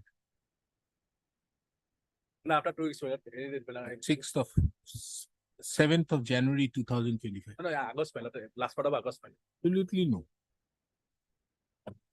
This court has other works. Mr. S. Ali is waiting from the morning. No, August, anyway, August. Last part You of have to ask for time unnecessarily. It's a fit case for allowing on the first day. You don't want to do business. Hello. List the matter on. These small matters should not be on this Tuesday, Thursdays. On 21st of August 2024, whose interim order passed earlier shall continue till the disposal of the petition.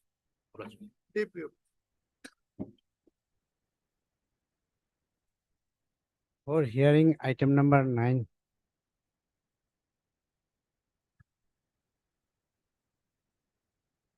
Is a lordship. The first appellate court was justified in reversing the judgment in the passed by the learned trial court.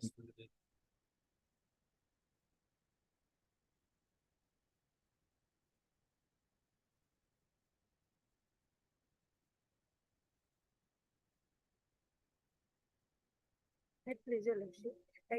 As per instruction of the legal year of respondent number 1, respondent number 1 is actually expired on 16/10/2014. A death certificate is here. So legal year need to the substitutions of the legal year of the respondent number 1. as per instruction of the legal year of the respondent number one. So I'm not the representing counsel of the legal year, so need to the substitution of the respondent number one's legal year. Who are the people? Yes, Lordship. Who are the people? People of the Siliguri, Dhupguri. Respondent number 1 had Yeah, expired. what's the, yes, Respondent number 2 and 3 are alive. I don't know. They are alive, already the dusty service that has been completed. They have filed agreement.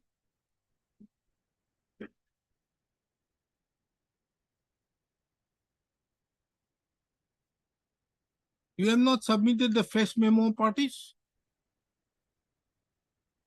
What to do? Site manager, file manager. Huh? Best memo parties are. Not interested. Lost You are site not manager. interested. Okay.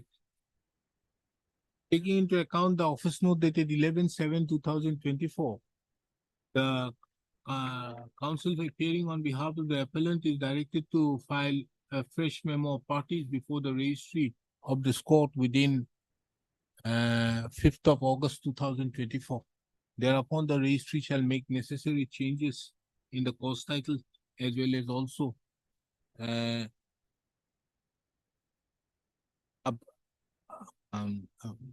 update it in the CIS. Ms. So-and-so appearing on behalf of? Not legal year is not the substitution, respondent number one, but I'm for the legal year of the respondent number one, but his name is not substituted, so. Who are you appearing for, madam? So just oral submission may be recorded, just information. You were earlier appearing for respondent number 1. Were you earlier appearing for respondent? Then where are you coming from? Just information given. Information how? So just oral submission. Or Oral obviously everybody is making an oral submission only. But tell me, how will I record? Who are you? Actually, I am for the legal year, but Okalatnamark I could not submit. Inform him. Is a plaintiff. Appellant. Appellant, yes. Inform him. We inform already. Very well. Taking into account the above, list the matter in the appropriate bench. This court is, this court further takes note of. This court further takes note of that the matter has not been, though heard at length, was heard in the month of May. And as such, the matter is released from partheard and to be listed before the appropriate court. As and when partheard and is released from partheard. Much less.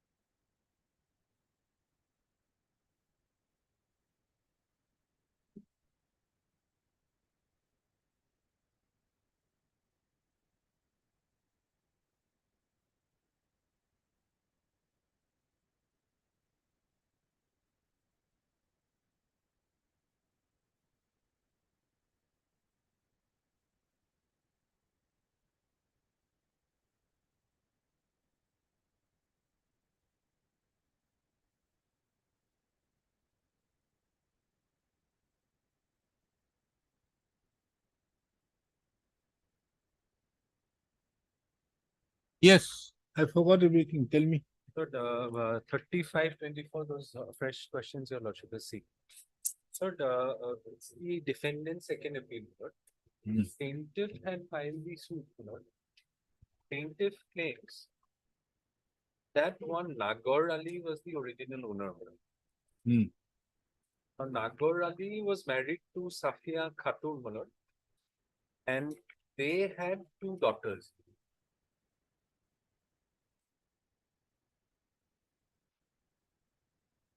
Nagor Ali? Nagor Ali and Sakya, Nagor Ali was the owner, my lord. He had inherited the property from his Take the father. plain. Paint at page 8 onward. 7. Plain. 7. Okay. Or Ali, Babur Ali.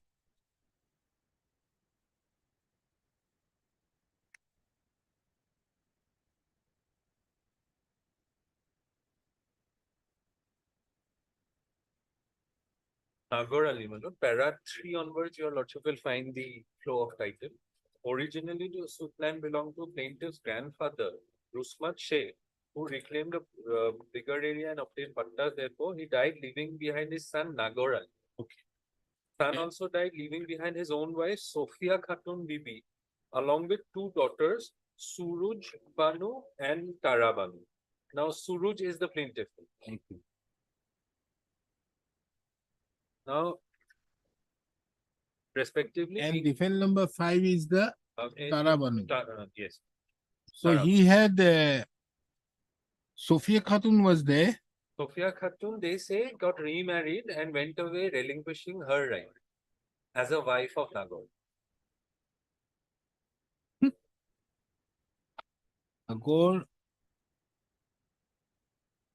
Nagor Ali was the owner, and Nagor Ali's Was married to wife was Sophia Khatun. Sophia Khatun was married to whom? She got remarried subsequently and went away. She To got Abdul Rahman. Abdul Rahman. He is nowhere. He's He's not in the picture. Yeah, not in the picture. Okay, then Abdul Rahman, they had both their union had somebody. They had a son called Abdul Ali. Abdul Ali.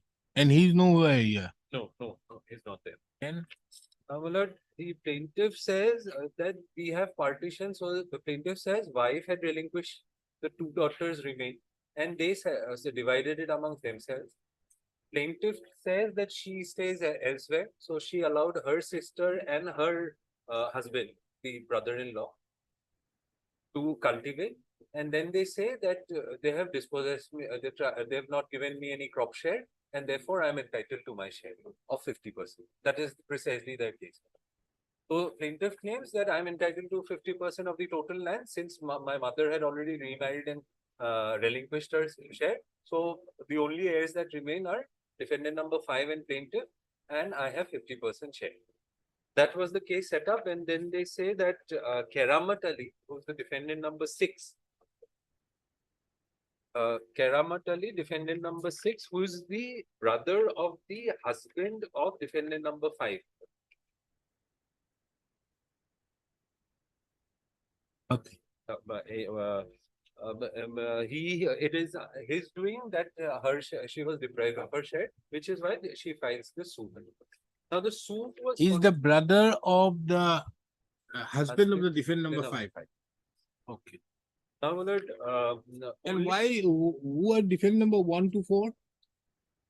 1 to 4 are again, my lord, 1 to 4 are sons of Abdul Nabi, as in the sons of Tara Banu. Sons of Tara Banu. Tara So all are of the same family. All are of the same family. 1 to 6 are belonging to the faction of Tara Banu. Just that 6 is merely a brother-in-law. Now, nobody contests the suit, only Keramat Ali files his written statement, and he says, my lord, he says that the plaintiff herself had sold 1 bigha of land to 3 purchasers, Rahmat, Ibrahim, and Abdul. And those 3 purchasers sold that 1 bigha to me, defendant number 6. And he further claims that Rahmat, Ibrahim, and Abdul also purchased 3 bighas from Abdul Ali. That's the son from the reunion of Sophia and Abdul Nabi. Yes, therefore I remember. Yes. And they again sold And it. therefore there was no relinquishment. And therefore there was no relinquishment. There was no relinquishment at that point of time, and therefore he released those. Okay. Yes. So defendant number 6 basically claims that part of the land plaintiff herself had sold it to 3 intermediary purchasers from whom I had purchased, and another part was sold to those three intermediate purchasers by the step brother, as in the son of Tara Banu through the second husband. So I got half from there and half the other half from here. Now the suit was decreed, my lord, so was the appeal, my lord. In the suit, my lord, Suraj Banu, she said that I did not execute any sale deed in favor of Rahmat, Ibrahim and Abdul, and I was a minor at that point of time. So that sale deed is void. Now that finding, if I may just quickly take your lordship to page 22.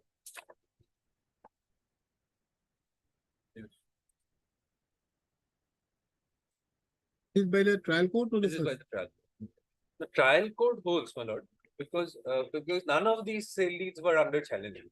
Now, at para 12, if your lordship sees, plaintiff specifically denied about selling of Suitland Wide Exhibit Ghaw, deed number 7316, dated 28/12/1965 to Rahmat, should have been Rahmat, Rahmat Ibrahim and Abdul Rahman, while registered sale deed number 7315 to Abdul Nabi on 28/12/1965. These two sale deeds plaintiff was shown to have sold 4 bigha 12 lechas of land to the above person. Plaintiff deposed on 7/3/2001. This is important. Stating that she is 56 years old at the time. In cross, PW1 stated that at the time of selling the land to Keramat, she was 7 years old. If the plaintiff's age is considered on 7/3/2001 as 56 years, her age will be in the year 1965 at the time of selling of the land, about 10 and 11 years old, minor girl incapable of performing the execution of the sale, registered sale deed number so and so. Defendant side not prove the documents as per provision of law. Now, my lord, though there is no direct challenge, my lord, the trial court holds that she was 56 as on 7/3/2001. So she must have been 10 or 12, 11 years in the year 1965. This is a clear perversity, my lord. If your lordship does the math, if she was 56 years in 2001, 1965, that is 36 years before that, she would have been 20 years. Yes. So this is a clear perversity. This is by the trial court. This is by the trial court. Years. 20 years. And then, my lord, what did the first appellate court do? First appellate court, again, if your lordship sees the first appellate court findings, you know, page 48 onwards, issue number 3 and 4. Those are the issue concerning title and dispossession, you know.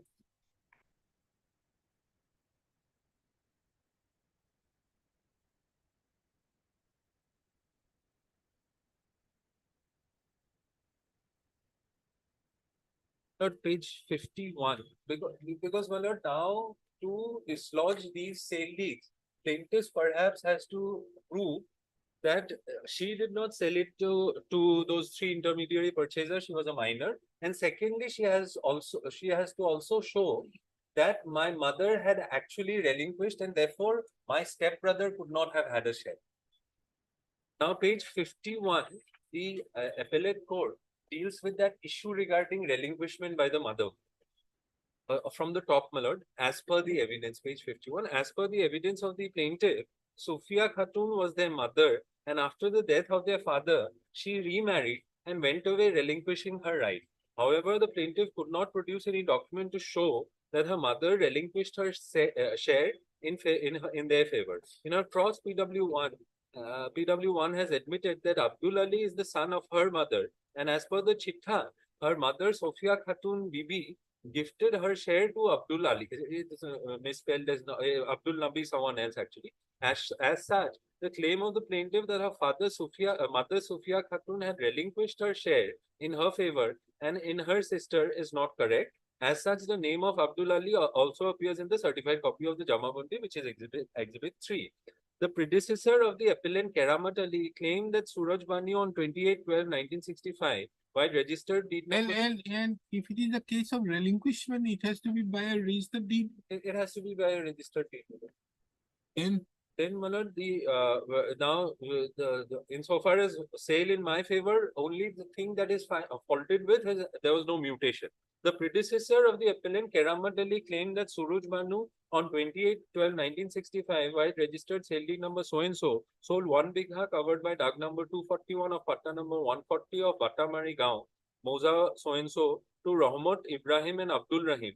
And from Rahmat Ibrahim and Abdul Rahim, he purchased 1 bigha in 1973 by deed number so and so. While perusing Exhibit 3, it appears that there is no note in the Jamabandi to show that Suruj Banu sold 1 bigha of land to Rahmat Ali, Ibrahim Ali, and Abdul Rahim. The defendant Keramat claimed that he purchased 1 bigha of land from Rahmat, Ibrahim, and Abdul Rahim. There is also no note to that effect in the Jamabandi. The learned counsel, while arguing the appeal, argued that the deed of the defendant by which he has purchased 1 bigha of land marked as Exhibit Q is a 30-year-old document, and as such, as per provision of Section 90 of the Evidence Act, it should be accepted in evidence.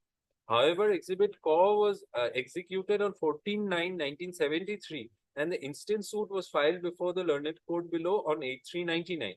So, How? Which document? Exhibit Q is what? Exhibit Q, my lord, here is what the appellate court had gone wrong is, my lord, from the original deed, date of original deed, which is 1965, whereby Suruj Banu had sold it to these three, that is actually 30 years old.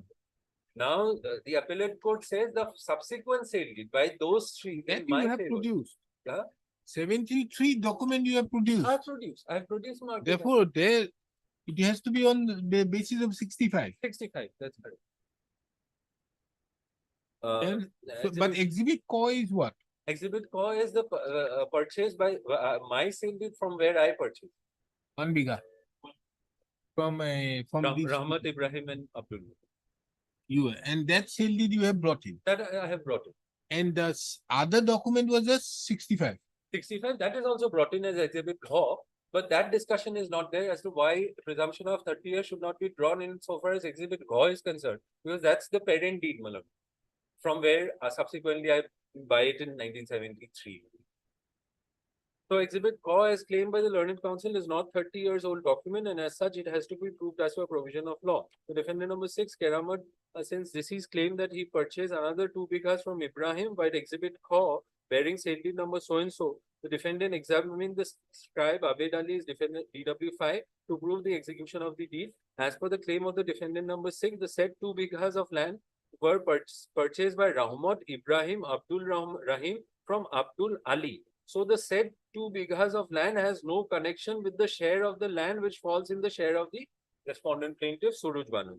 From the above discussion, it is clear that defendant number 6 has no claim over the land described in Schedule A, B, and D of the plain. It is also clear that deed number so and so of 1973, through which he claimed to purchase 1 bigha from Rahmat Ibrahim and Abdul Rahim, is not proved as per law, and other 2 bighas as claimed by defendant number 6 has no relation with the land falling under the share of Suruj Banu. From Exhibit 3, it is also crystal clear that Suruj Banu, that is the respondent, still has her land in the said patta. From the above discussion, it is crystal clear the respondent plaintiff has right. Now, what do you say about the 3 bighas of land? Hello. How much land was sold by Abdul Ali? Abdul Ali had sold 3 bighas. 3 bighas to this Keramat? No, these 3 intermediate. And these 3 bighas were sold to Keramat? Yes, ma'am. 3 bighas? No, Manoj. They sold 2 bigha to Keramat because they partitioned among themselves, and they got 2 bighas to Keramat. They sold 2 bighas to Keramat, and they sold 1 bigha which they had purchased from Suruj Banu herself again. So in total, I get. So how much does Keramat has? 3 bighas. The one bigha to there, from there. From there, and 2 bighas from Abdul Ali. From Abdul Ali. So total land was how much? 3 bighas. If she was claiming. No, well, she was claiming the entire whole Dag had around, because we are concerned only with one schedule. Others we are not concerned. That particular patta is patta number 140. There was total of 8 bighas, 16 lakhs. So she's claiming 50%. Yes. That means 4 bighas. Yes. Now, my lord, so 4 bighas, out of 4 bighas, 3 bighas is gone only. What about the 1 bigha? My lord, What about the 1 bigha? 1 bigha has already gone from her share. First of all, my lord, if they can't prove relinquishment, my lord, 1/6 goes to the mother as a sharer, my lord. And again, 2/3 go to them, my lord. So out of 8 bighas, how much it will be? 8 bighas, according to me, my lord, Suraj, Sophia would get, in that particular patta would get 1 bigha 3 Mother and one is Suraj, Toru. Total land is 8 bighas, 16 lechas. 16 lechas. So 816 divided by 16. How much it will be? 816 by 136. 160 of 816? 136. 136. 133. 136, my lord.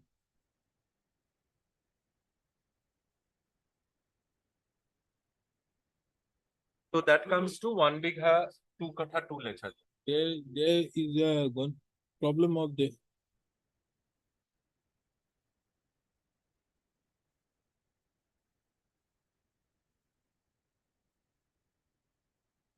136. 136. 136 comes to only 1 bigha, 2 2 katha kata 16 lechas.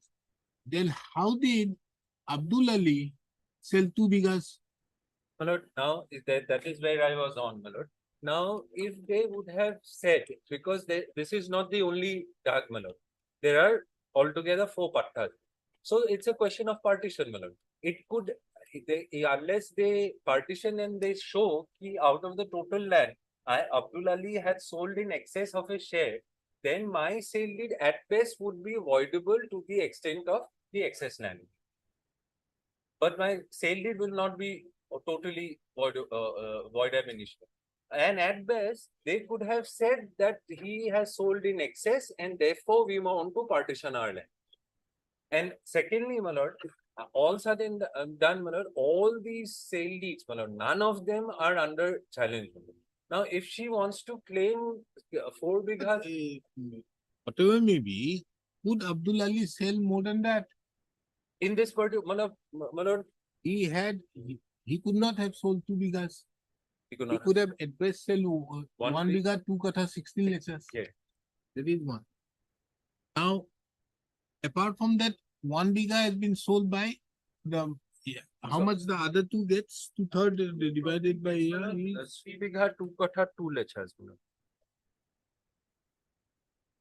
Once.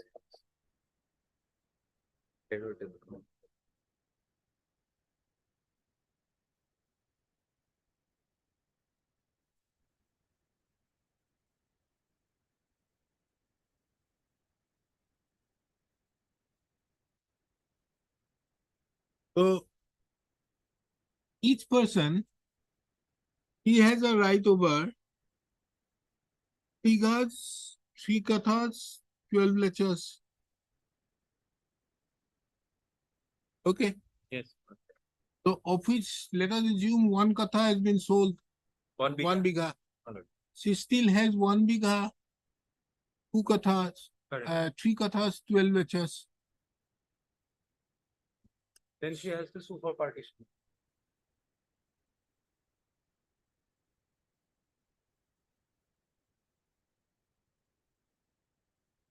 For partition is what? Isn't it the court's duty to do that? He may have asked that I am entitled to this much. Then in the circumstance, the court finds no, but she is then also entitled. Are you going to say that after 30 years then- of then litigation to probably- again relegate it back to file a suit for partition? Lord, because ultimately, my lord, then Abdul Ali should be made a party again, my lord. His stepbrother. Then, my lord, the equitable division, ultimately, if all these would. Abdul Ali, why is it necessary? The purchaser is already there. My lord, there are 4 pattas. Udar, we are not concerned. We are only concerned with this. Now, my lord, if the total share, it may so happen because at the time of. Let's see how much does the court give. The appeal is dismissed and let's see what does the trial court do.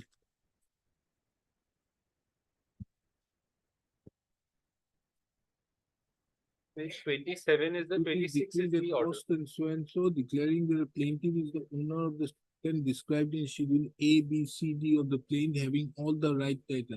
What is this A, B, C, D? Let us see the plaint. Plaint ABCD, page 11, Manu. 3 different pattas. 3 kathas from schedule A, 2 kathas, 4 lectures. B. 4 kathas. 4 A, because 4 bighas from schedule. 2 katha, 10 lectures from schedule D. So this is the land left behind. yes. Now, my lord, Abdul Ali, if he had a share, because there is a note in the chitta that mother had given him her share. Now, why only she has asked for 2 katha 10 lectures out of dark number That 250? even I could not comprehend, my lord. Rest she is asking for Half, almost half. half. But schedule D, my lord, for some reason, could the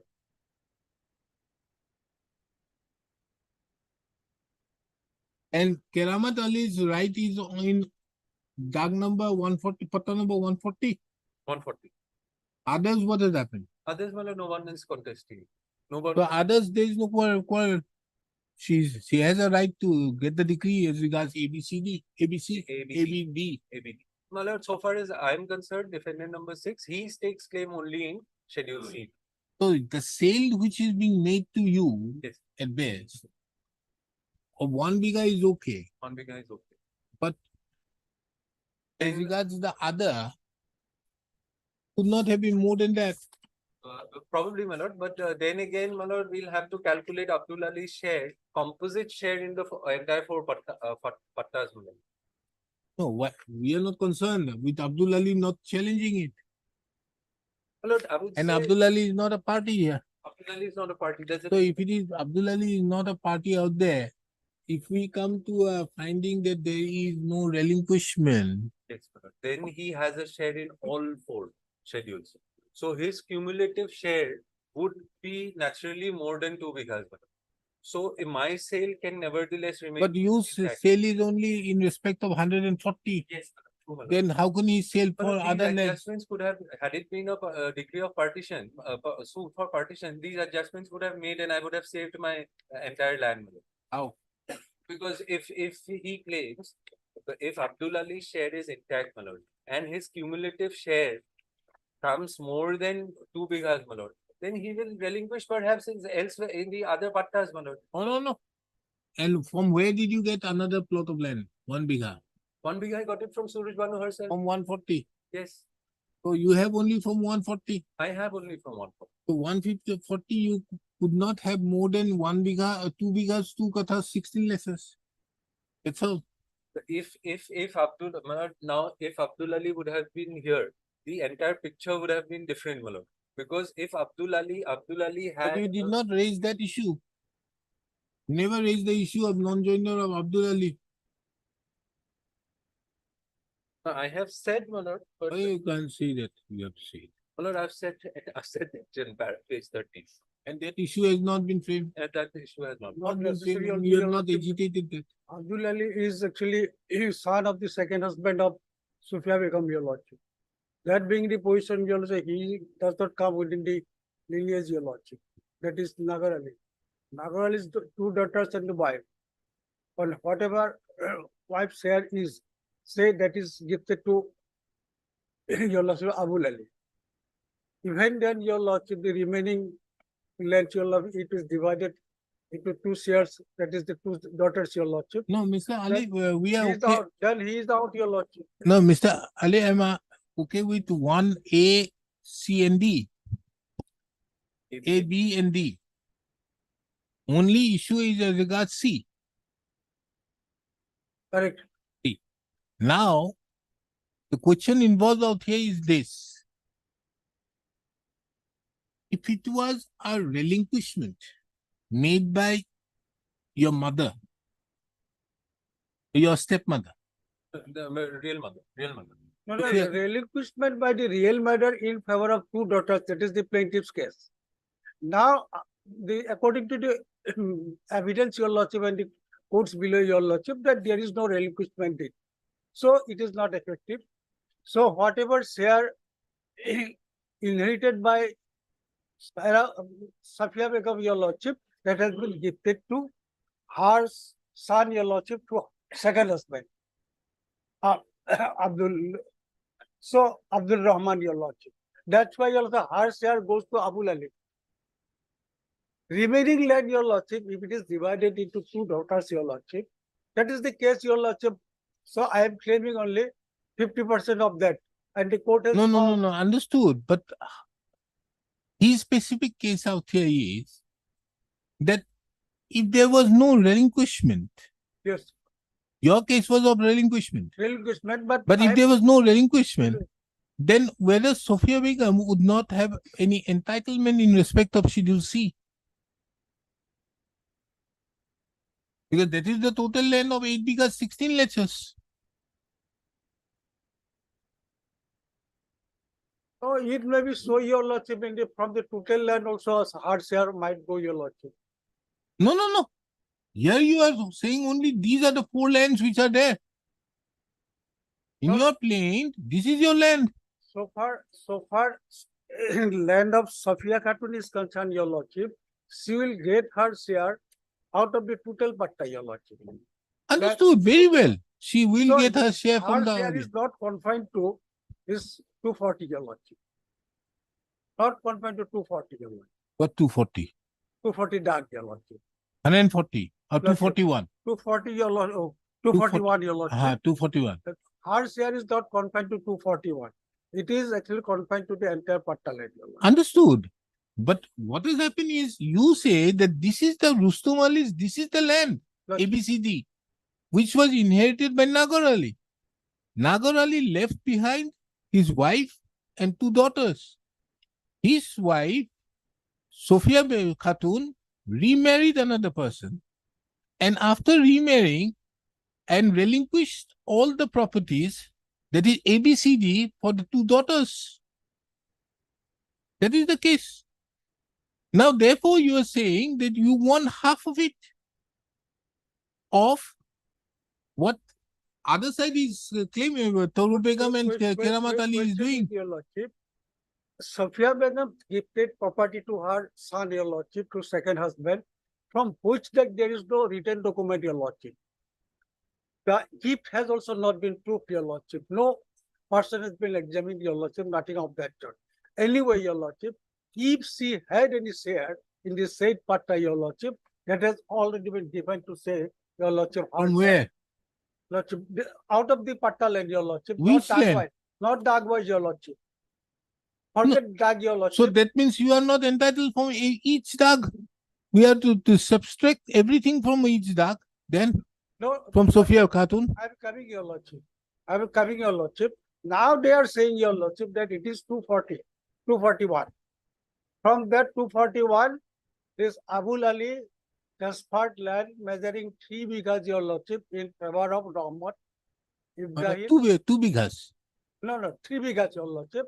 You Out of- transferred how much? Abdul Ali? Abul Ali, he sold transferred 3 bighas. your lordship. 3 bighas. How did you transfer 3 bighas? That, your lordship, that is. He sold 3 bighas to the 3 intermediary purchasers. It's okay. And they- from there it has gone to Keramat Ali. Out of that, 2 bighas has come to me. So he sold 3 bighas. How can he sell 3 bighas? His right would at best be from here also around how much? 1 bigha, 1 katha, 16 lectures. Yes. So I am coming, your lordship. 1 bigha, 2 kathas, 12 lectures. Yes. Your lordship, this 241, the exact number contains 8 bigha, 6 lesser. Total land, 8 bigha, 6 lesser. your lordship. If 1/6 is given to Sophia Begum, your lordship, out of this land, then her share is only 1 bigha, 1 kata, 14 lesser. Huh. 1 bigha, 1 kata, 14 lesser. that 1 is bigha, her 1 share. katha, 12 lectures. So at best she can, your lordship, make a gift. So far this dag is concerned to Abul Ali, your lordship, to the extent of 1 bigha, 1 kata, 14 lesser. On the other hand, instead of that, your lordship, yes, transferred 3 bighas of land on the plea that it is the gift from my mother, your lordship. That is also not, the gift is not proper, your lordship. Definitely it is not proper, not to be as per the law and as per to her share also. That being the position, thereafter your land remains your lordship, after disposal of one. And Mr. Ali, what do you mean by this schedule D 2 katha 10 lectures out of 9 bighas 3 katha 14 lectures? What is this? Yes, as per the mutual settlement amicable partition, your lordship, in between two sisters, plaintiff got, your lordship, 2 kotha 10 lectures out of 9 bigha 3 kotha and 14 lectures. Her claim, your lordship. She is claiming. Now this is for Pattam 97 only. It is patta number, your lordship, that is 97, which is not the subject matter of the suit. It is not the subject matter of the suit. Huh? A, B, and D. A, B, and D are not the subject matter because there is no dispute. A, No, B, it and D. is the subject matter of the suit. ABCD. But Declaration of right in subject respect of matter, but ABCD. there is no dispute. It's a different thing. That there is You no cannot say dispute. it to be So, not A, a B, subject matter of the suit. A, B, D, there is no dispute.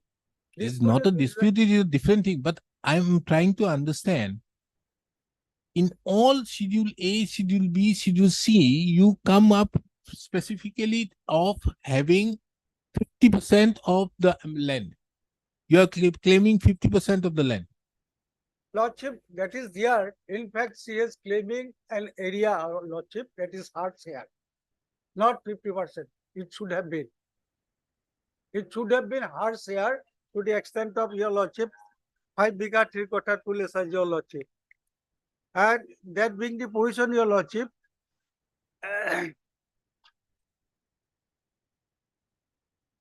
Kindly come to Schedule A.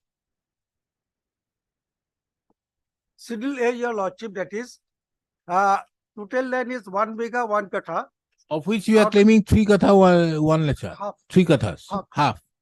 Kindly come to Schedule B. B, this is 4 kotha 8 lecture, your You lordship. are claiming 2 katha 4 So, lectures. 2 kotha 4 lecture. Schedule C. Schedule C, your lordship, total land 8 bigha 16 lecture. You are claiming 4 katha 4 bigha 8 lectures. lecture. Schedule D is 9 bigha 3 kathas 14 lectures. Why you are claiming 2 katha 10 10 lectures? lecture, your lordship, Why? out of that. Why? That is the aspect why I'm asking you. Why? You are only claiming 2 katha 10 Your lectures. lordship, anyway, I am claiming less, not more. If I have claimed less, your lordship, that cannot be questioned by the others, your lordship. No, forget about them. Okay. I'm not on that. I'm asking you why to get an understanding. To that effect, there is no explanation. No, your there is an explanation. The reason why I'm asking you, because then could the share, what was the land total? The total land, if you see, kindly see here. Total land is, your lordship, 19 bigha 1 katha 18 lecture.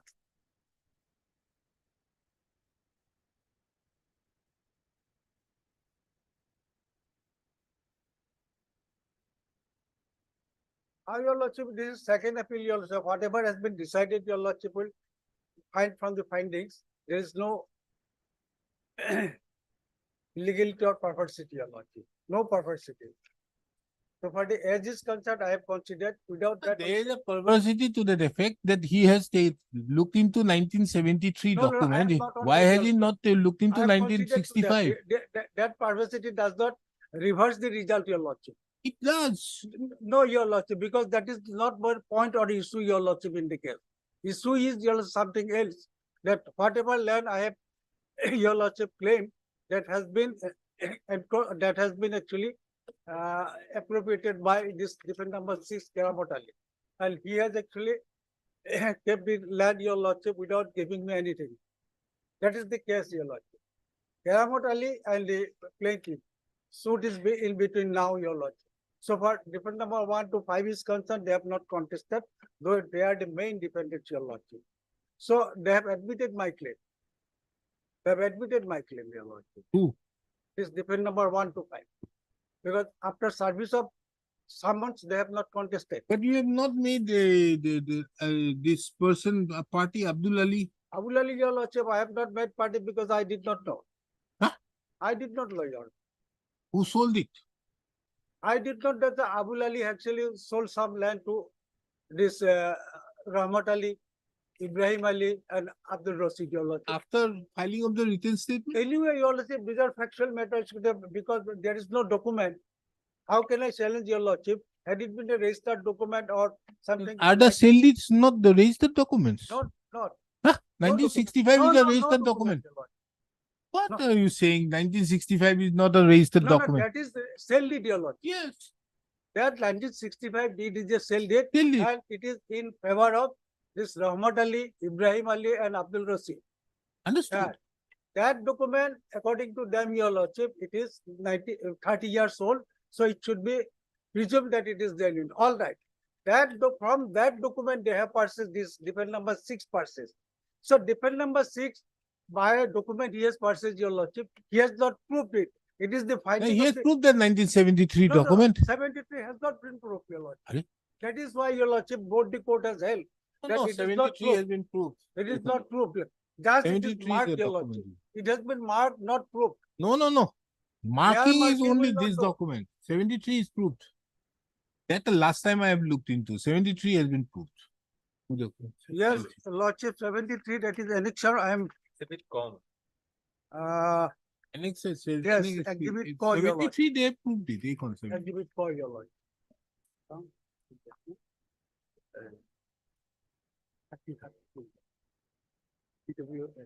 Annexure go on, huh? DW1. Yes. DW1, 30 yes, 30. No. So DW1, Your Lordship, he has proved. Because his father in the meantime died. Who? He is proved.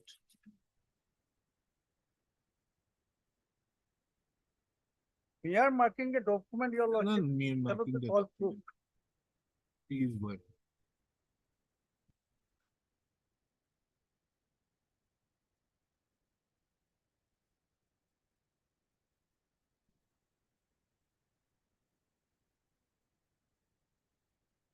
DW1, Your Lordship. DWA1 evidence. Mudavir Hussain.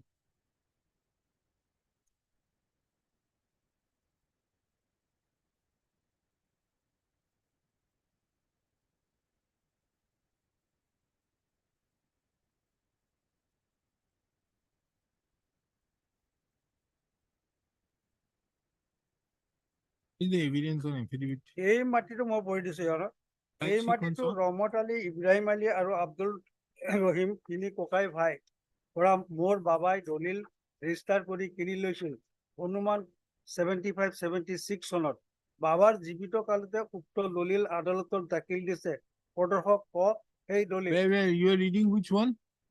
Your Lordship, first page of the evidence of DW1. Banu, wait, done. DW1, only this much is the evidence. Abdul Hamid is for PW2. Position of witness PW4. DW kita করছে so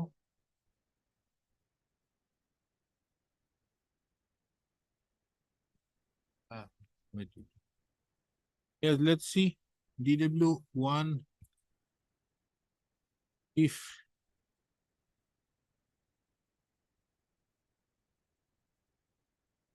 DW1 is who?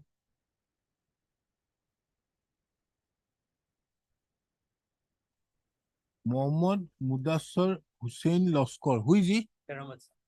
Karamat San. He proved it. He proved it, and so did Rahmat San also had come. Rahmat San had also come as a witness. He is DW4. Where is that? DW. Podokho Go. Podokho the Bo Muraiman Dolin. Tilkhona Diman. Podokho Go has been proved. Not merely marking. Prodorho Go was with the permission of the district judge. The permission of a district judge's order. Because Abdul Ali's father had stood as a guardian on the basis of a district judge order, and after that hearing, that order is also. Podokho Go is the 73 document.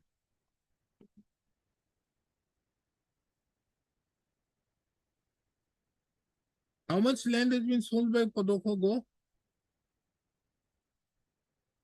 3 bighas, your lordship. 3 bighas. So of that 1 bigha from there, or total 3 bighas? By Abdul Ali to this Rahmat and others. Rahmat, Ibrahim and Abdul Rashid.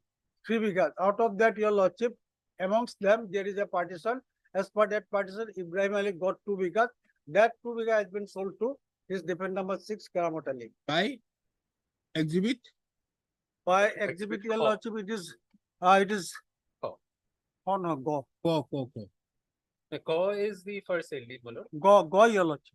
No, Ko is the Ko is the sale lead by Rahmat, Ibrahim and Abdul. 625 to 77. 1 bigha with লিখিত ito বরাবর this is what Keramat Ali. Karamat.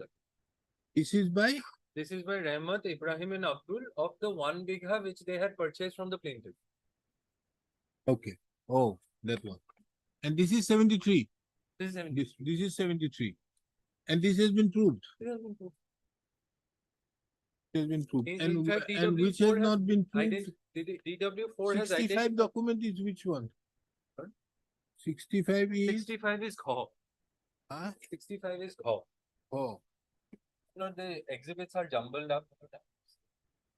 ito. Suraj Banu. This is your sale deed. Yes. Exhibit Gho. Exhibit And Kho. here you have not taken into consideration that you are they have not applied the year. 90. Section 90.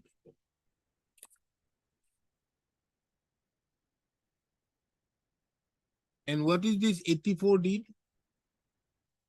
Lordship, 84 more. 84. Barabar, Keramat, and this is by 84 is Hussain. by And how exhibit much is Kho, this your land? Exhibit Kho. Exhibit no exhibit Kho Kho is land for land measuring 2 bigha purchased from Ibrahim Ali by dependent number 6. this is pursuant to Abdul Ali selling it. High deed number, your lordship. Where is followed by Abdul number Ali one. selling? Abdul Ali selling is exhibit Kho. Go. Go. Oh, this is Kho.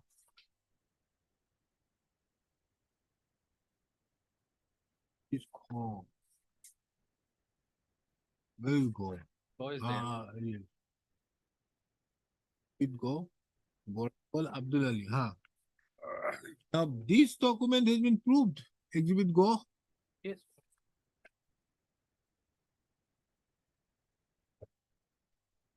By whom it has been proved, your lordship? This was done in 1960. This 65?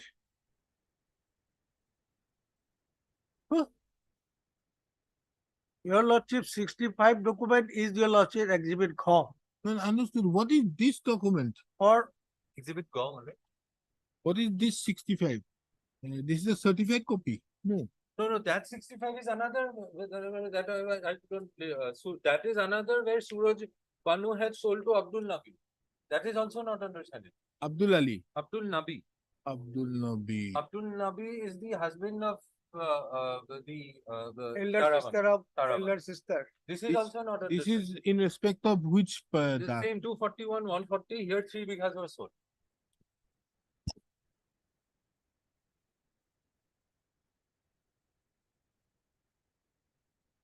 But this has nothing to do. Huh?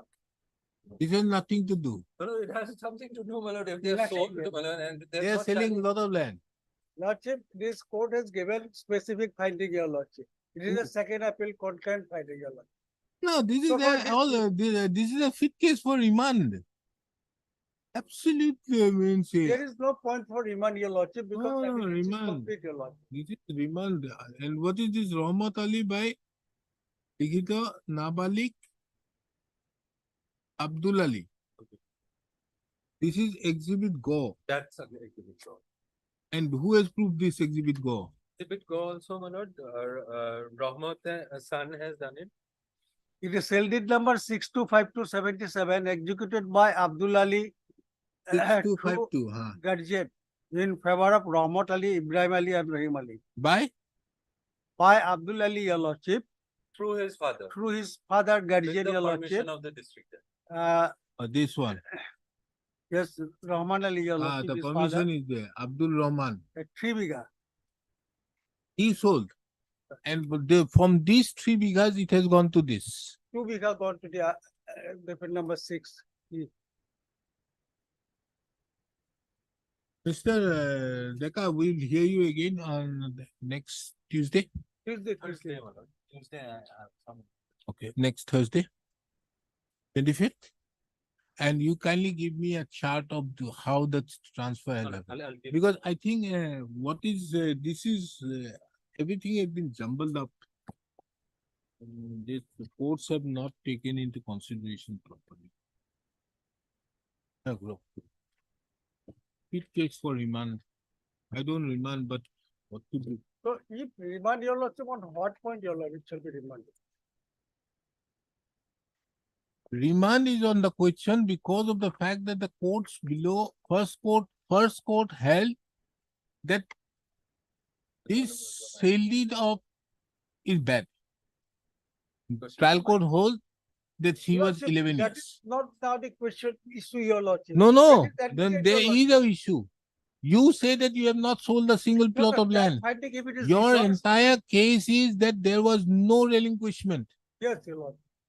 Now, if it is a case of, your case is of relinquishment. No, your lordship, give it up. No, you can't give it up. That is not your case in the plaint. That is not your case in the plaint. No, when I have. There is failed to no prove- when I understanding have as failed to prove, why your you lordship, have that is only wrong. asked. No, there is a reason why. Why you have asked for 2 katha for 10 lessons in Schedule D of 9 out of 19 bighas. Why you have asked that? You give an answer to me on that day as regards Schedule D. There is a very important necessity. Is it because some portion of it has already been relinquished and taken over by the mother? You see, these are very important aspects which have not been taken into consideration. Your lordship, everybody is actually all are dead, your lordship. This mother and other things. So other person. Then why are you fighting for? So if it is remand also, your lordship, it will not be fruitful, your lordship. It will not bring any good result because to help the court. No, tell me, So some if other defense on shall the have to be face of it worked there on. is, first of all, the court has not taken into consideration that there were certain sale being made. There is another document out there being sold to Abdul Nabi. You should kindly see, if some land has been sold to Abdul Nabi, could the court have, other side may not have appeared. That is a document on record. He has to discuss. Where is the discussion? Isn't it a case of perversity? Lordship, my submission would be like this, your lordship. Now this is a dispute in between the different number 6 and the plaintiffs. So it is the duty of the plaintiffs to dislodge your lordship. From now, his claim is only Where is the plaintiff? plaintiffs. This plaintiffs, your lordship, anyway, your lordship, the different number 6 claim is only your lordship 2 biga and 1 katha. 1 biga, your lordship. Out of that, your lordship, this 2 biga is not subject matter because that is outside the claim land, your lordship. That is Abdul Ali. No, 1 biga has been sold to him by you. 1 biga 1965 that. All that if that 1 biga, supposing it is actually goes in favor of the different number 6, remaining I am entitled to get minus that 1 biga. Another 1 biga, 1 katha 12 lessons. 1 You- katha 12%. That is You the give up those 2. I am ready, your lordship, to forego 1 biga, your lordship. No, If you the forego remaining is 1 biga and 1 biga, 1 katha 12 lessons. But Yes, that is the gifted land, your lordship, and it is surplus land, your lordship, in that number 2. Oh, 1 is not a gifted land. 1 is a sold land by That you. is share of 1 is a land which you have sold. No. You have, yes, that is the I 65 have deed. sold according to them 1 biga and 3 biga. You have, 3 yes, biga by 1 Abdul biga Ali. you have sold, another 3 bigas you have sold it to Abdul Nabi. Abdul Ali. So let us not take into Yes, consideration that is that 3 not bigas. You have already got a decree. That is why I am asking you, why you have asked Abdul Nabi's sale deed is in respect to which dag? Center, 241. How much land have you sold then? Precisely. If you have sold 3 bigas and 1 biga, 4 bigas is gone out of 4 biga 8 liters. That is 8 biga, your lordship. Understood. 50% is Taras. 8 bighas 16 lesser, you are claiming 4 bighas 8 Your lesser. lordship, yes, your lordship. Out of 8 bigha 16 lesser, I have claimed 4 bigha 8 lesser. Understood, of which 4 bighas you have sold. Remaining 4 bigha 8 lesser, it will go to their side, your lordship. Understood, I'm not on that. But you have sold 4 bighas. No, I have not sold 4. Yes, you kindly see that. That is why I'm saying. Abdul Nabi, you have sold 3 bighas. 1 bigha you have sold to the other, to those intermediary. 65. 65, both. 65, I exhibit core. One is core and one is or something. These are the 2 sale deeds you have sold. Now, if of that you have already sold 4 bighas, what remains of your share? As per the record, your lordship, I have sold only 1 bigha, your lordship, that is exhibit core. Others, your lordship. Kindly see that document. You have a copy, give him the copy. Show him the document to that effect as regards exhibit the sale made to Abdul Nabi. Your lordship, I am coming. It's 7316, that is 20. Already, your lordship, it will be on Thursday, your lordship. Thursday. And you give me that. And if it is being sold out there, nothing to do with C. We'll go into 1, 2, 3. And your right is. But he has no right at He all, may your not lordship. get. He's a plaintiff only. I'm nothing to do with here. But ABC, she's entitled to. But only Mr. Ali kindly see C. Abdul Nabi's sale deed. You have a look at Abdul Nabi's sale deed from the records. Ask your junior to take a photo. Please have a look at the. Now, please have a look, Mr. Ali, at that document. Abdul Nabi's document. List the matter again on 25th for further hearing. 25th. 25th, na?